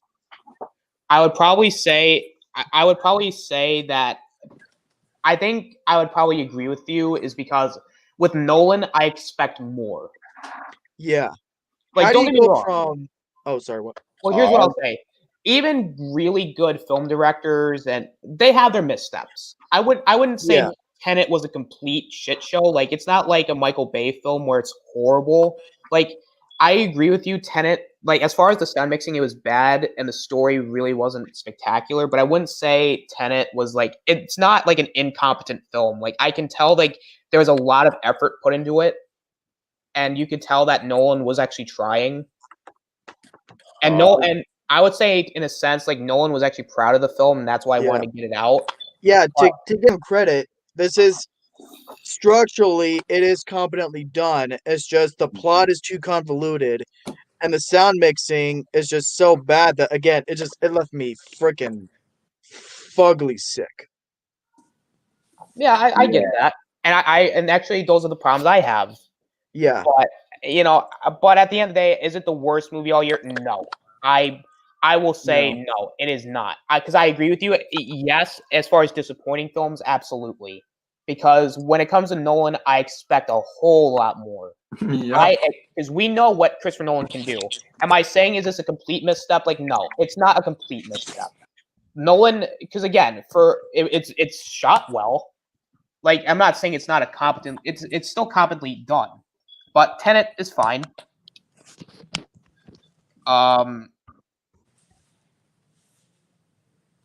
But yeah, overall, I would say Tenet would probably be around. I'd say Tenet would be. I would say if we're going to go by worst movies all year, I would probably say. Oh God, what would be really bad? Which movie was probably worse than this? Because there's what. Because I would agree with you, Trolls. Like, but first of all, though, who really had any expectations for Trolls, though? Like, No one. well, it's not that I Yeah. had any expectation for Trolls, but the fact that it had the audacity to think that it could be better than something like Disney or DreamWorks or whatever. Or I think this actually is DreamWorks, but still, the fact that it thinks that it could be this big money making hit. You're not Disney, so remember your place, is what I say. now, wouldn't be Yeah, a and also the fact that the plot was just a blatant ripoff of Infinity War is what insulted me most. well, I would also say though too is that I really did not like the first Troll movie anyway, so I didn't even watch the second one. But I would probably agree with you though. Like Trolls World Tour just sounds bad. It's just like personally, I just Yeah. don't care enough for it. But overall, I wouldn't. Do y'all know any of these clowns? I I'm smelling I'm troll. blocking him. I'm blocking him. Okay, remove your ass. So do you think you'll be able to stick around for a bit, Austin? yeah, I can stick around for a few more. I can stick around for Yeah, a few. because I'm about to Remove So I'm your about ass. to- Oh god. yeah. Get around to my best picks. You good Now- too, EJ? You Yeah. gave honorable mentions, right? Yep, and I got a couple honorable mentions for my best too. Can you maybe repeat your honorable mentions for bad? Oh, honorable mentions for bad. Wonder Woman 84 was an honorable mention. Okay. And then season 24 of Thomas the Tank Engine. I thought it was not bad. Yeah. Gotcha. So I like I said, I haven't seen Wonder Woman 84, so I can't really give my honest opinion on it. But from what I heard from a lot of people, including you guys and Anzo and Danny, it doesn't sound that great. No, it It's not. doesn't. Next It's unfortunately not worth them. next to Justice you. League, this is competing with Justice League for weakest DCEU film. Well, I mean, nothing is as bad as Justice League, so Yeah. I Wonder guess it Woman would be 1984 is Yeah. worse than Justice League, in my opinion. really? It's worse than Justice League. hmm Would you say it's worse than Suicide Squad? Worse than Suicide Squad, bar none. Alright then. It wasn't. It was. It's the worst. It's the worst DC. It's the worst DCU film I have seen in a long time. Now, Not the since worst Green movie Lantern. Not since Green Lantern. Now, I would like to ask, like, this is just a hypothetical scenario because I'm gonna use like this as a comparison, and I want to get your opinion on it. And this opinion will make me be like, okay, I'll go into the movie, I'll watch it, or I'm not gonna watch it.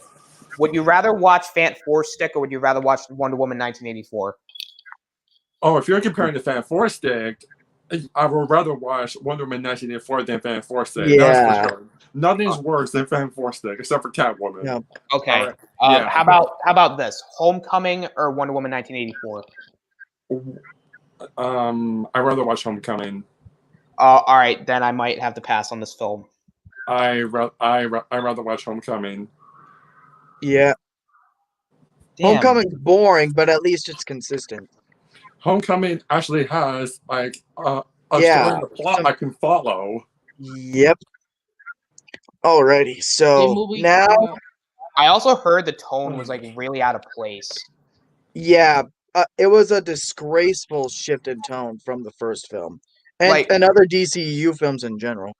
Like, I'm gonna be completely honest. Like, isn't Patty Jenkins doing the Rogue Squadron film? She is.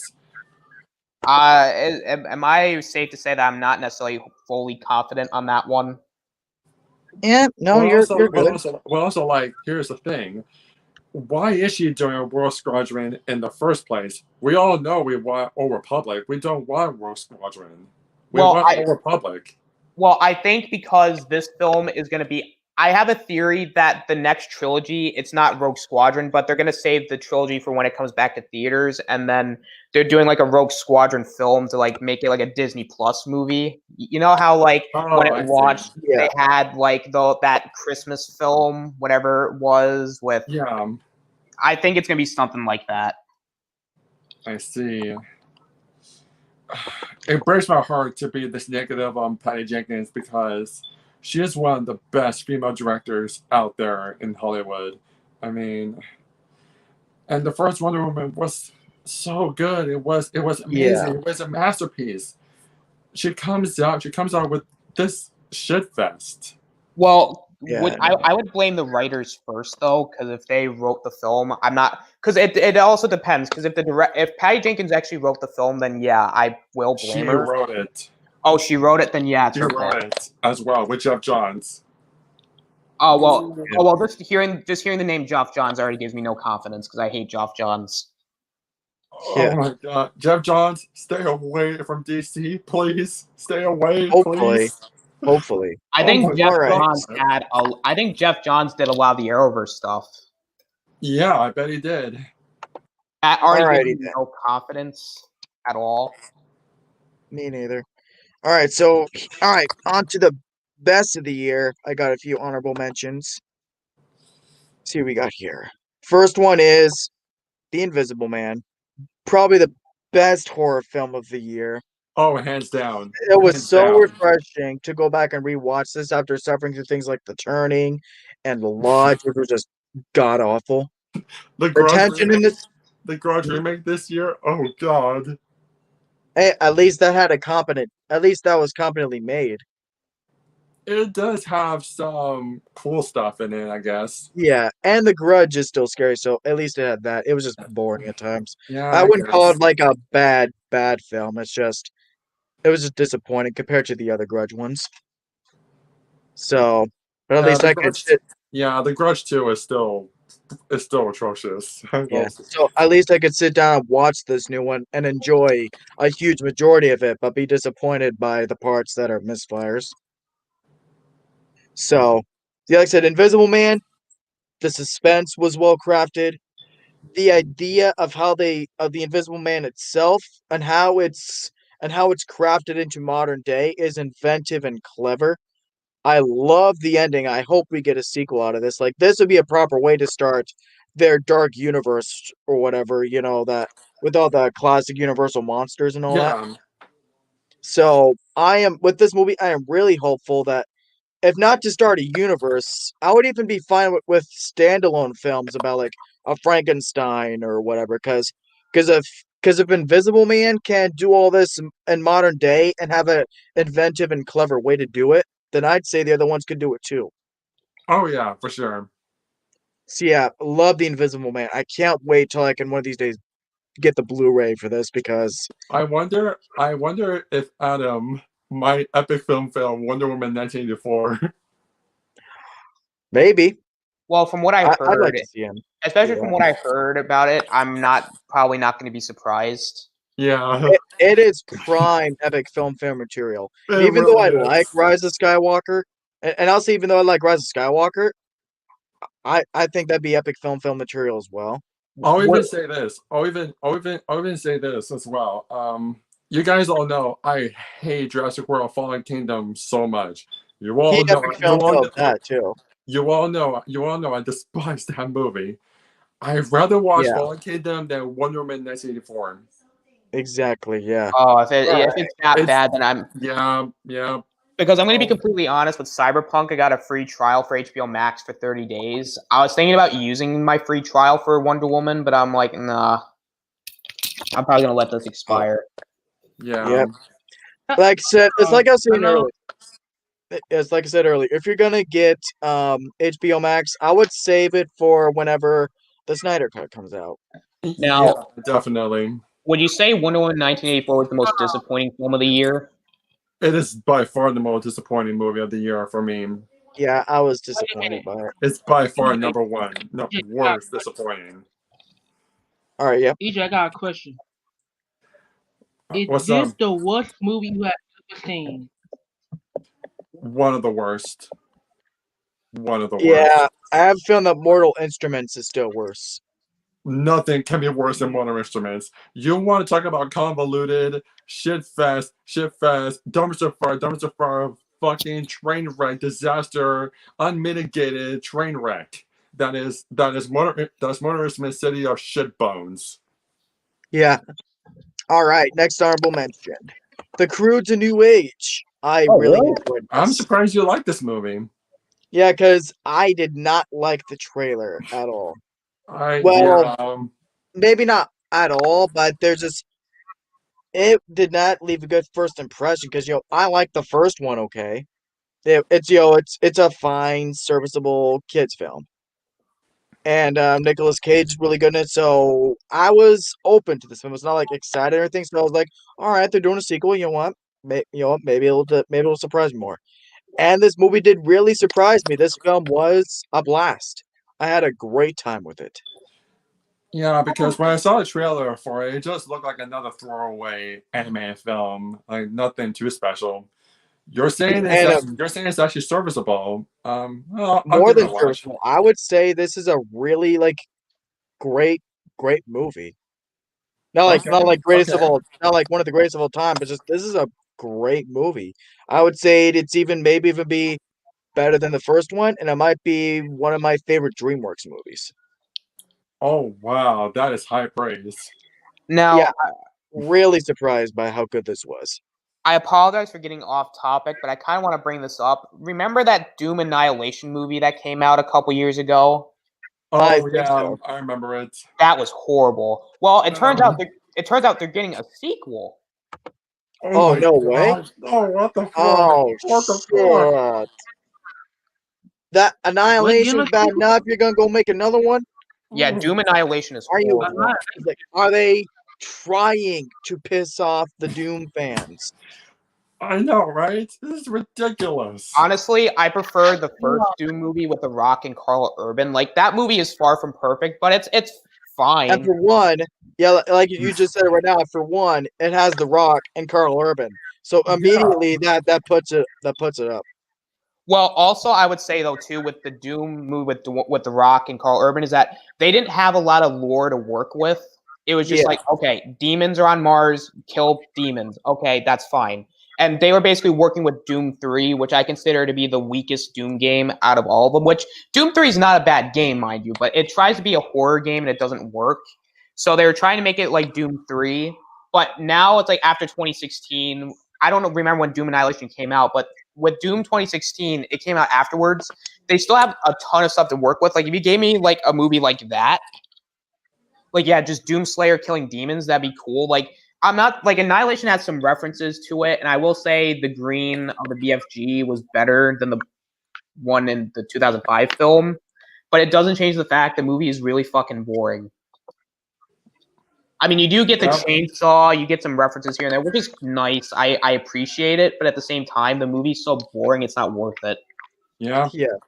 Now, I can give it an excuse because it is straight to home video.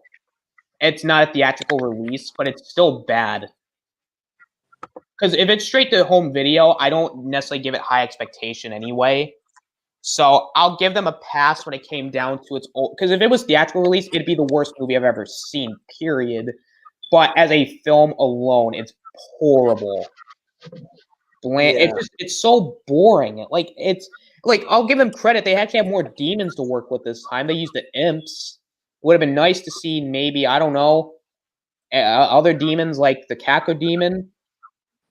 Like just make it a Doom movie. Like why do we have to make Doom a horror thing? Like can't we just have it be an action film with demons? Yeah. Mm-hmm. Like that's all they have to do. Like I don't mind a female being your protagonist. If you want to go down that route, that's fine. But do we really have to make this a fucking horror movie? It doesn't work. Doom 3 tried and it failed. And you know, and Doom 3, it's basically an experiment. They're trying to make something work. It didn't work, so they went back to what worked beforehand. It's an action film, action game, and it benefited from that. And Doom Eternal is probably one of the best Doom games, and it's probably the best Doom game. So for this movie, they need to take it into that direction. But I'm not excited for it. Yeah. Yeah. I guess I won't be that optimistic for it either. Also, Zach. I know a lot of people are counting out Patty Jenkins for this new Star Wars movie she's doing. I'm not going to count her out just yet. Just because she had like one bad day at the office does not mean her next movie is going to be a bad day in the office. No, I'm still excited for lesson after this. Yeah. Right. Like I'm not saying. Yeah. I'm not saying I'm removing my complete confidence in her. It's just like it's a little bit. Like it's more like okay. Yeah. I get it. You know, everybody's gonna have an off film. Like we all know that. It's gonna happen. Like Nolan had a bad one. Other people had a bad one. Spielberg had a bad one. Yeah, like every now and then they're gonna have. And it's not War of the Worlds. No, it's Crystal Skull. Yeah, like everybody's gonna have their slips and falls, but at the end of the day, it's gonna happen. Yeah, So, I think best way actually, by the way, to sum up Crystal Skull is that freaking thing that South Park did, how they made fun of Lucas and Spielberg. You know which one I'm talking about. As a movie though, Crystal Skull is decent. It's just that here's the thing: the title of the movie is called Indiana Jones. That's why it's terrible. Yeah, it's a terrible Indiana Jones movie. And it shits all over freaking it shits all over freaking Last Crusade because he saved his dad, because dad was dying and he drank the stuff. I know that didn't give him eternal life or whatever, and it wasn't permanent anyway, but then to make the next film and say he's dead, fuck you. You know what I mean? I'm just like, would you agree? I get Sean Connery had other things to do. He didn't want to come back and all, but still, you didn't have to kill him. But either way, basically, long story short, to sum up, Crude's the New Age. Very surprising sequel. Liked it. I did like it more than the first one. The animation is dazzling. The story it's simple, but it hits home, and I'll check it out. I really appreciated the fact that they were still able to get a lot of the voice cast back, and you got a few colorful new characters, and it made for fun time at the movies. I know, technically, I didn't see it in the theaters, but you get what I mean. So I'll definitely check it out for sure. Yep. All right. Next honorable mention is Onward. This was my most anticipated Disney movie of the year. I guess, admittedly, simply because Chris Pratt and Tom Holland were in it. Hmm. And to be fair, even though it didn't meet my expectations, I really liked it. I still do. Because I was a bit more disappointed on first viewing, but then it started making me think back to Frozen 2 and how that movie was just brash and had no risks taken. So the fact that this movie did sacrifices were made, they didn't exactly get what they wanted at the end, or at least in the way that they were hoping to. I appreciated how adult this movie was with how it tackled its characters and its premise. So it gets it gets more points for that.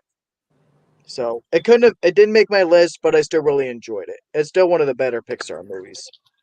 I'm watching Soul today and Onward tomorrow. I heard Soul was really good. It was so I good. need Check that to on I my need to list. reward myself after suffering through Wonder Woman 1984. Yep. Oh my You know what's gosh. shocking? I'm actually surprised that a lot more people like Soul more than Wonder Woman 1984.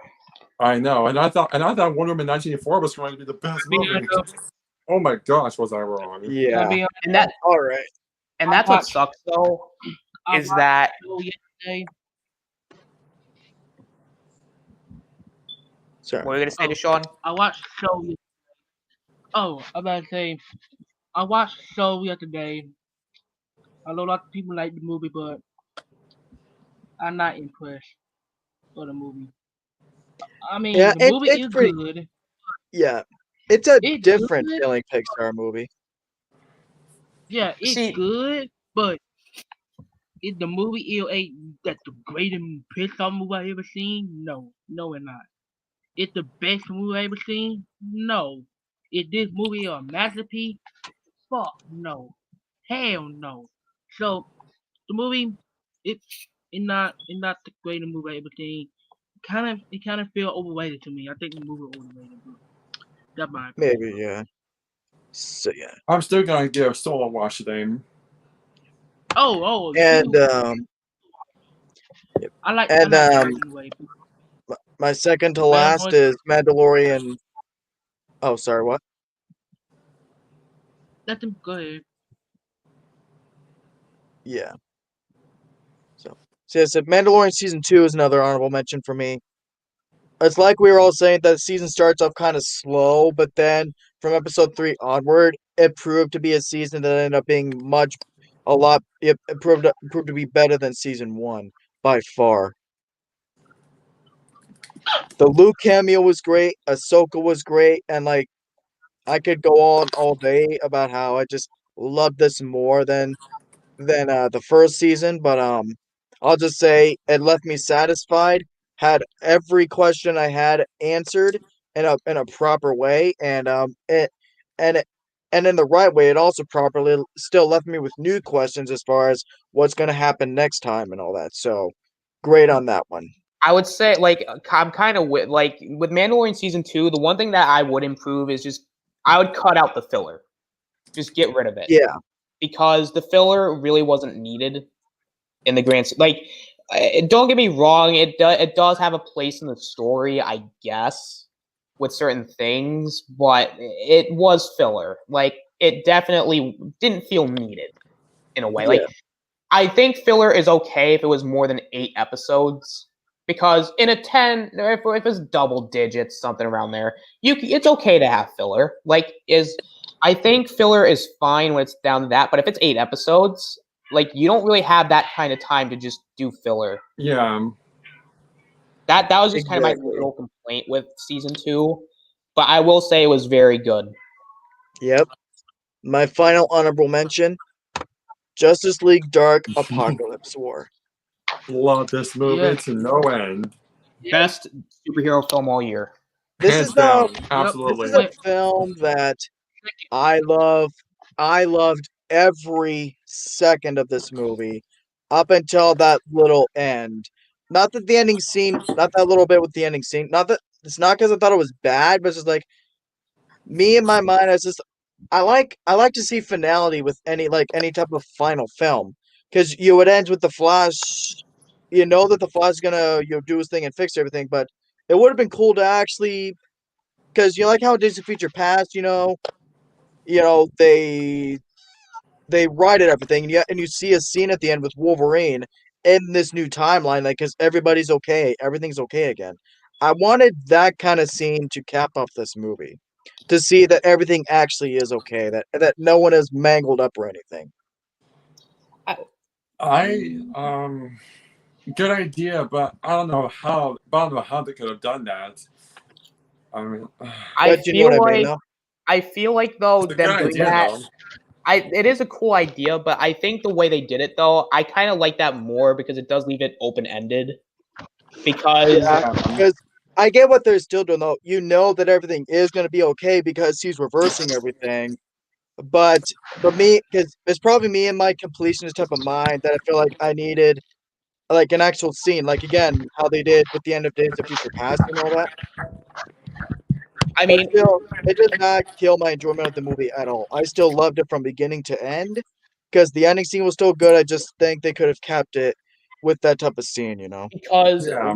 I think with the animated universe, I feel like it's already wrapped up. They already did Yeah. everything they could possibly do in that universe, and I was okay with the way it ended because it's basically kind of like a reboot in a way. Like they're gonna reboot. Like I don't know if it's necessarily gonna reboot it, but it's mainly gonna be like, this universe is done. Like everything's wrapped up in a bow because we went from Flashpoint Paradox, because Flashpoint Paradox technically isn't part of that universe, or it's at least last time I checked, it's not really canon. Like Flashpoint is canon, but the actual movie isn't because the Justice League was already there. But then in Justice League War, they're like finding each other for the first time. It was like, is this taking place during because they do the after credit scene with the parademons, but Yeah. but Flash and Batman knew each other, but it didn't. It's kind of weird, but I still think Flashpoint Paradox might be one of the best animated DC animated films, and it might even be I loved it. I couldn't have thought of a better way to cap off this animated universe. Because I was skeptical at first. All right, I'll give this film a watch. And I just got so invested in this universe. And mostly because with the Teen Titans, it felt so. I was so happy to see these characters done right again because fuck Teen Titans Go and everything it stands for. Seriously, yeah. I would also say to a degree, I would say Titans as well. Even though I heard Oh Titans, yeah, I love Titans as well. I heard Titans is fine. Really? Yeah, I loved the first season of Titans. Because I know I hate. I know Sour hates it. Like he does not like Titans at all, and which is fine. But I agree with you though. Teen Titans Go is really bad. I would say it's one of Yeah. it is probably one of the worst reboots of a cartoon show besides for Ben 10 and Powerpuff Girls. And Total Oh, Drama Powerpuff Rama. Girls. The reboot of Powerpuff Girls hurt me so much. What the fuck did they do to Mojo Jojo in that show? Oh my god. Yeah. And speaking of that, like with Total Drama Rama, that's another bad reboot. Yeah. Now that one I have not seen. Yeah, I don't think and it just makes me all the more happier that we're getting this Total Drama reunion fan project. Do you know how many episodes that's going to be? They said he's bringing back the creator said he's gonna bring in 12 people from the OG cast, and that it's supposed to gonna be 12 episodes, and that but that each episode would potentially be split into 2 parts. Gotcha. I see. But he said that his primary goal is to bring finality to these characters as far as properly resolving their story arcs, giving resolution to everything. Because he's giving this like the final season type treatment in the sense that he wants to wrap up everything properly. And the fact that this isn't even officially canon and that he's wanting to do that just makes me more excited. Because as far as I'm concerned, Total Drama Reunion is canon. And I'll just say that. Now, again, I don't want to bring this back into like a different thing, but so for this live action Mortal Kombat movie, when I saw the casting for Jax, I was like, oh my god, it's James Olsen. Please, nobody but James Olsen. because the same guy who plays James Olsen in the Supergirl show is going to be playing Jax. You know, the guy with the bionic arms, and he's the big buff guy. And Yeah, I know him. that was a weird casting choice. I was like, really? You're going to... But I'm like, you know what? I'll give it a fair chance, because he's not a bad actor per se, but his portrayal in Supergirl is bad. This live-action Mortal Kombat movie is being done by a first-time screenwriter and a first-time director. That makes me worried. Kind of worried. But, you know, all I want is R-rated and fatalities, so I think we should be in for a good time with that. Yeah, if it's I'm an R, hoping. Yeah. like all I want is to see is a fatality on screen. Like that's real. I want to see Sub-Zero do what he does best, and that's rip people's spines out. But that's also a problem. If they're going to do like this version of a Mortal Kombat film, we already saw that with Scorpion's Revenge. How are they going to do it in a live action form, and how different are they going to make it?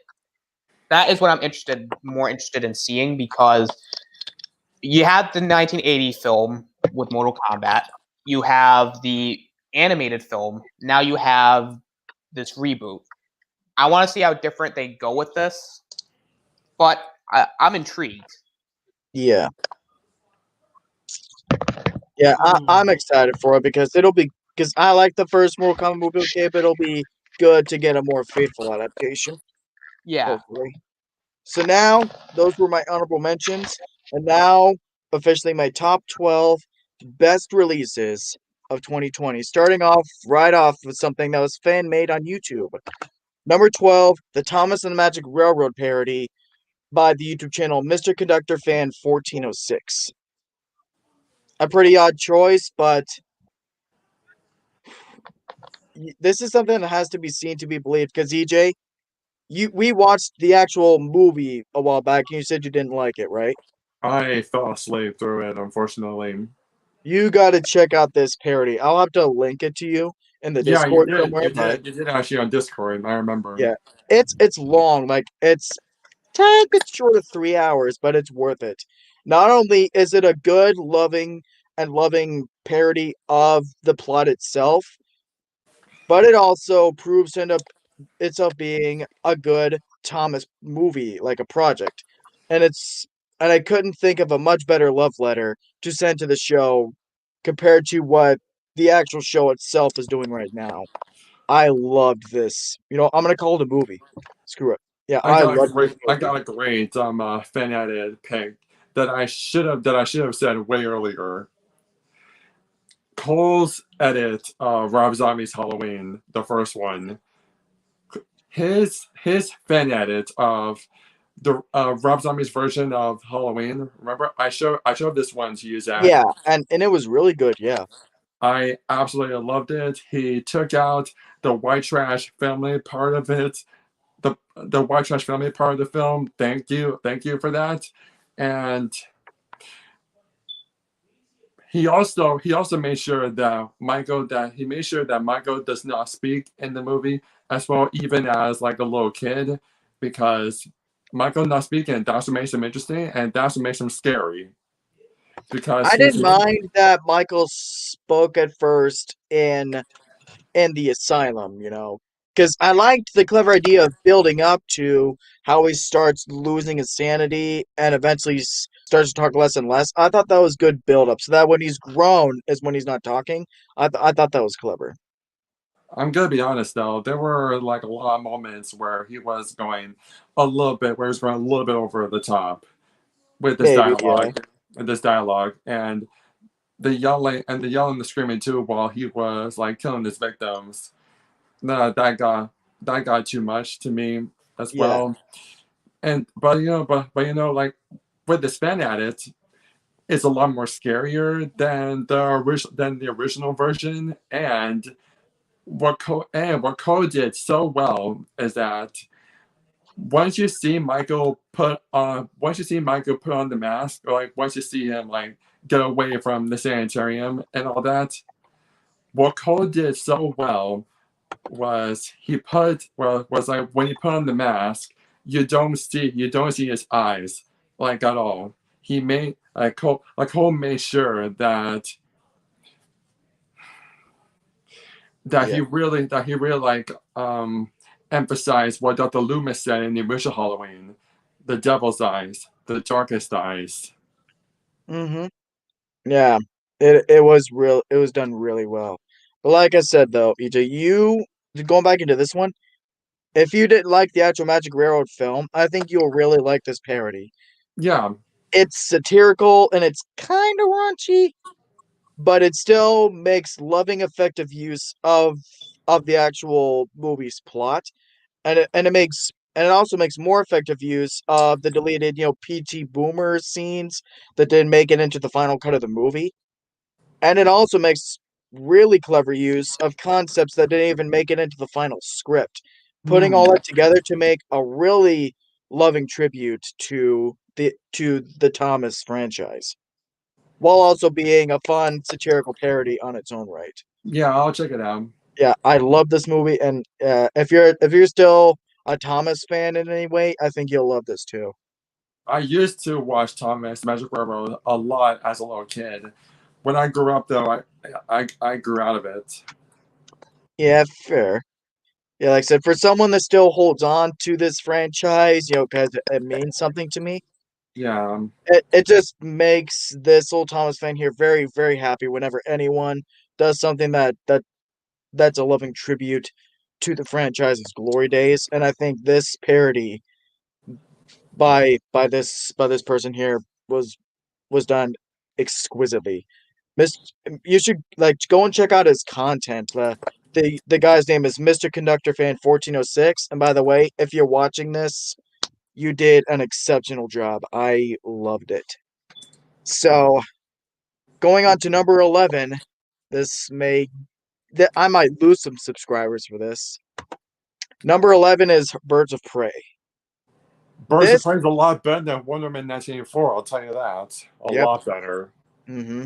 This was my most fun theatrical experience of the year. I walked out with a smile on my face each time I watched it. I mean, I only saw it once in the theater, but then I watched it, and then I've seen it a few times after. It's Yeah. it's fun, and I mean, granted, it still holds the usual DC tone. Like it's not too cartoonish like the Wonder Woman movie went, but it's like how the Suicide Squad movie was. Yeah. But yeah, and that especially, I gotta point out that scene where she's blowing up the bank and all that, or robbing the place or something. That scene, that's where it was really starting to kick in. Is this is just a fun ride. Emphasis on the fact that this is a really fun ride. I loved this movie, and I think this might possibly be at least one of, if not possibly, my favorite of the DC movies. Just for how fun it is. Ooh, it was just a blast. Ooh, and talk about changing my perspective on Ewan McGregor as an actor, because I grew up on watching the prequels, So when I look at Ewan McGregor, obviously you would always think Obi-Wan Kenobi. So to see him play a villain who's cutting people's faces off, and F this, F that, I loved it. So you're on Birds of Prey? Yeah. It's my number 11 pick. All right, that's I could see that. I enjoyed it too. I enjoyed it a lot more than Wonder Woman. Would you qualify it as a legit good or okayish movie?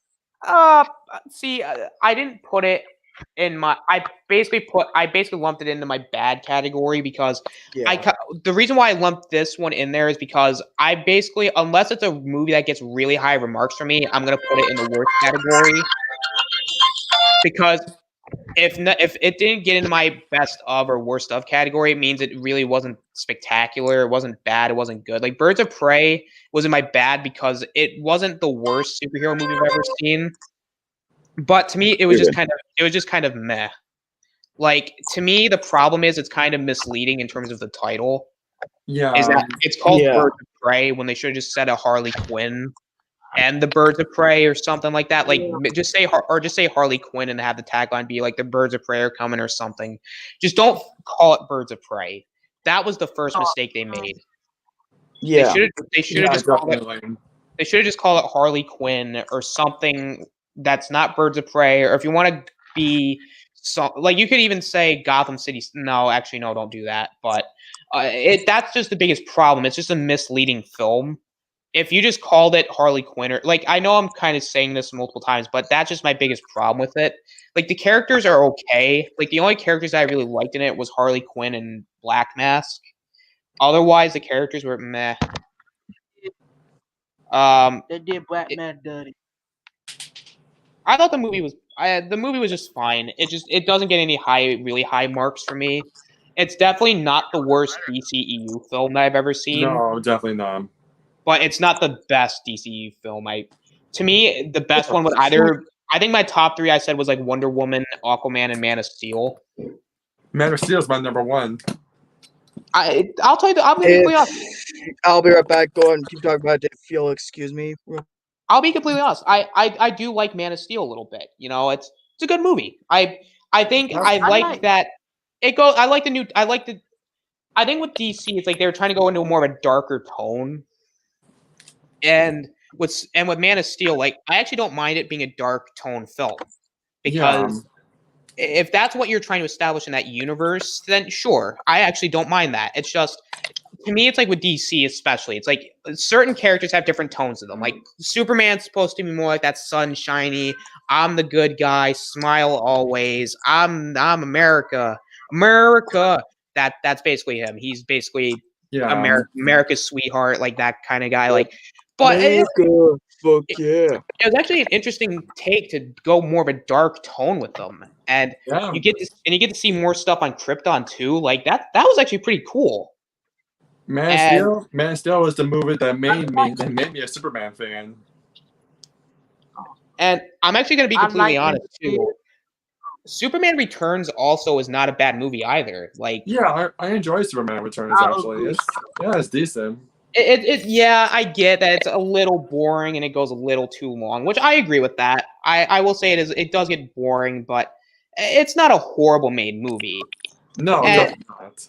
And the thing I can say about the Christopher Reeve films is, they're dated, but I use the excuse it came out in the 80s. Like, I can't really, because again, effects aren't going to age well in the 80s. Let's be honest. Unless they're like Star Wars effects or like really, really good effects. Like, they really didn't have that big of a budget. Like, I think they had like $1 million budget, I think. Which I think one of the big reasons why I don't like the Christopher Reeve Superman movie is that it's just too lighthearted for me personally, and sure. I do not like how they do Lex Luthor at all. Yeah, I get that. Zod. Yeah, I get that. I agree. I will say the one problem I had with at least Superman 2, and like I agree, Superman 2 it's a good movie. It's actually a really good movie. I like it personally. Like. But I will agree the suit choice for General Zod was kind of weird. Like, he had robes on. Like, that was just strange. Like, I was just like, what? Really? Like, robes? I mean, I like the suit choice more in Man of Steel, I'll be honest. The last action sequence in Man of Steel was like, it was kind of weird because, like, it destroyed, like, the city. And it's like, Superman could have done. But Superman's still learning, technically. Yeah, definitely. So, I don't... Yeah. Man of Steel is actually a good movie. I will say it's not. I don't know. It's not my personal favorite superhero movie, but it's a good movie. I like it. Like, am I saying? Is it better than a? I don't know. Is it better than a Spider-Man 2? No. No. Is it better than a Logan? No. No. Nothing is better than Logan as far as superheroes. Except for Spider-Man 2 with Sam Raimi, except for that, but I digress. Yeah. Is it even better than Infinity War? God, no. But for Man of Steel, it's a very strong DC movie. Yeah. Greetings. And I will even say, Batman v Superman is actually not a bad movie.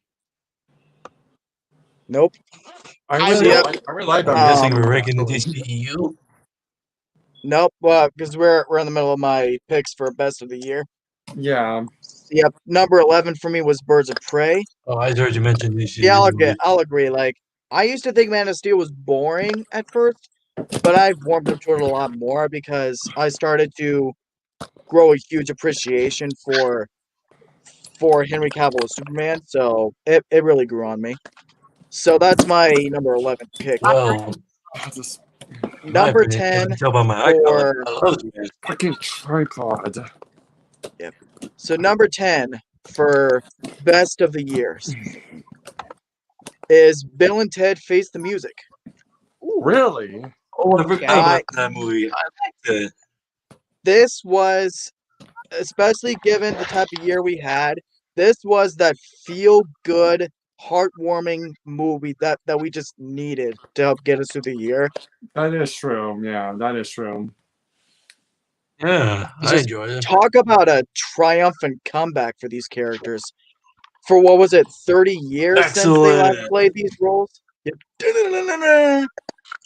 I think I'll admit- 1991. I still haven't seen Bill and Ted. I think the yet. last one came out. The new one? The new one or the first one. I haven't seen Bill and Ted.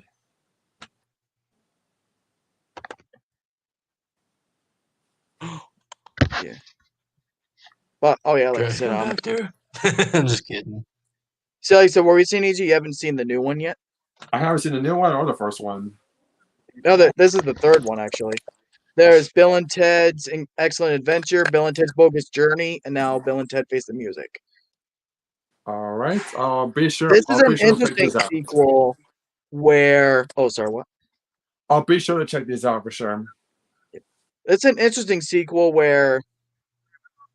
Well, it doesn't go for like the conclusive type ending. It's still a type of thing where you could leave it here, but that doesn't mean that another sequel would come off as unnecessary.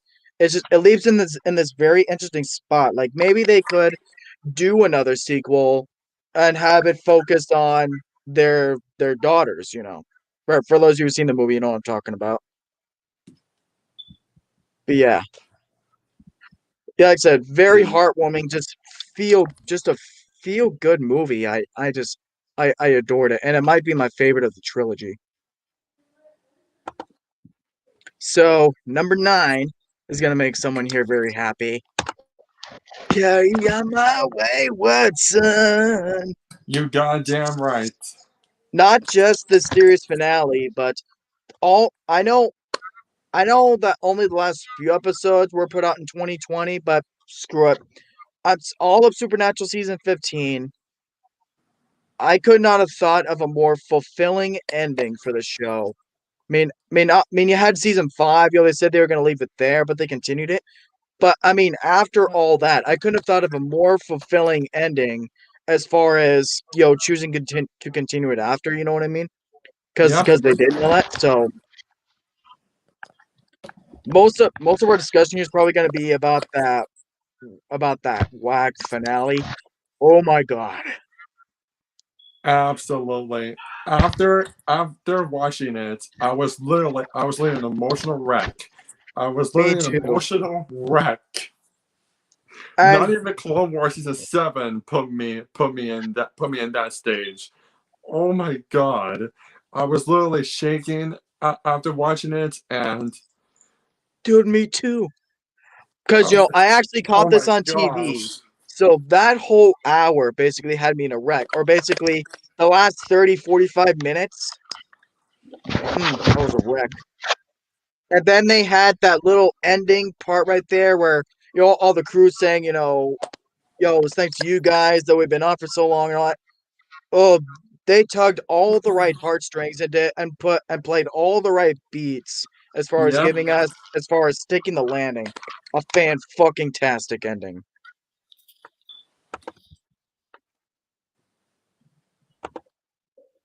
Interesting. But yeah, Yeah. it may not be my favorite season of the series, but I would say it's one of the best finales to a movie or show I have ever seen. Yeah, definitely. So Yeah, that is he's number 9. Hey, I'm getting this weird ass phone calls from that restricted number again. I keep on having to hang it up because they keep trying to call. You still haven't So found a way. You still haven't found a way to block it. I've tried, but yeah, I'm gonna have to talk to mom about that. So number All 8 right. is one of my favorite TV seasons of the year, The Amazing Race season 32. This is another show I've never seen.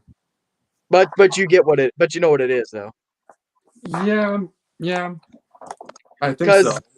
the reason it made the list is because Big Brother was on earlier this year, right? And Yes, that season, it's not that I hated this season or anything, but you know what I said about the last season. You've heard about what I'd say about that. So this season still had its moments where it just frustrated me. I was just angry. It's like, oh my god, I just do not want to see awful people reap the benefits again. So even though the season ended on a good note and it was all around a good season, it was just it would be frustrating a lot. So then comes Amazing Race, which was the biggest breath of fresh air to where, because again, Big Brother was just so frustrating. All the people in this season were likable. Even the ones there where you didn't like them, they were basically the villains. They didn't frustrate me like Big Brother did. It was just so It was just so refreshing to see a season like this. And this might be my favorite season of the show. Hmm. And it won't be the only reality competition season to be on this list. I'll spoil that right now. So I know I'm probably the only one on here who knows Amazing Race and all that, but yeah, I love this season enough. I had to put it on the list simply because of how happy it made me. Just because again, Big Brother's just so frustrating. So, all right, we're almost halfway there. I'll try and get through these. Number 7, Soul. The fact, because I said earlier that Onward was my most anticipated Disney movie of the year, but it didn't meet all the expectations. Yeah. Talk about a film that where I was excited for it, but I wasn't. It wasn't like one of my most anticipated things. So yeah, but and something else that I loved about this movie, without giving like anything specific away, is how because you always said that Onward was very adult and how it handled its themes and its characters and how they didn't really get what they want at the end, or at least in the way that they were planning to. This is Yeah. another film that I thought did it well too, but also maybe did it better. In the sense that it's not just the fact that the character in this movie didn't get what he wanted in a way that he didn't think he would, but it's the fact that he gets what he wants. Jamie Foxx's character, he gets what he wants, but then he realizes he's not happy. It's the thing. Just because you get what you want doesn't mean that it'll leave you happy and satisfied and all that. You know what I mean? It tackled that type of theme in a very adult way, and and the animation. It may not be like better than Toy Story 4, but it used the same animation in the sense that it looks freaking live action. Like, his Toy Story 4 had really good looking photorealistic animation, but oh yeah, block Devontae, by the way. Yeah, just trust me. So Who? You blocked yeah, who again? that Devontae guy, block him. So, but yeah, like I said, I cannot praise this movie enough. I know it was kind of vague and I didn't really see that much, but yeah, I loved it. And it just it was really worth the wait. I guess that's all I can say. But this next one may be uncomfortable for you to talk about, but number 6, my pick for number 6 is Greenland. Talk Really? about a disaster movie that plays it real. As far as what would you do to keep the people you love safe, or knowing the fact that you can't take certain people with you, whatever, it plays it real and it's uncomfortable, and but in the way that you're not in a bad way. Like it's kind of hard to talk about because you're trying to keep it spoiler free and all that, but I mean it. Like yeah, just the fact that a lot of people are calling this 20 are kind of making memes about this film, calling it 2020 the finale and all that. Like, it's I could see that because with everything that's happened this year, I could see that. You want to block this Devontae guy? Yes, please. Okay. One quick second here. But yeah, I know I've been pretty vague with my descriptions for these last few, but some of them, but it's because when you describe a movie, you may feel like other people may like it, so you don't want to the way you describe it, so you don't want to give anything away and all that. So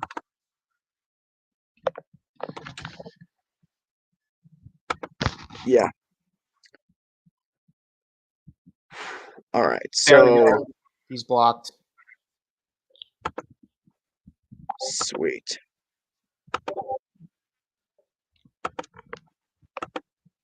All right. So number 5, no surprise since a lot of other people have mentioned it. Sonic the Hedgehog. Yes.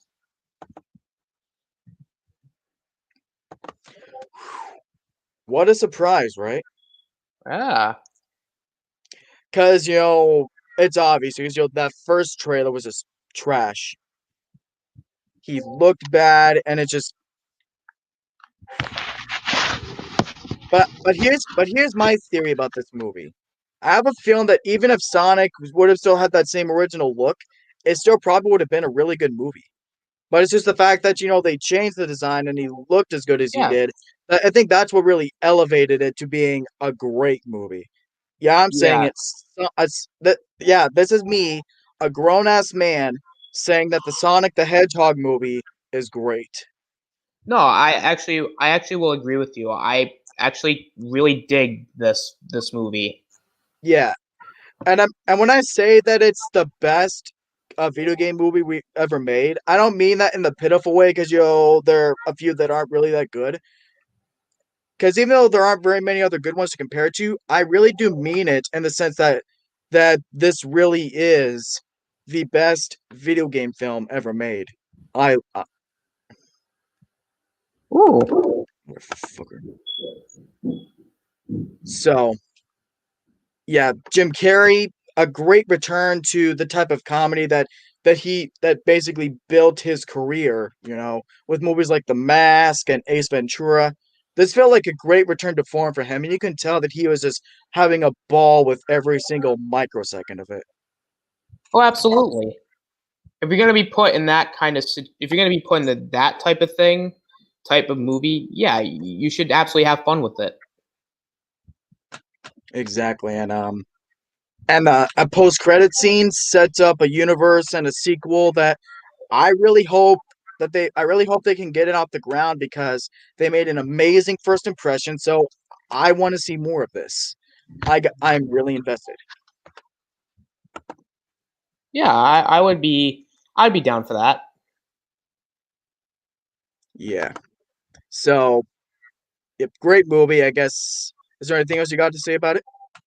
No, I feel like because I think we all kind of talked about it at length. Yeah.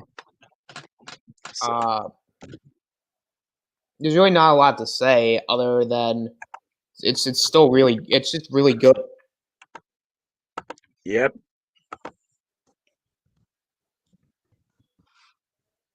All right, 1 second. All right, so my number 4 pick.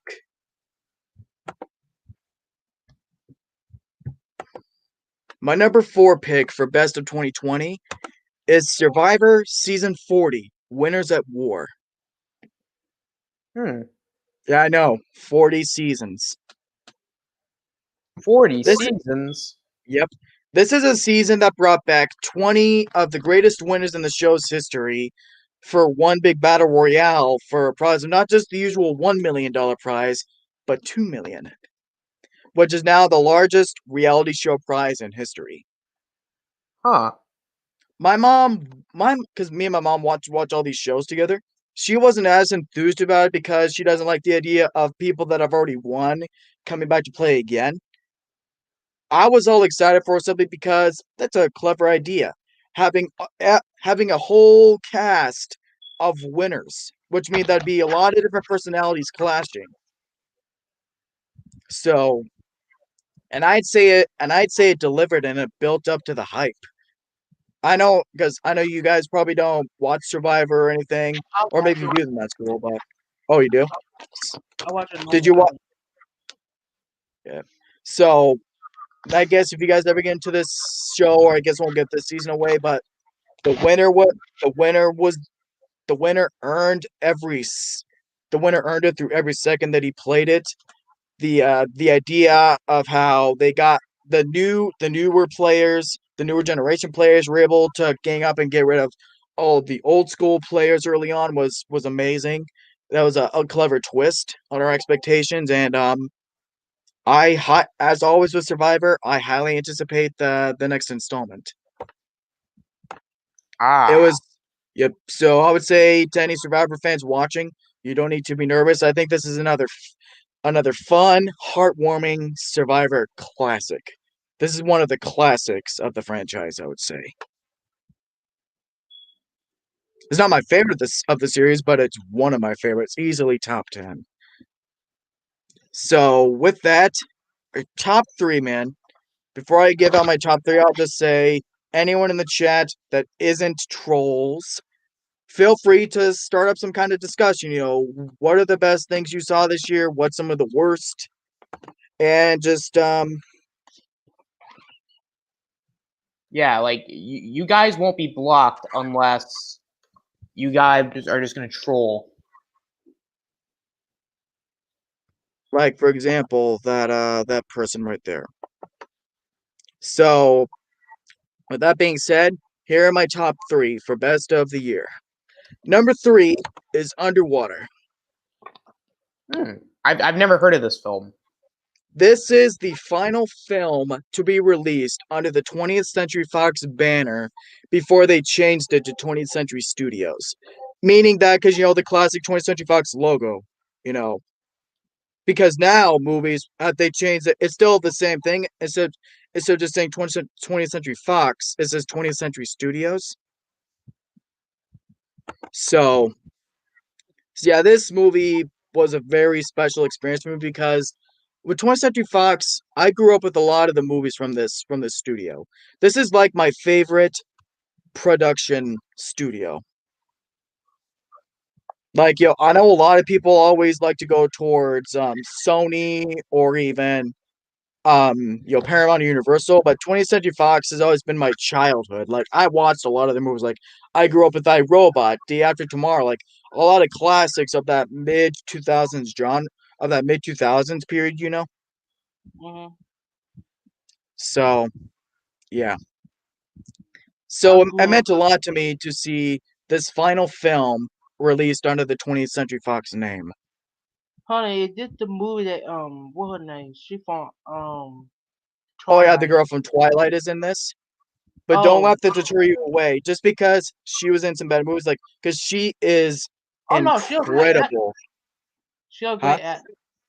I Oh, said I she a know you weren't saying that, but yeah, like don't let the name deter you away from seeing this movie because Kristen Stewart is incredible in this movie. And it's a very clever blend of Alien meets Poseidon Adventure. And I guess I wouldn't be the only one to call it that, but it was a lot of fun. And I actually cried at the end because it is kind of a sad ending, but it's just the fact that this is it. Basically the final 20th Century Fox movie because now the studio is named 20th Century Studios, and that makes me angry. I'm So so interested in checking out Underwater personally. yeah. I've heard great things about him. Yep. See, you should, because as the final film released under the 20th Century Fox name, you should check it out. Yep. Because it's a shame too that this movie went under the radar as far as box office.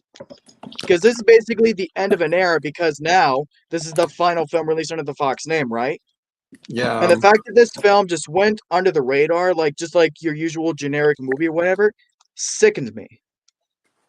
And I went and saw this movie as many times as I could in theaters, which admittedly was only twice, but and I felt bad that I couldn't see it more than that. Because if I could, I would have helped this movie reach 1 billion. But unfortunately, it bombed, and now it's basically an underrated movie. So, yeah.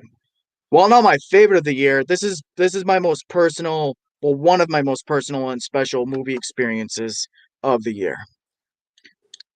Yeah, my bad if I kind of deterred you a bit, talking about Greenland and all that, but Wait, Yeah. Zach, someone said in the comments that you reached 70 subscribers.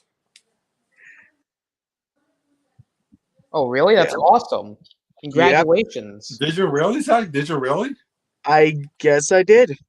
Pretty cool. Congrats. You got the celebration stream now. Mm-hmm. And Nick Gurr says, what are you looking forward to in 2021 movie-wise? We'll be getting That's to our that stream tomorrow. hopefully tomorrow, if everyone's up for doing another stream tomorrow. Yeah, because it all depends on what me and my family are doing for my birthday tomorrow. Yeah, because if so, I can move the stream to a later date. But either way, we'll definitely be getting to the most anticipated release of stream very soon, if not tomorrow. You have 71 subscribers now. Sweet. Yeah, I've been getting a few trolls on here already. Someone saying review Jack and Jill or kneecaps go bye-bye. What the fuck? Freaking Fuck trolls. Jack and Jill. Are you kidding me? Not reviewing that. I mean, I'm up for reviewing anything, but I will not be forced into reviewing something that I'm just not in that kind of mood to do. Yeah. Thanks, Nick. By the way, yep, heck yeah, for sure. So, all right, top 2. Oh, By Explosive process of Corbin elimination says. and the fact, Oh, I was gonna say, Explosive Corbin says, "How about Monster Hunter?" I haven't seen it yet. I haven't seen it either, but don't.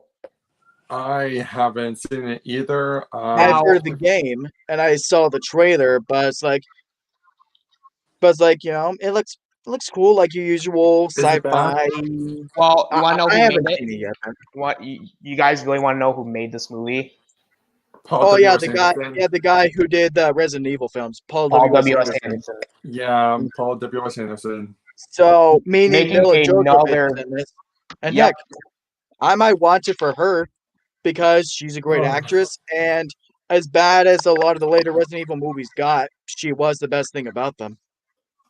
I might give it a watch, but I am concerned. I am so concerned. Yeah, I mean, it's not another Resident Evil film, so maybe it'll be something okay. We'll just have to. Maybe. But it's also another video game movie that Paul W. S. Anderson is doing. Yeah, maybe it'll be something new. So I won't be able to see it right away, but Also, Zach, we once again have another 4-hour stream, just like last time. Hmm? You once again have another 4-hour stream, just like you did last time. I know, right? I love it. Zach. Big mega streams. So I have my top 2 now. But process of elimination and the fact that I gushed We're about still on this. all year.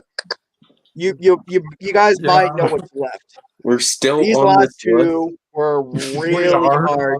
Were really hard to shuffle. But I felt like I was able to find even ground with where I placed these last 2. So number 2 is my pick for favorite movie of 2020, and that is Season X-Men. 7. X-Men: The New Mutants. Yeah, this is my pick for favorite movie of the year. So Interesting. y'all know what X-Men means to me. I've talked about it a lot. Like, these movies are something sacred to me. And even though I don't feel this way about Dark Phoenix now, but the fact that initially I had walked out of the movie just so empty and disappointed, not angry, I didn't hate the movie thing, I was just disappointed. So I was just left in this slump. And I was hearing all these bad things about New Mutants. I'm like, really, this is it? You're going to end it on just some nothing film that doesn't even focus on the characters that we know and love? So I was just all over the place with this film. So it's like I was saying about Tenet earlier. I went and saw this and Tenet in the same day. Tenet was what I was really like the one I was really excited for. Whereas New Mutants at the time just felt obligatory because, I'm an X-Men fan, so I have to. Mhm. And also because of all the delays that New Mutants has had. I mean, Yeah, how go support many the film. delays it had. Like, Yeah. legit, just go support the film if you Yeah, can. I did. Like, Yeah, not all I'm theaters definitely, are I'm open. definitely gonna support it. But when I say that I fell in love with this movie, I fell in love with this movie. I mean it. And here's the thing, because a lot of people are saying that it's all because of the fact that it's connected to one of the more beloved movies in the franchise. I guess I won't give it away because CJ hasn't seen it yet. But Ninja probably knows what I'm talking about. That is connected to that film, that part of the franchise, is probably what people are praising for. But no, I was in love with this movie just seeing the characters, the setting, their dilemmas, their struggles. You're talking I about. really, Sorry. You can. yeah, New Mutants. So I fell in love with these characters.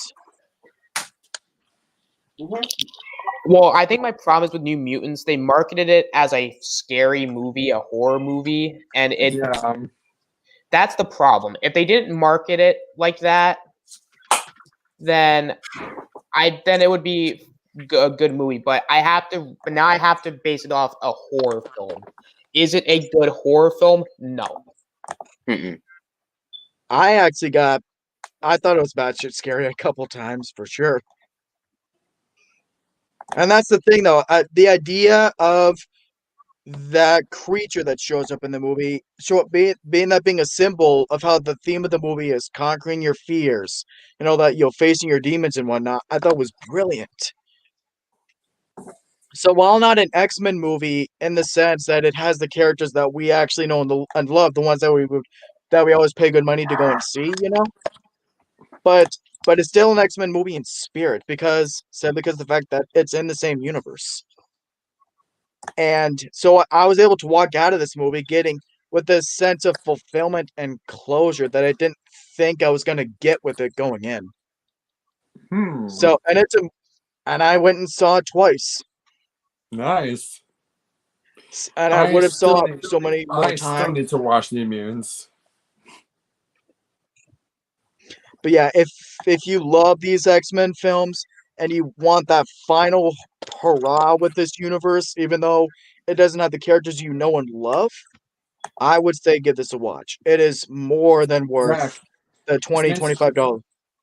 Zach, since you have the film New Mutants, we should do like a watch party of it on broadcast, obviously. Oh, we should. That'd be so sweet. Let's do it. Let's do it. I'm down Yeah. for it. Watch New Mutants Yep. so that I can watch it for the first time. Yep. I also have it. We definitely gotta. Oh yeah, Ninja also has it as well. So I can do a watch party with you, Zach, or with Ninja, either one. Yep. And I did my usual edit where I stitched in the deleted scenes, but either way, which version we watch is cool. Mhm. But yeah, my final word with this film, loved it. Like I said, I walked out getting this sense of fulfillment and closure that I didn't even think I was gonna get, So, yeah, it's an A+ movie for sure. A meaningful, genuine A+. And it was worth it, even though it had that atrocious looking 20th Century Studios logo in the front of it. Oh, Nick is asking, since you ended 2020 with 70 subscribers, what is your subscriber goal for the end of 2021? I don't have a specific goal. I just like to go with the flow. I gain subscribers. That's cool and all that. I mean, not that I think it's bad to have a goal or anything, but I just figure, My But goal, although- my goal by the end of 2021 is to reach 500 subs. That's my Yeah. goal. It's probably far fetched, but fuck you, I'm going for it. No goal is ever too unrealistic. Yeah, But yeah, My maybe goal, 100 by the end of the year. That'd be pretty cool. my goal is 200 by maybe February. Yep. Yeah. See, yep. All right, number one. It hasn't been on the list. I praised it to no end. And the fact that I said New Mutants is my favorite movie of the year, you probably know what it is. Drum roll, please. All right. Number one, my favorite release of 2020, Star Wars The Clone Wars Season 7. No surprise. No Yeah, we surprise kind of there. guessed this. So predictable. Oh, Christ, where do I start with this? So, you know how it is with, how everyone has their own show. They get invested in it. They like to tune in every week. They don't want to miss a show. Yeah. It's not just the fact that Clone Wars is it's not just the fact that the Clone Wars is my favorite Star Wars content ever, but Clone Wars was my show. This is what I tuned in for every week. Not just because, it's something Star Wars, but just as a show itself. I didn't want to miss a single week. Yeah. And so yeah, when it got canceled, like a lot of Clone Wars fans, this really hit me hard. So of course I did what any other fan would. I looked up, I did whatever I could to see if, I'm not just wanting the show back, but sign any petition you could find. And then there was the whole bring back the Clone Wars thing, hashtag save the Clone Wars is what it was called. And the fact that Disney, and here's the thing though, Disney probably wouldn't have brought this back out of their own free will. They just saw that there was a huge fan base for it.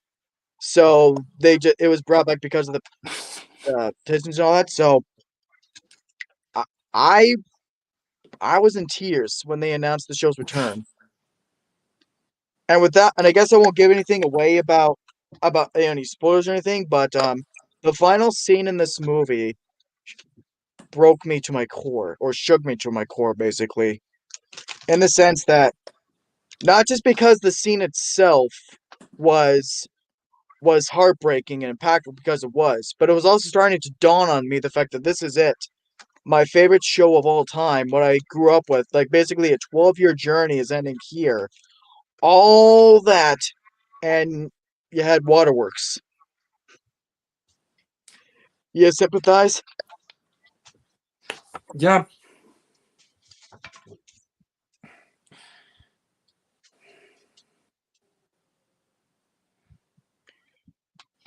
Whew.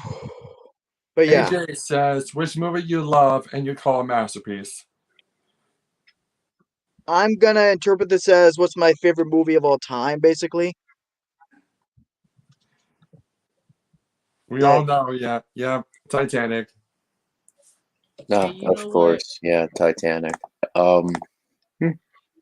It's a good movie. I just don't think it's a masterpiece. Yeah, to each their own. what? Actually, Yeah, I see Austin. But yeah, Sorry, so Austin is texting me something. So yeah, and I will say though, My favorite movie of all time is Shawshank Redemption. It always will be Shawshank Redemption. I'm sorry. I gotta just mute. you caught a masterpiece. I'll answer this last one real quick, and then I'll start wrapping everything up. What is the best scene of Titanic in your opinion? The near my god to thee sequence, like as the boat deck is about to be flooded, all the people playing the instruments, the band and all that, they're like, all right, that's it, but then they all come back to playing near my god to thee, and you get that montage of the old couple dying in bed. The scene. Yeah, That's always been the most impactful scene in the movie for me, because it all adds to the fact that nothing in this movie was demonized or dramatized or romanticized. They, for the most part, as well as they could, they yeah.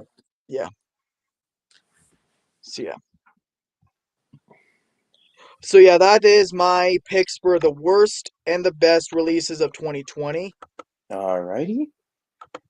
So we relished and suffered having to talk about the shit stains that came out this year, and we got to reward ourselves with talking about the stuff that made us very, very happy, Mhm. basically. So I guess that's it. And gone about 4.5 hours. I think that's a record for me. Yeah. The downside though of the stream is the 7 dislikes. Wait, what? The 7.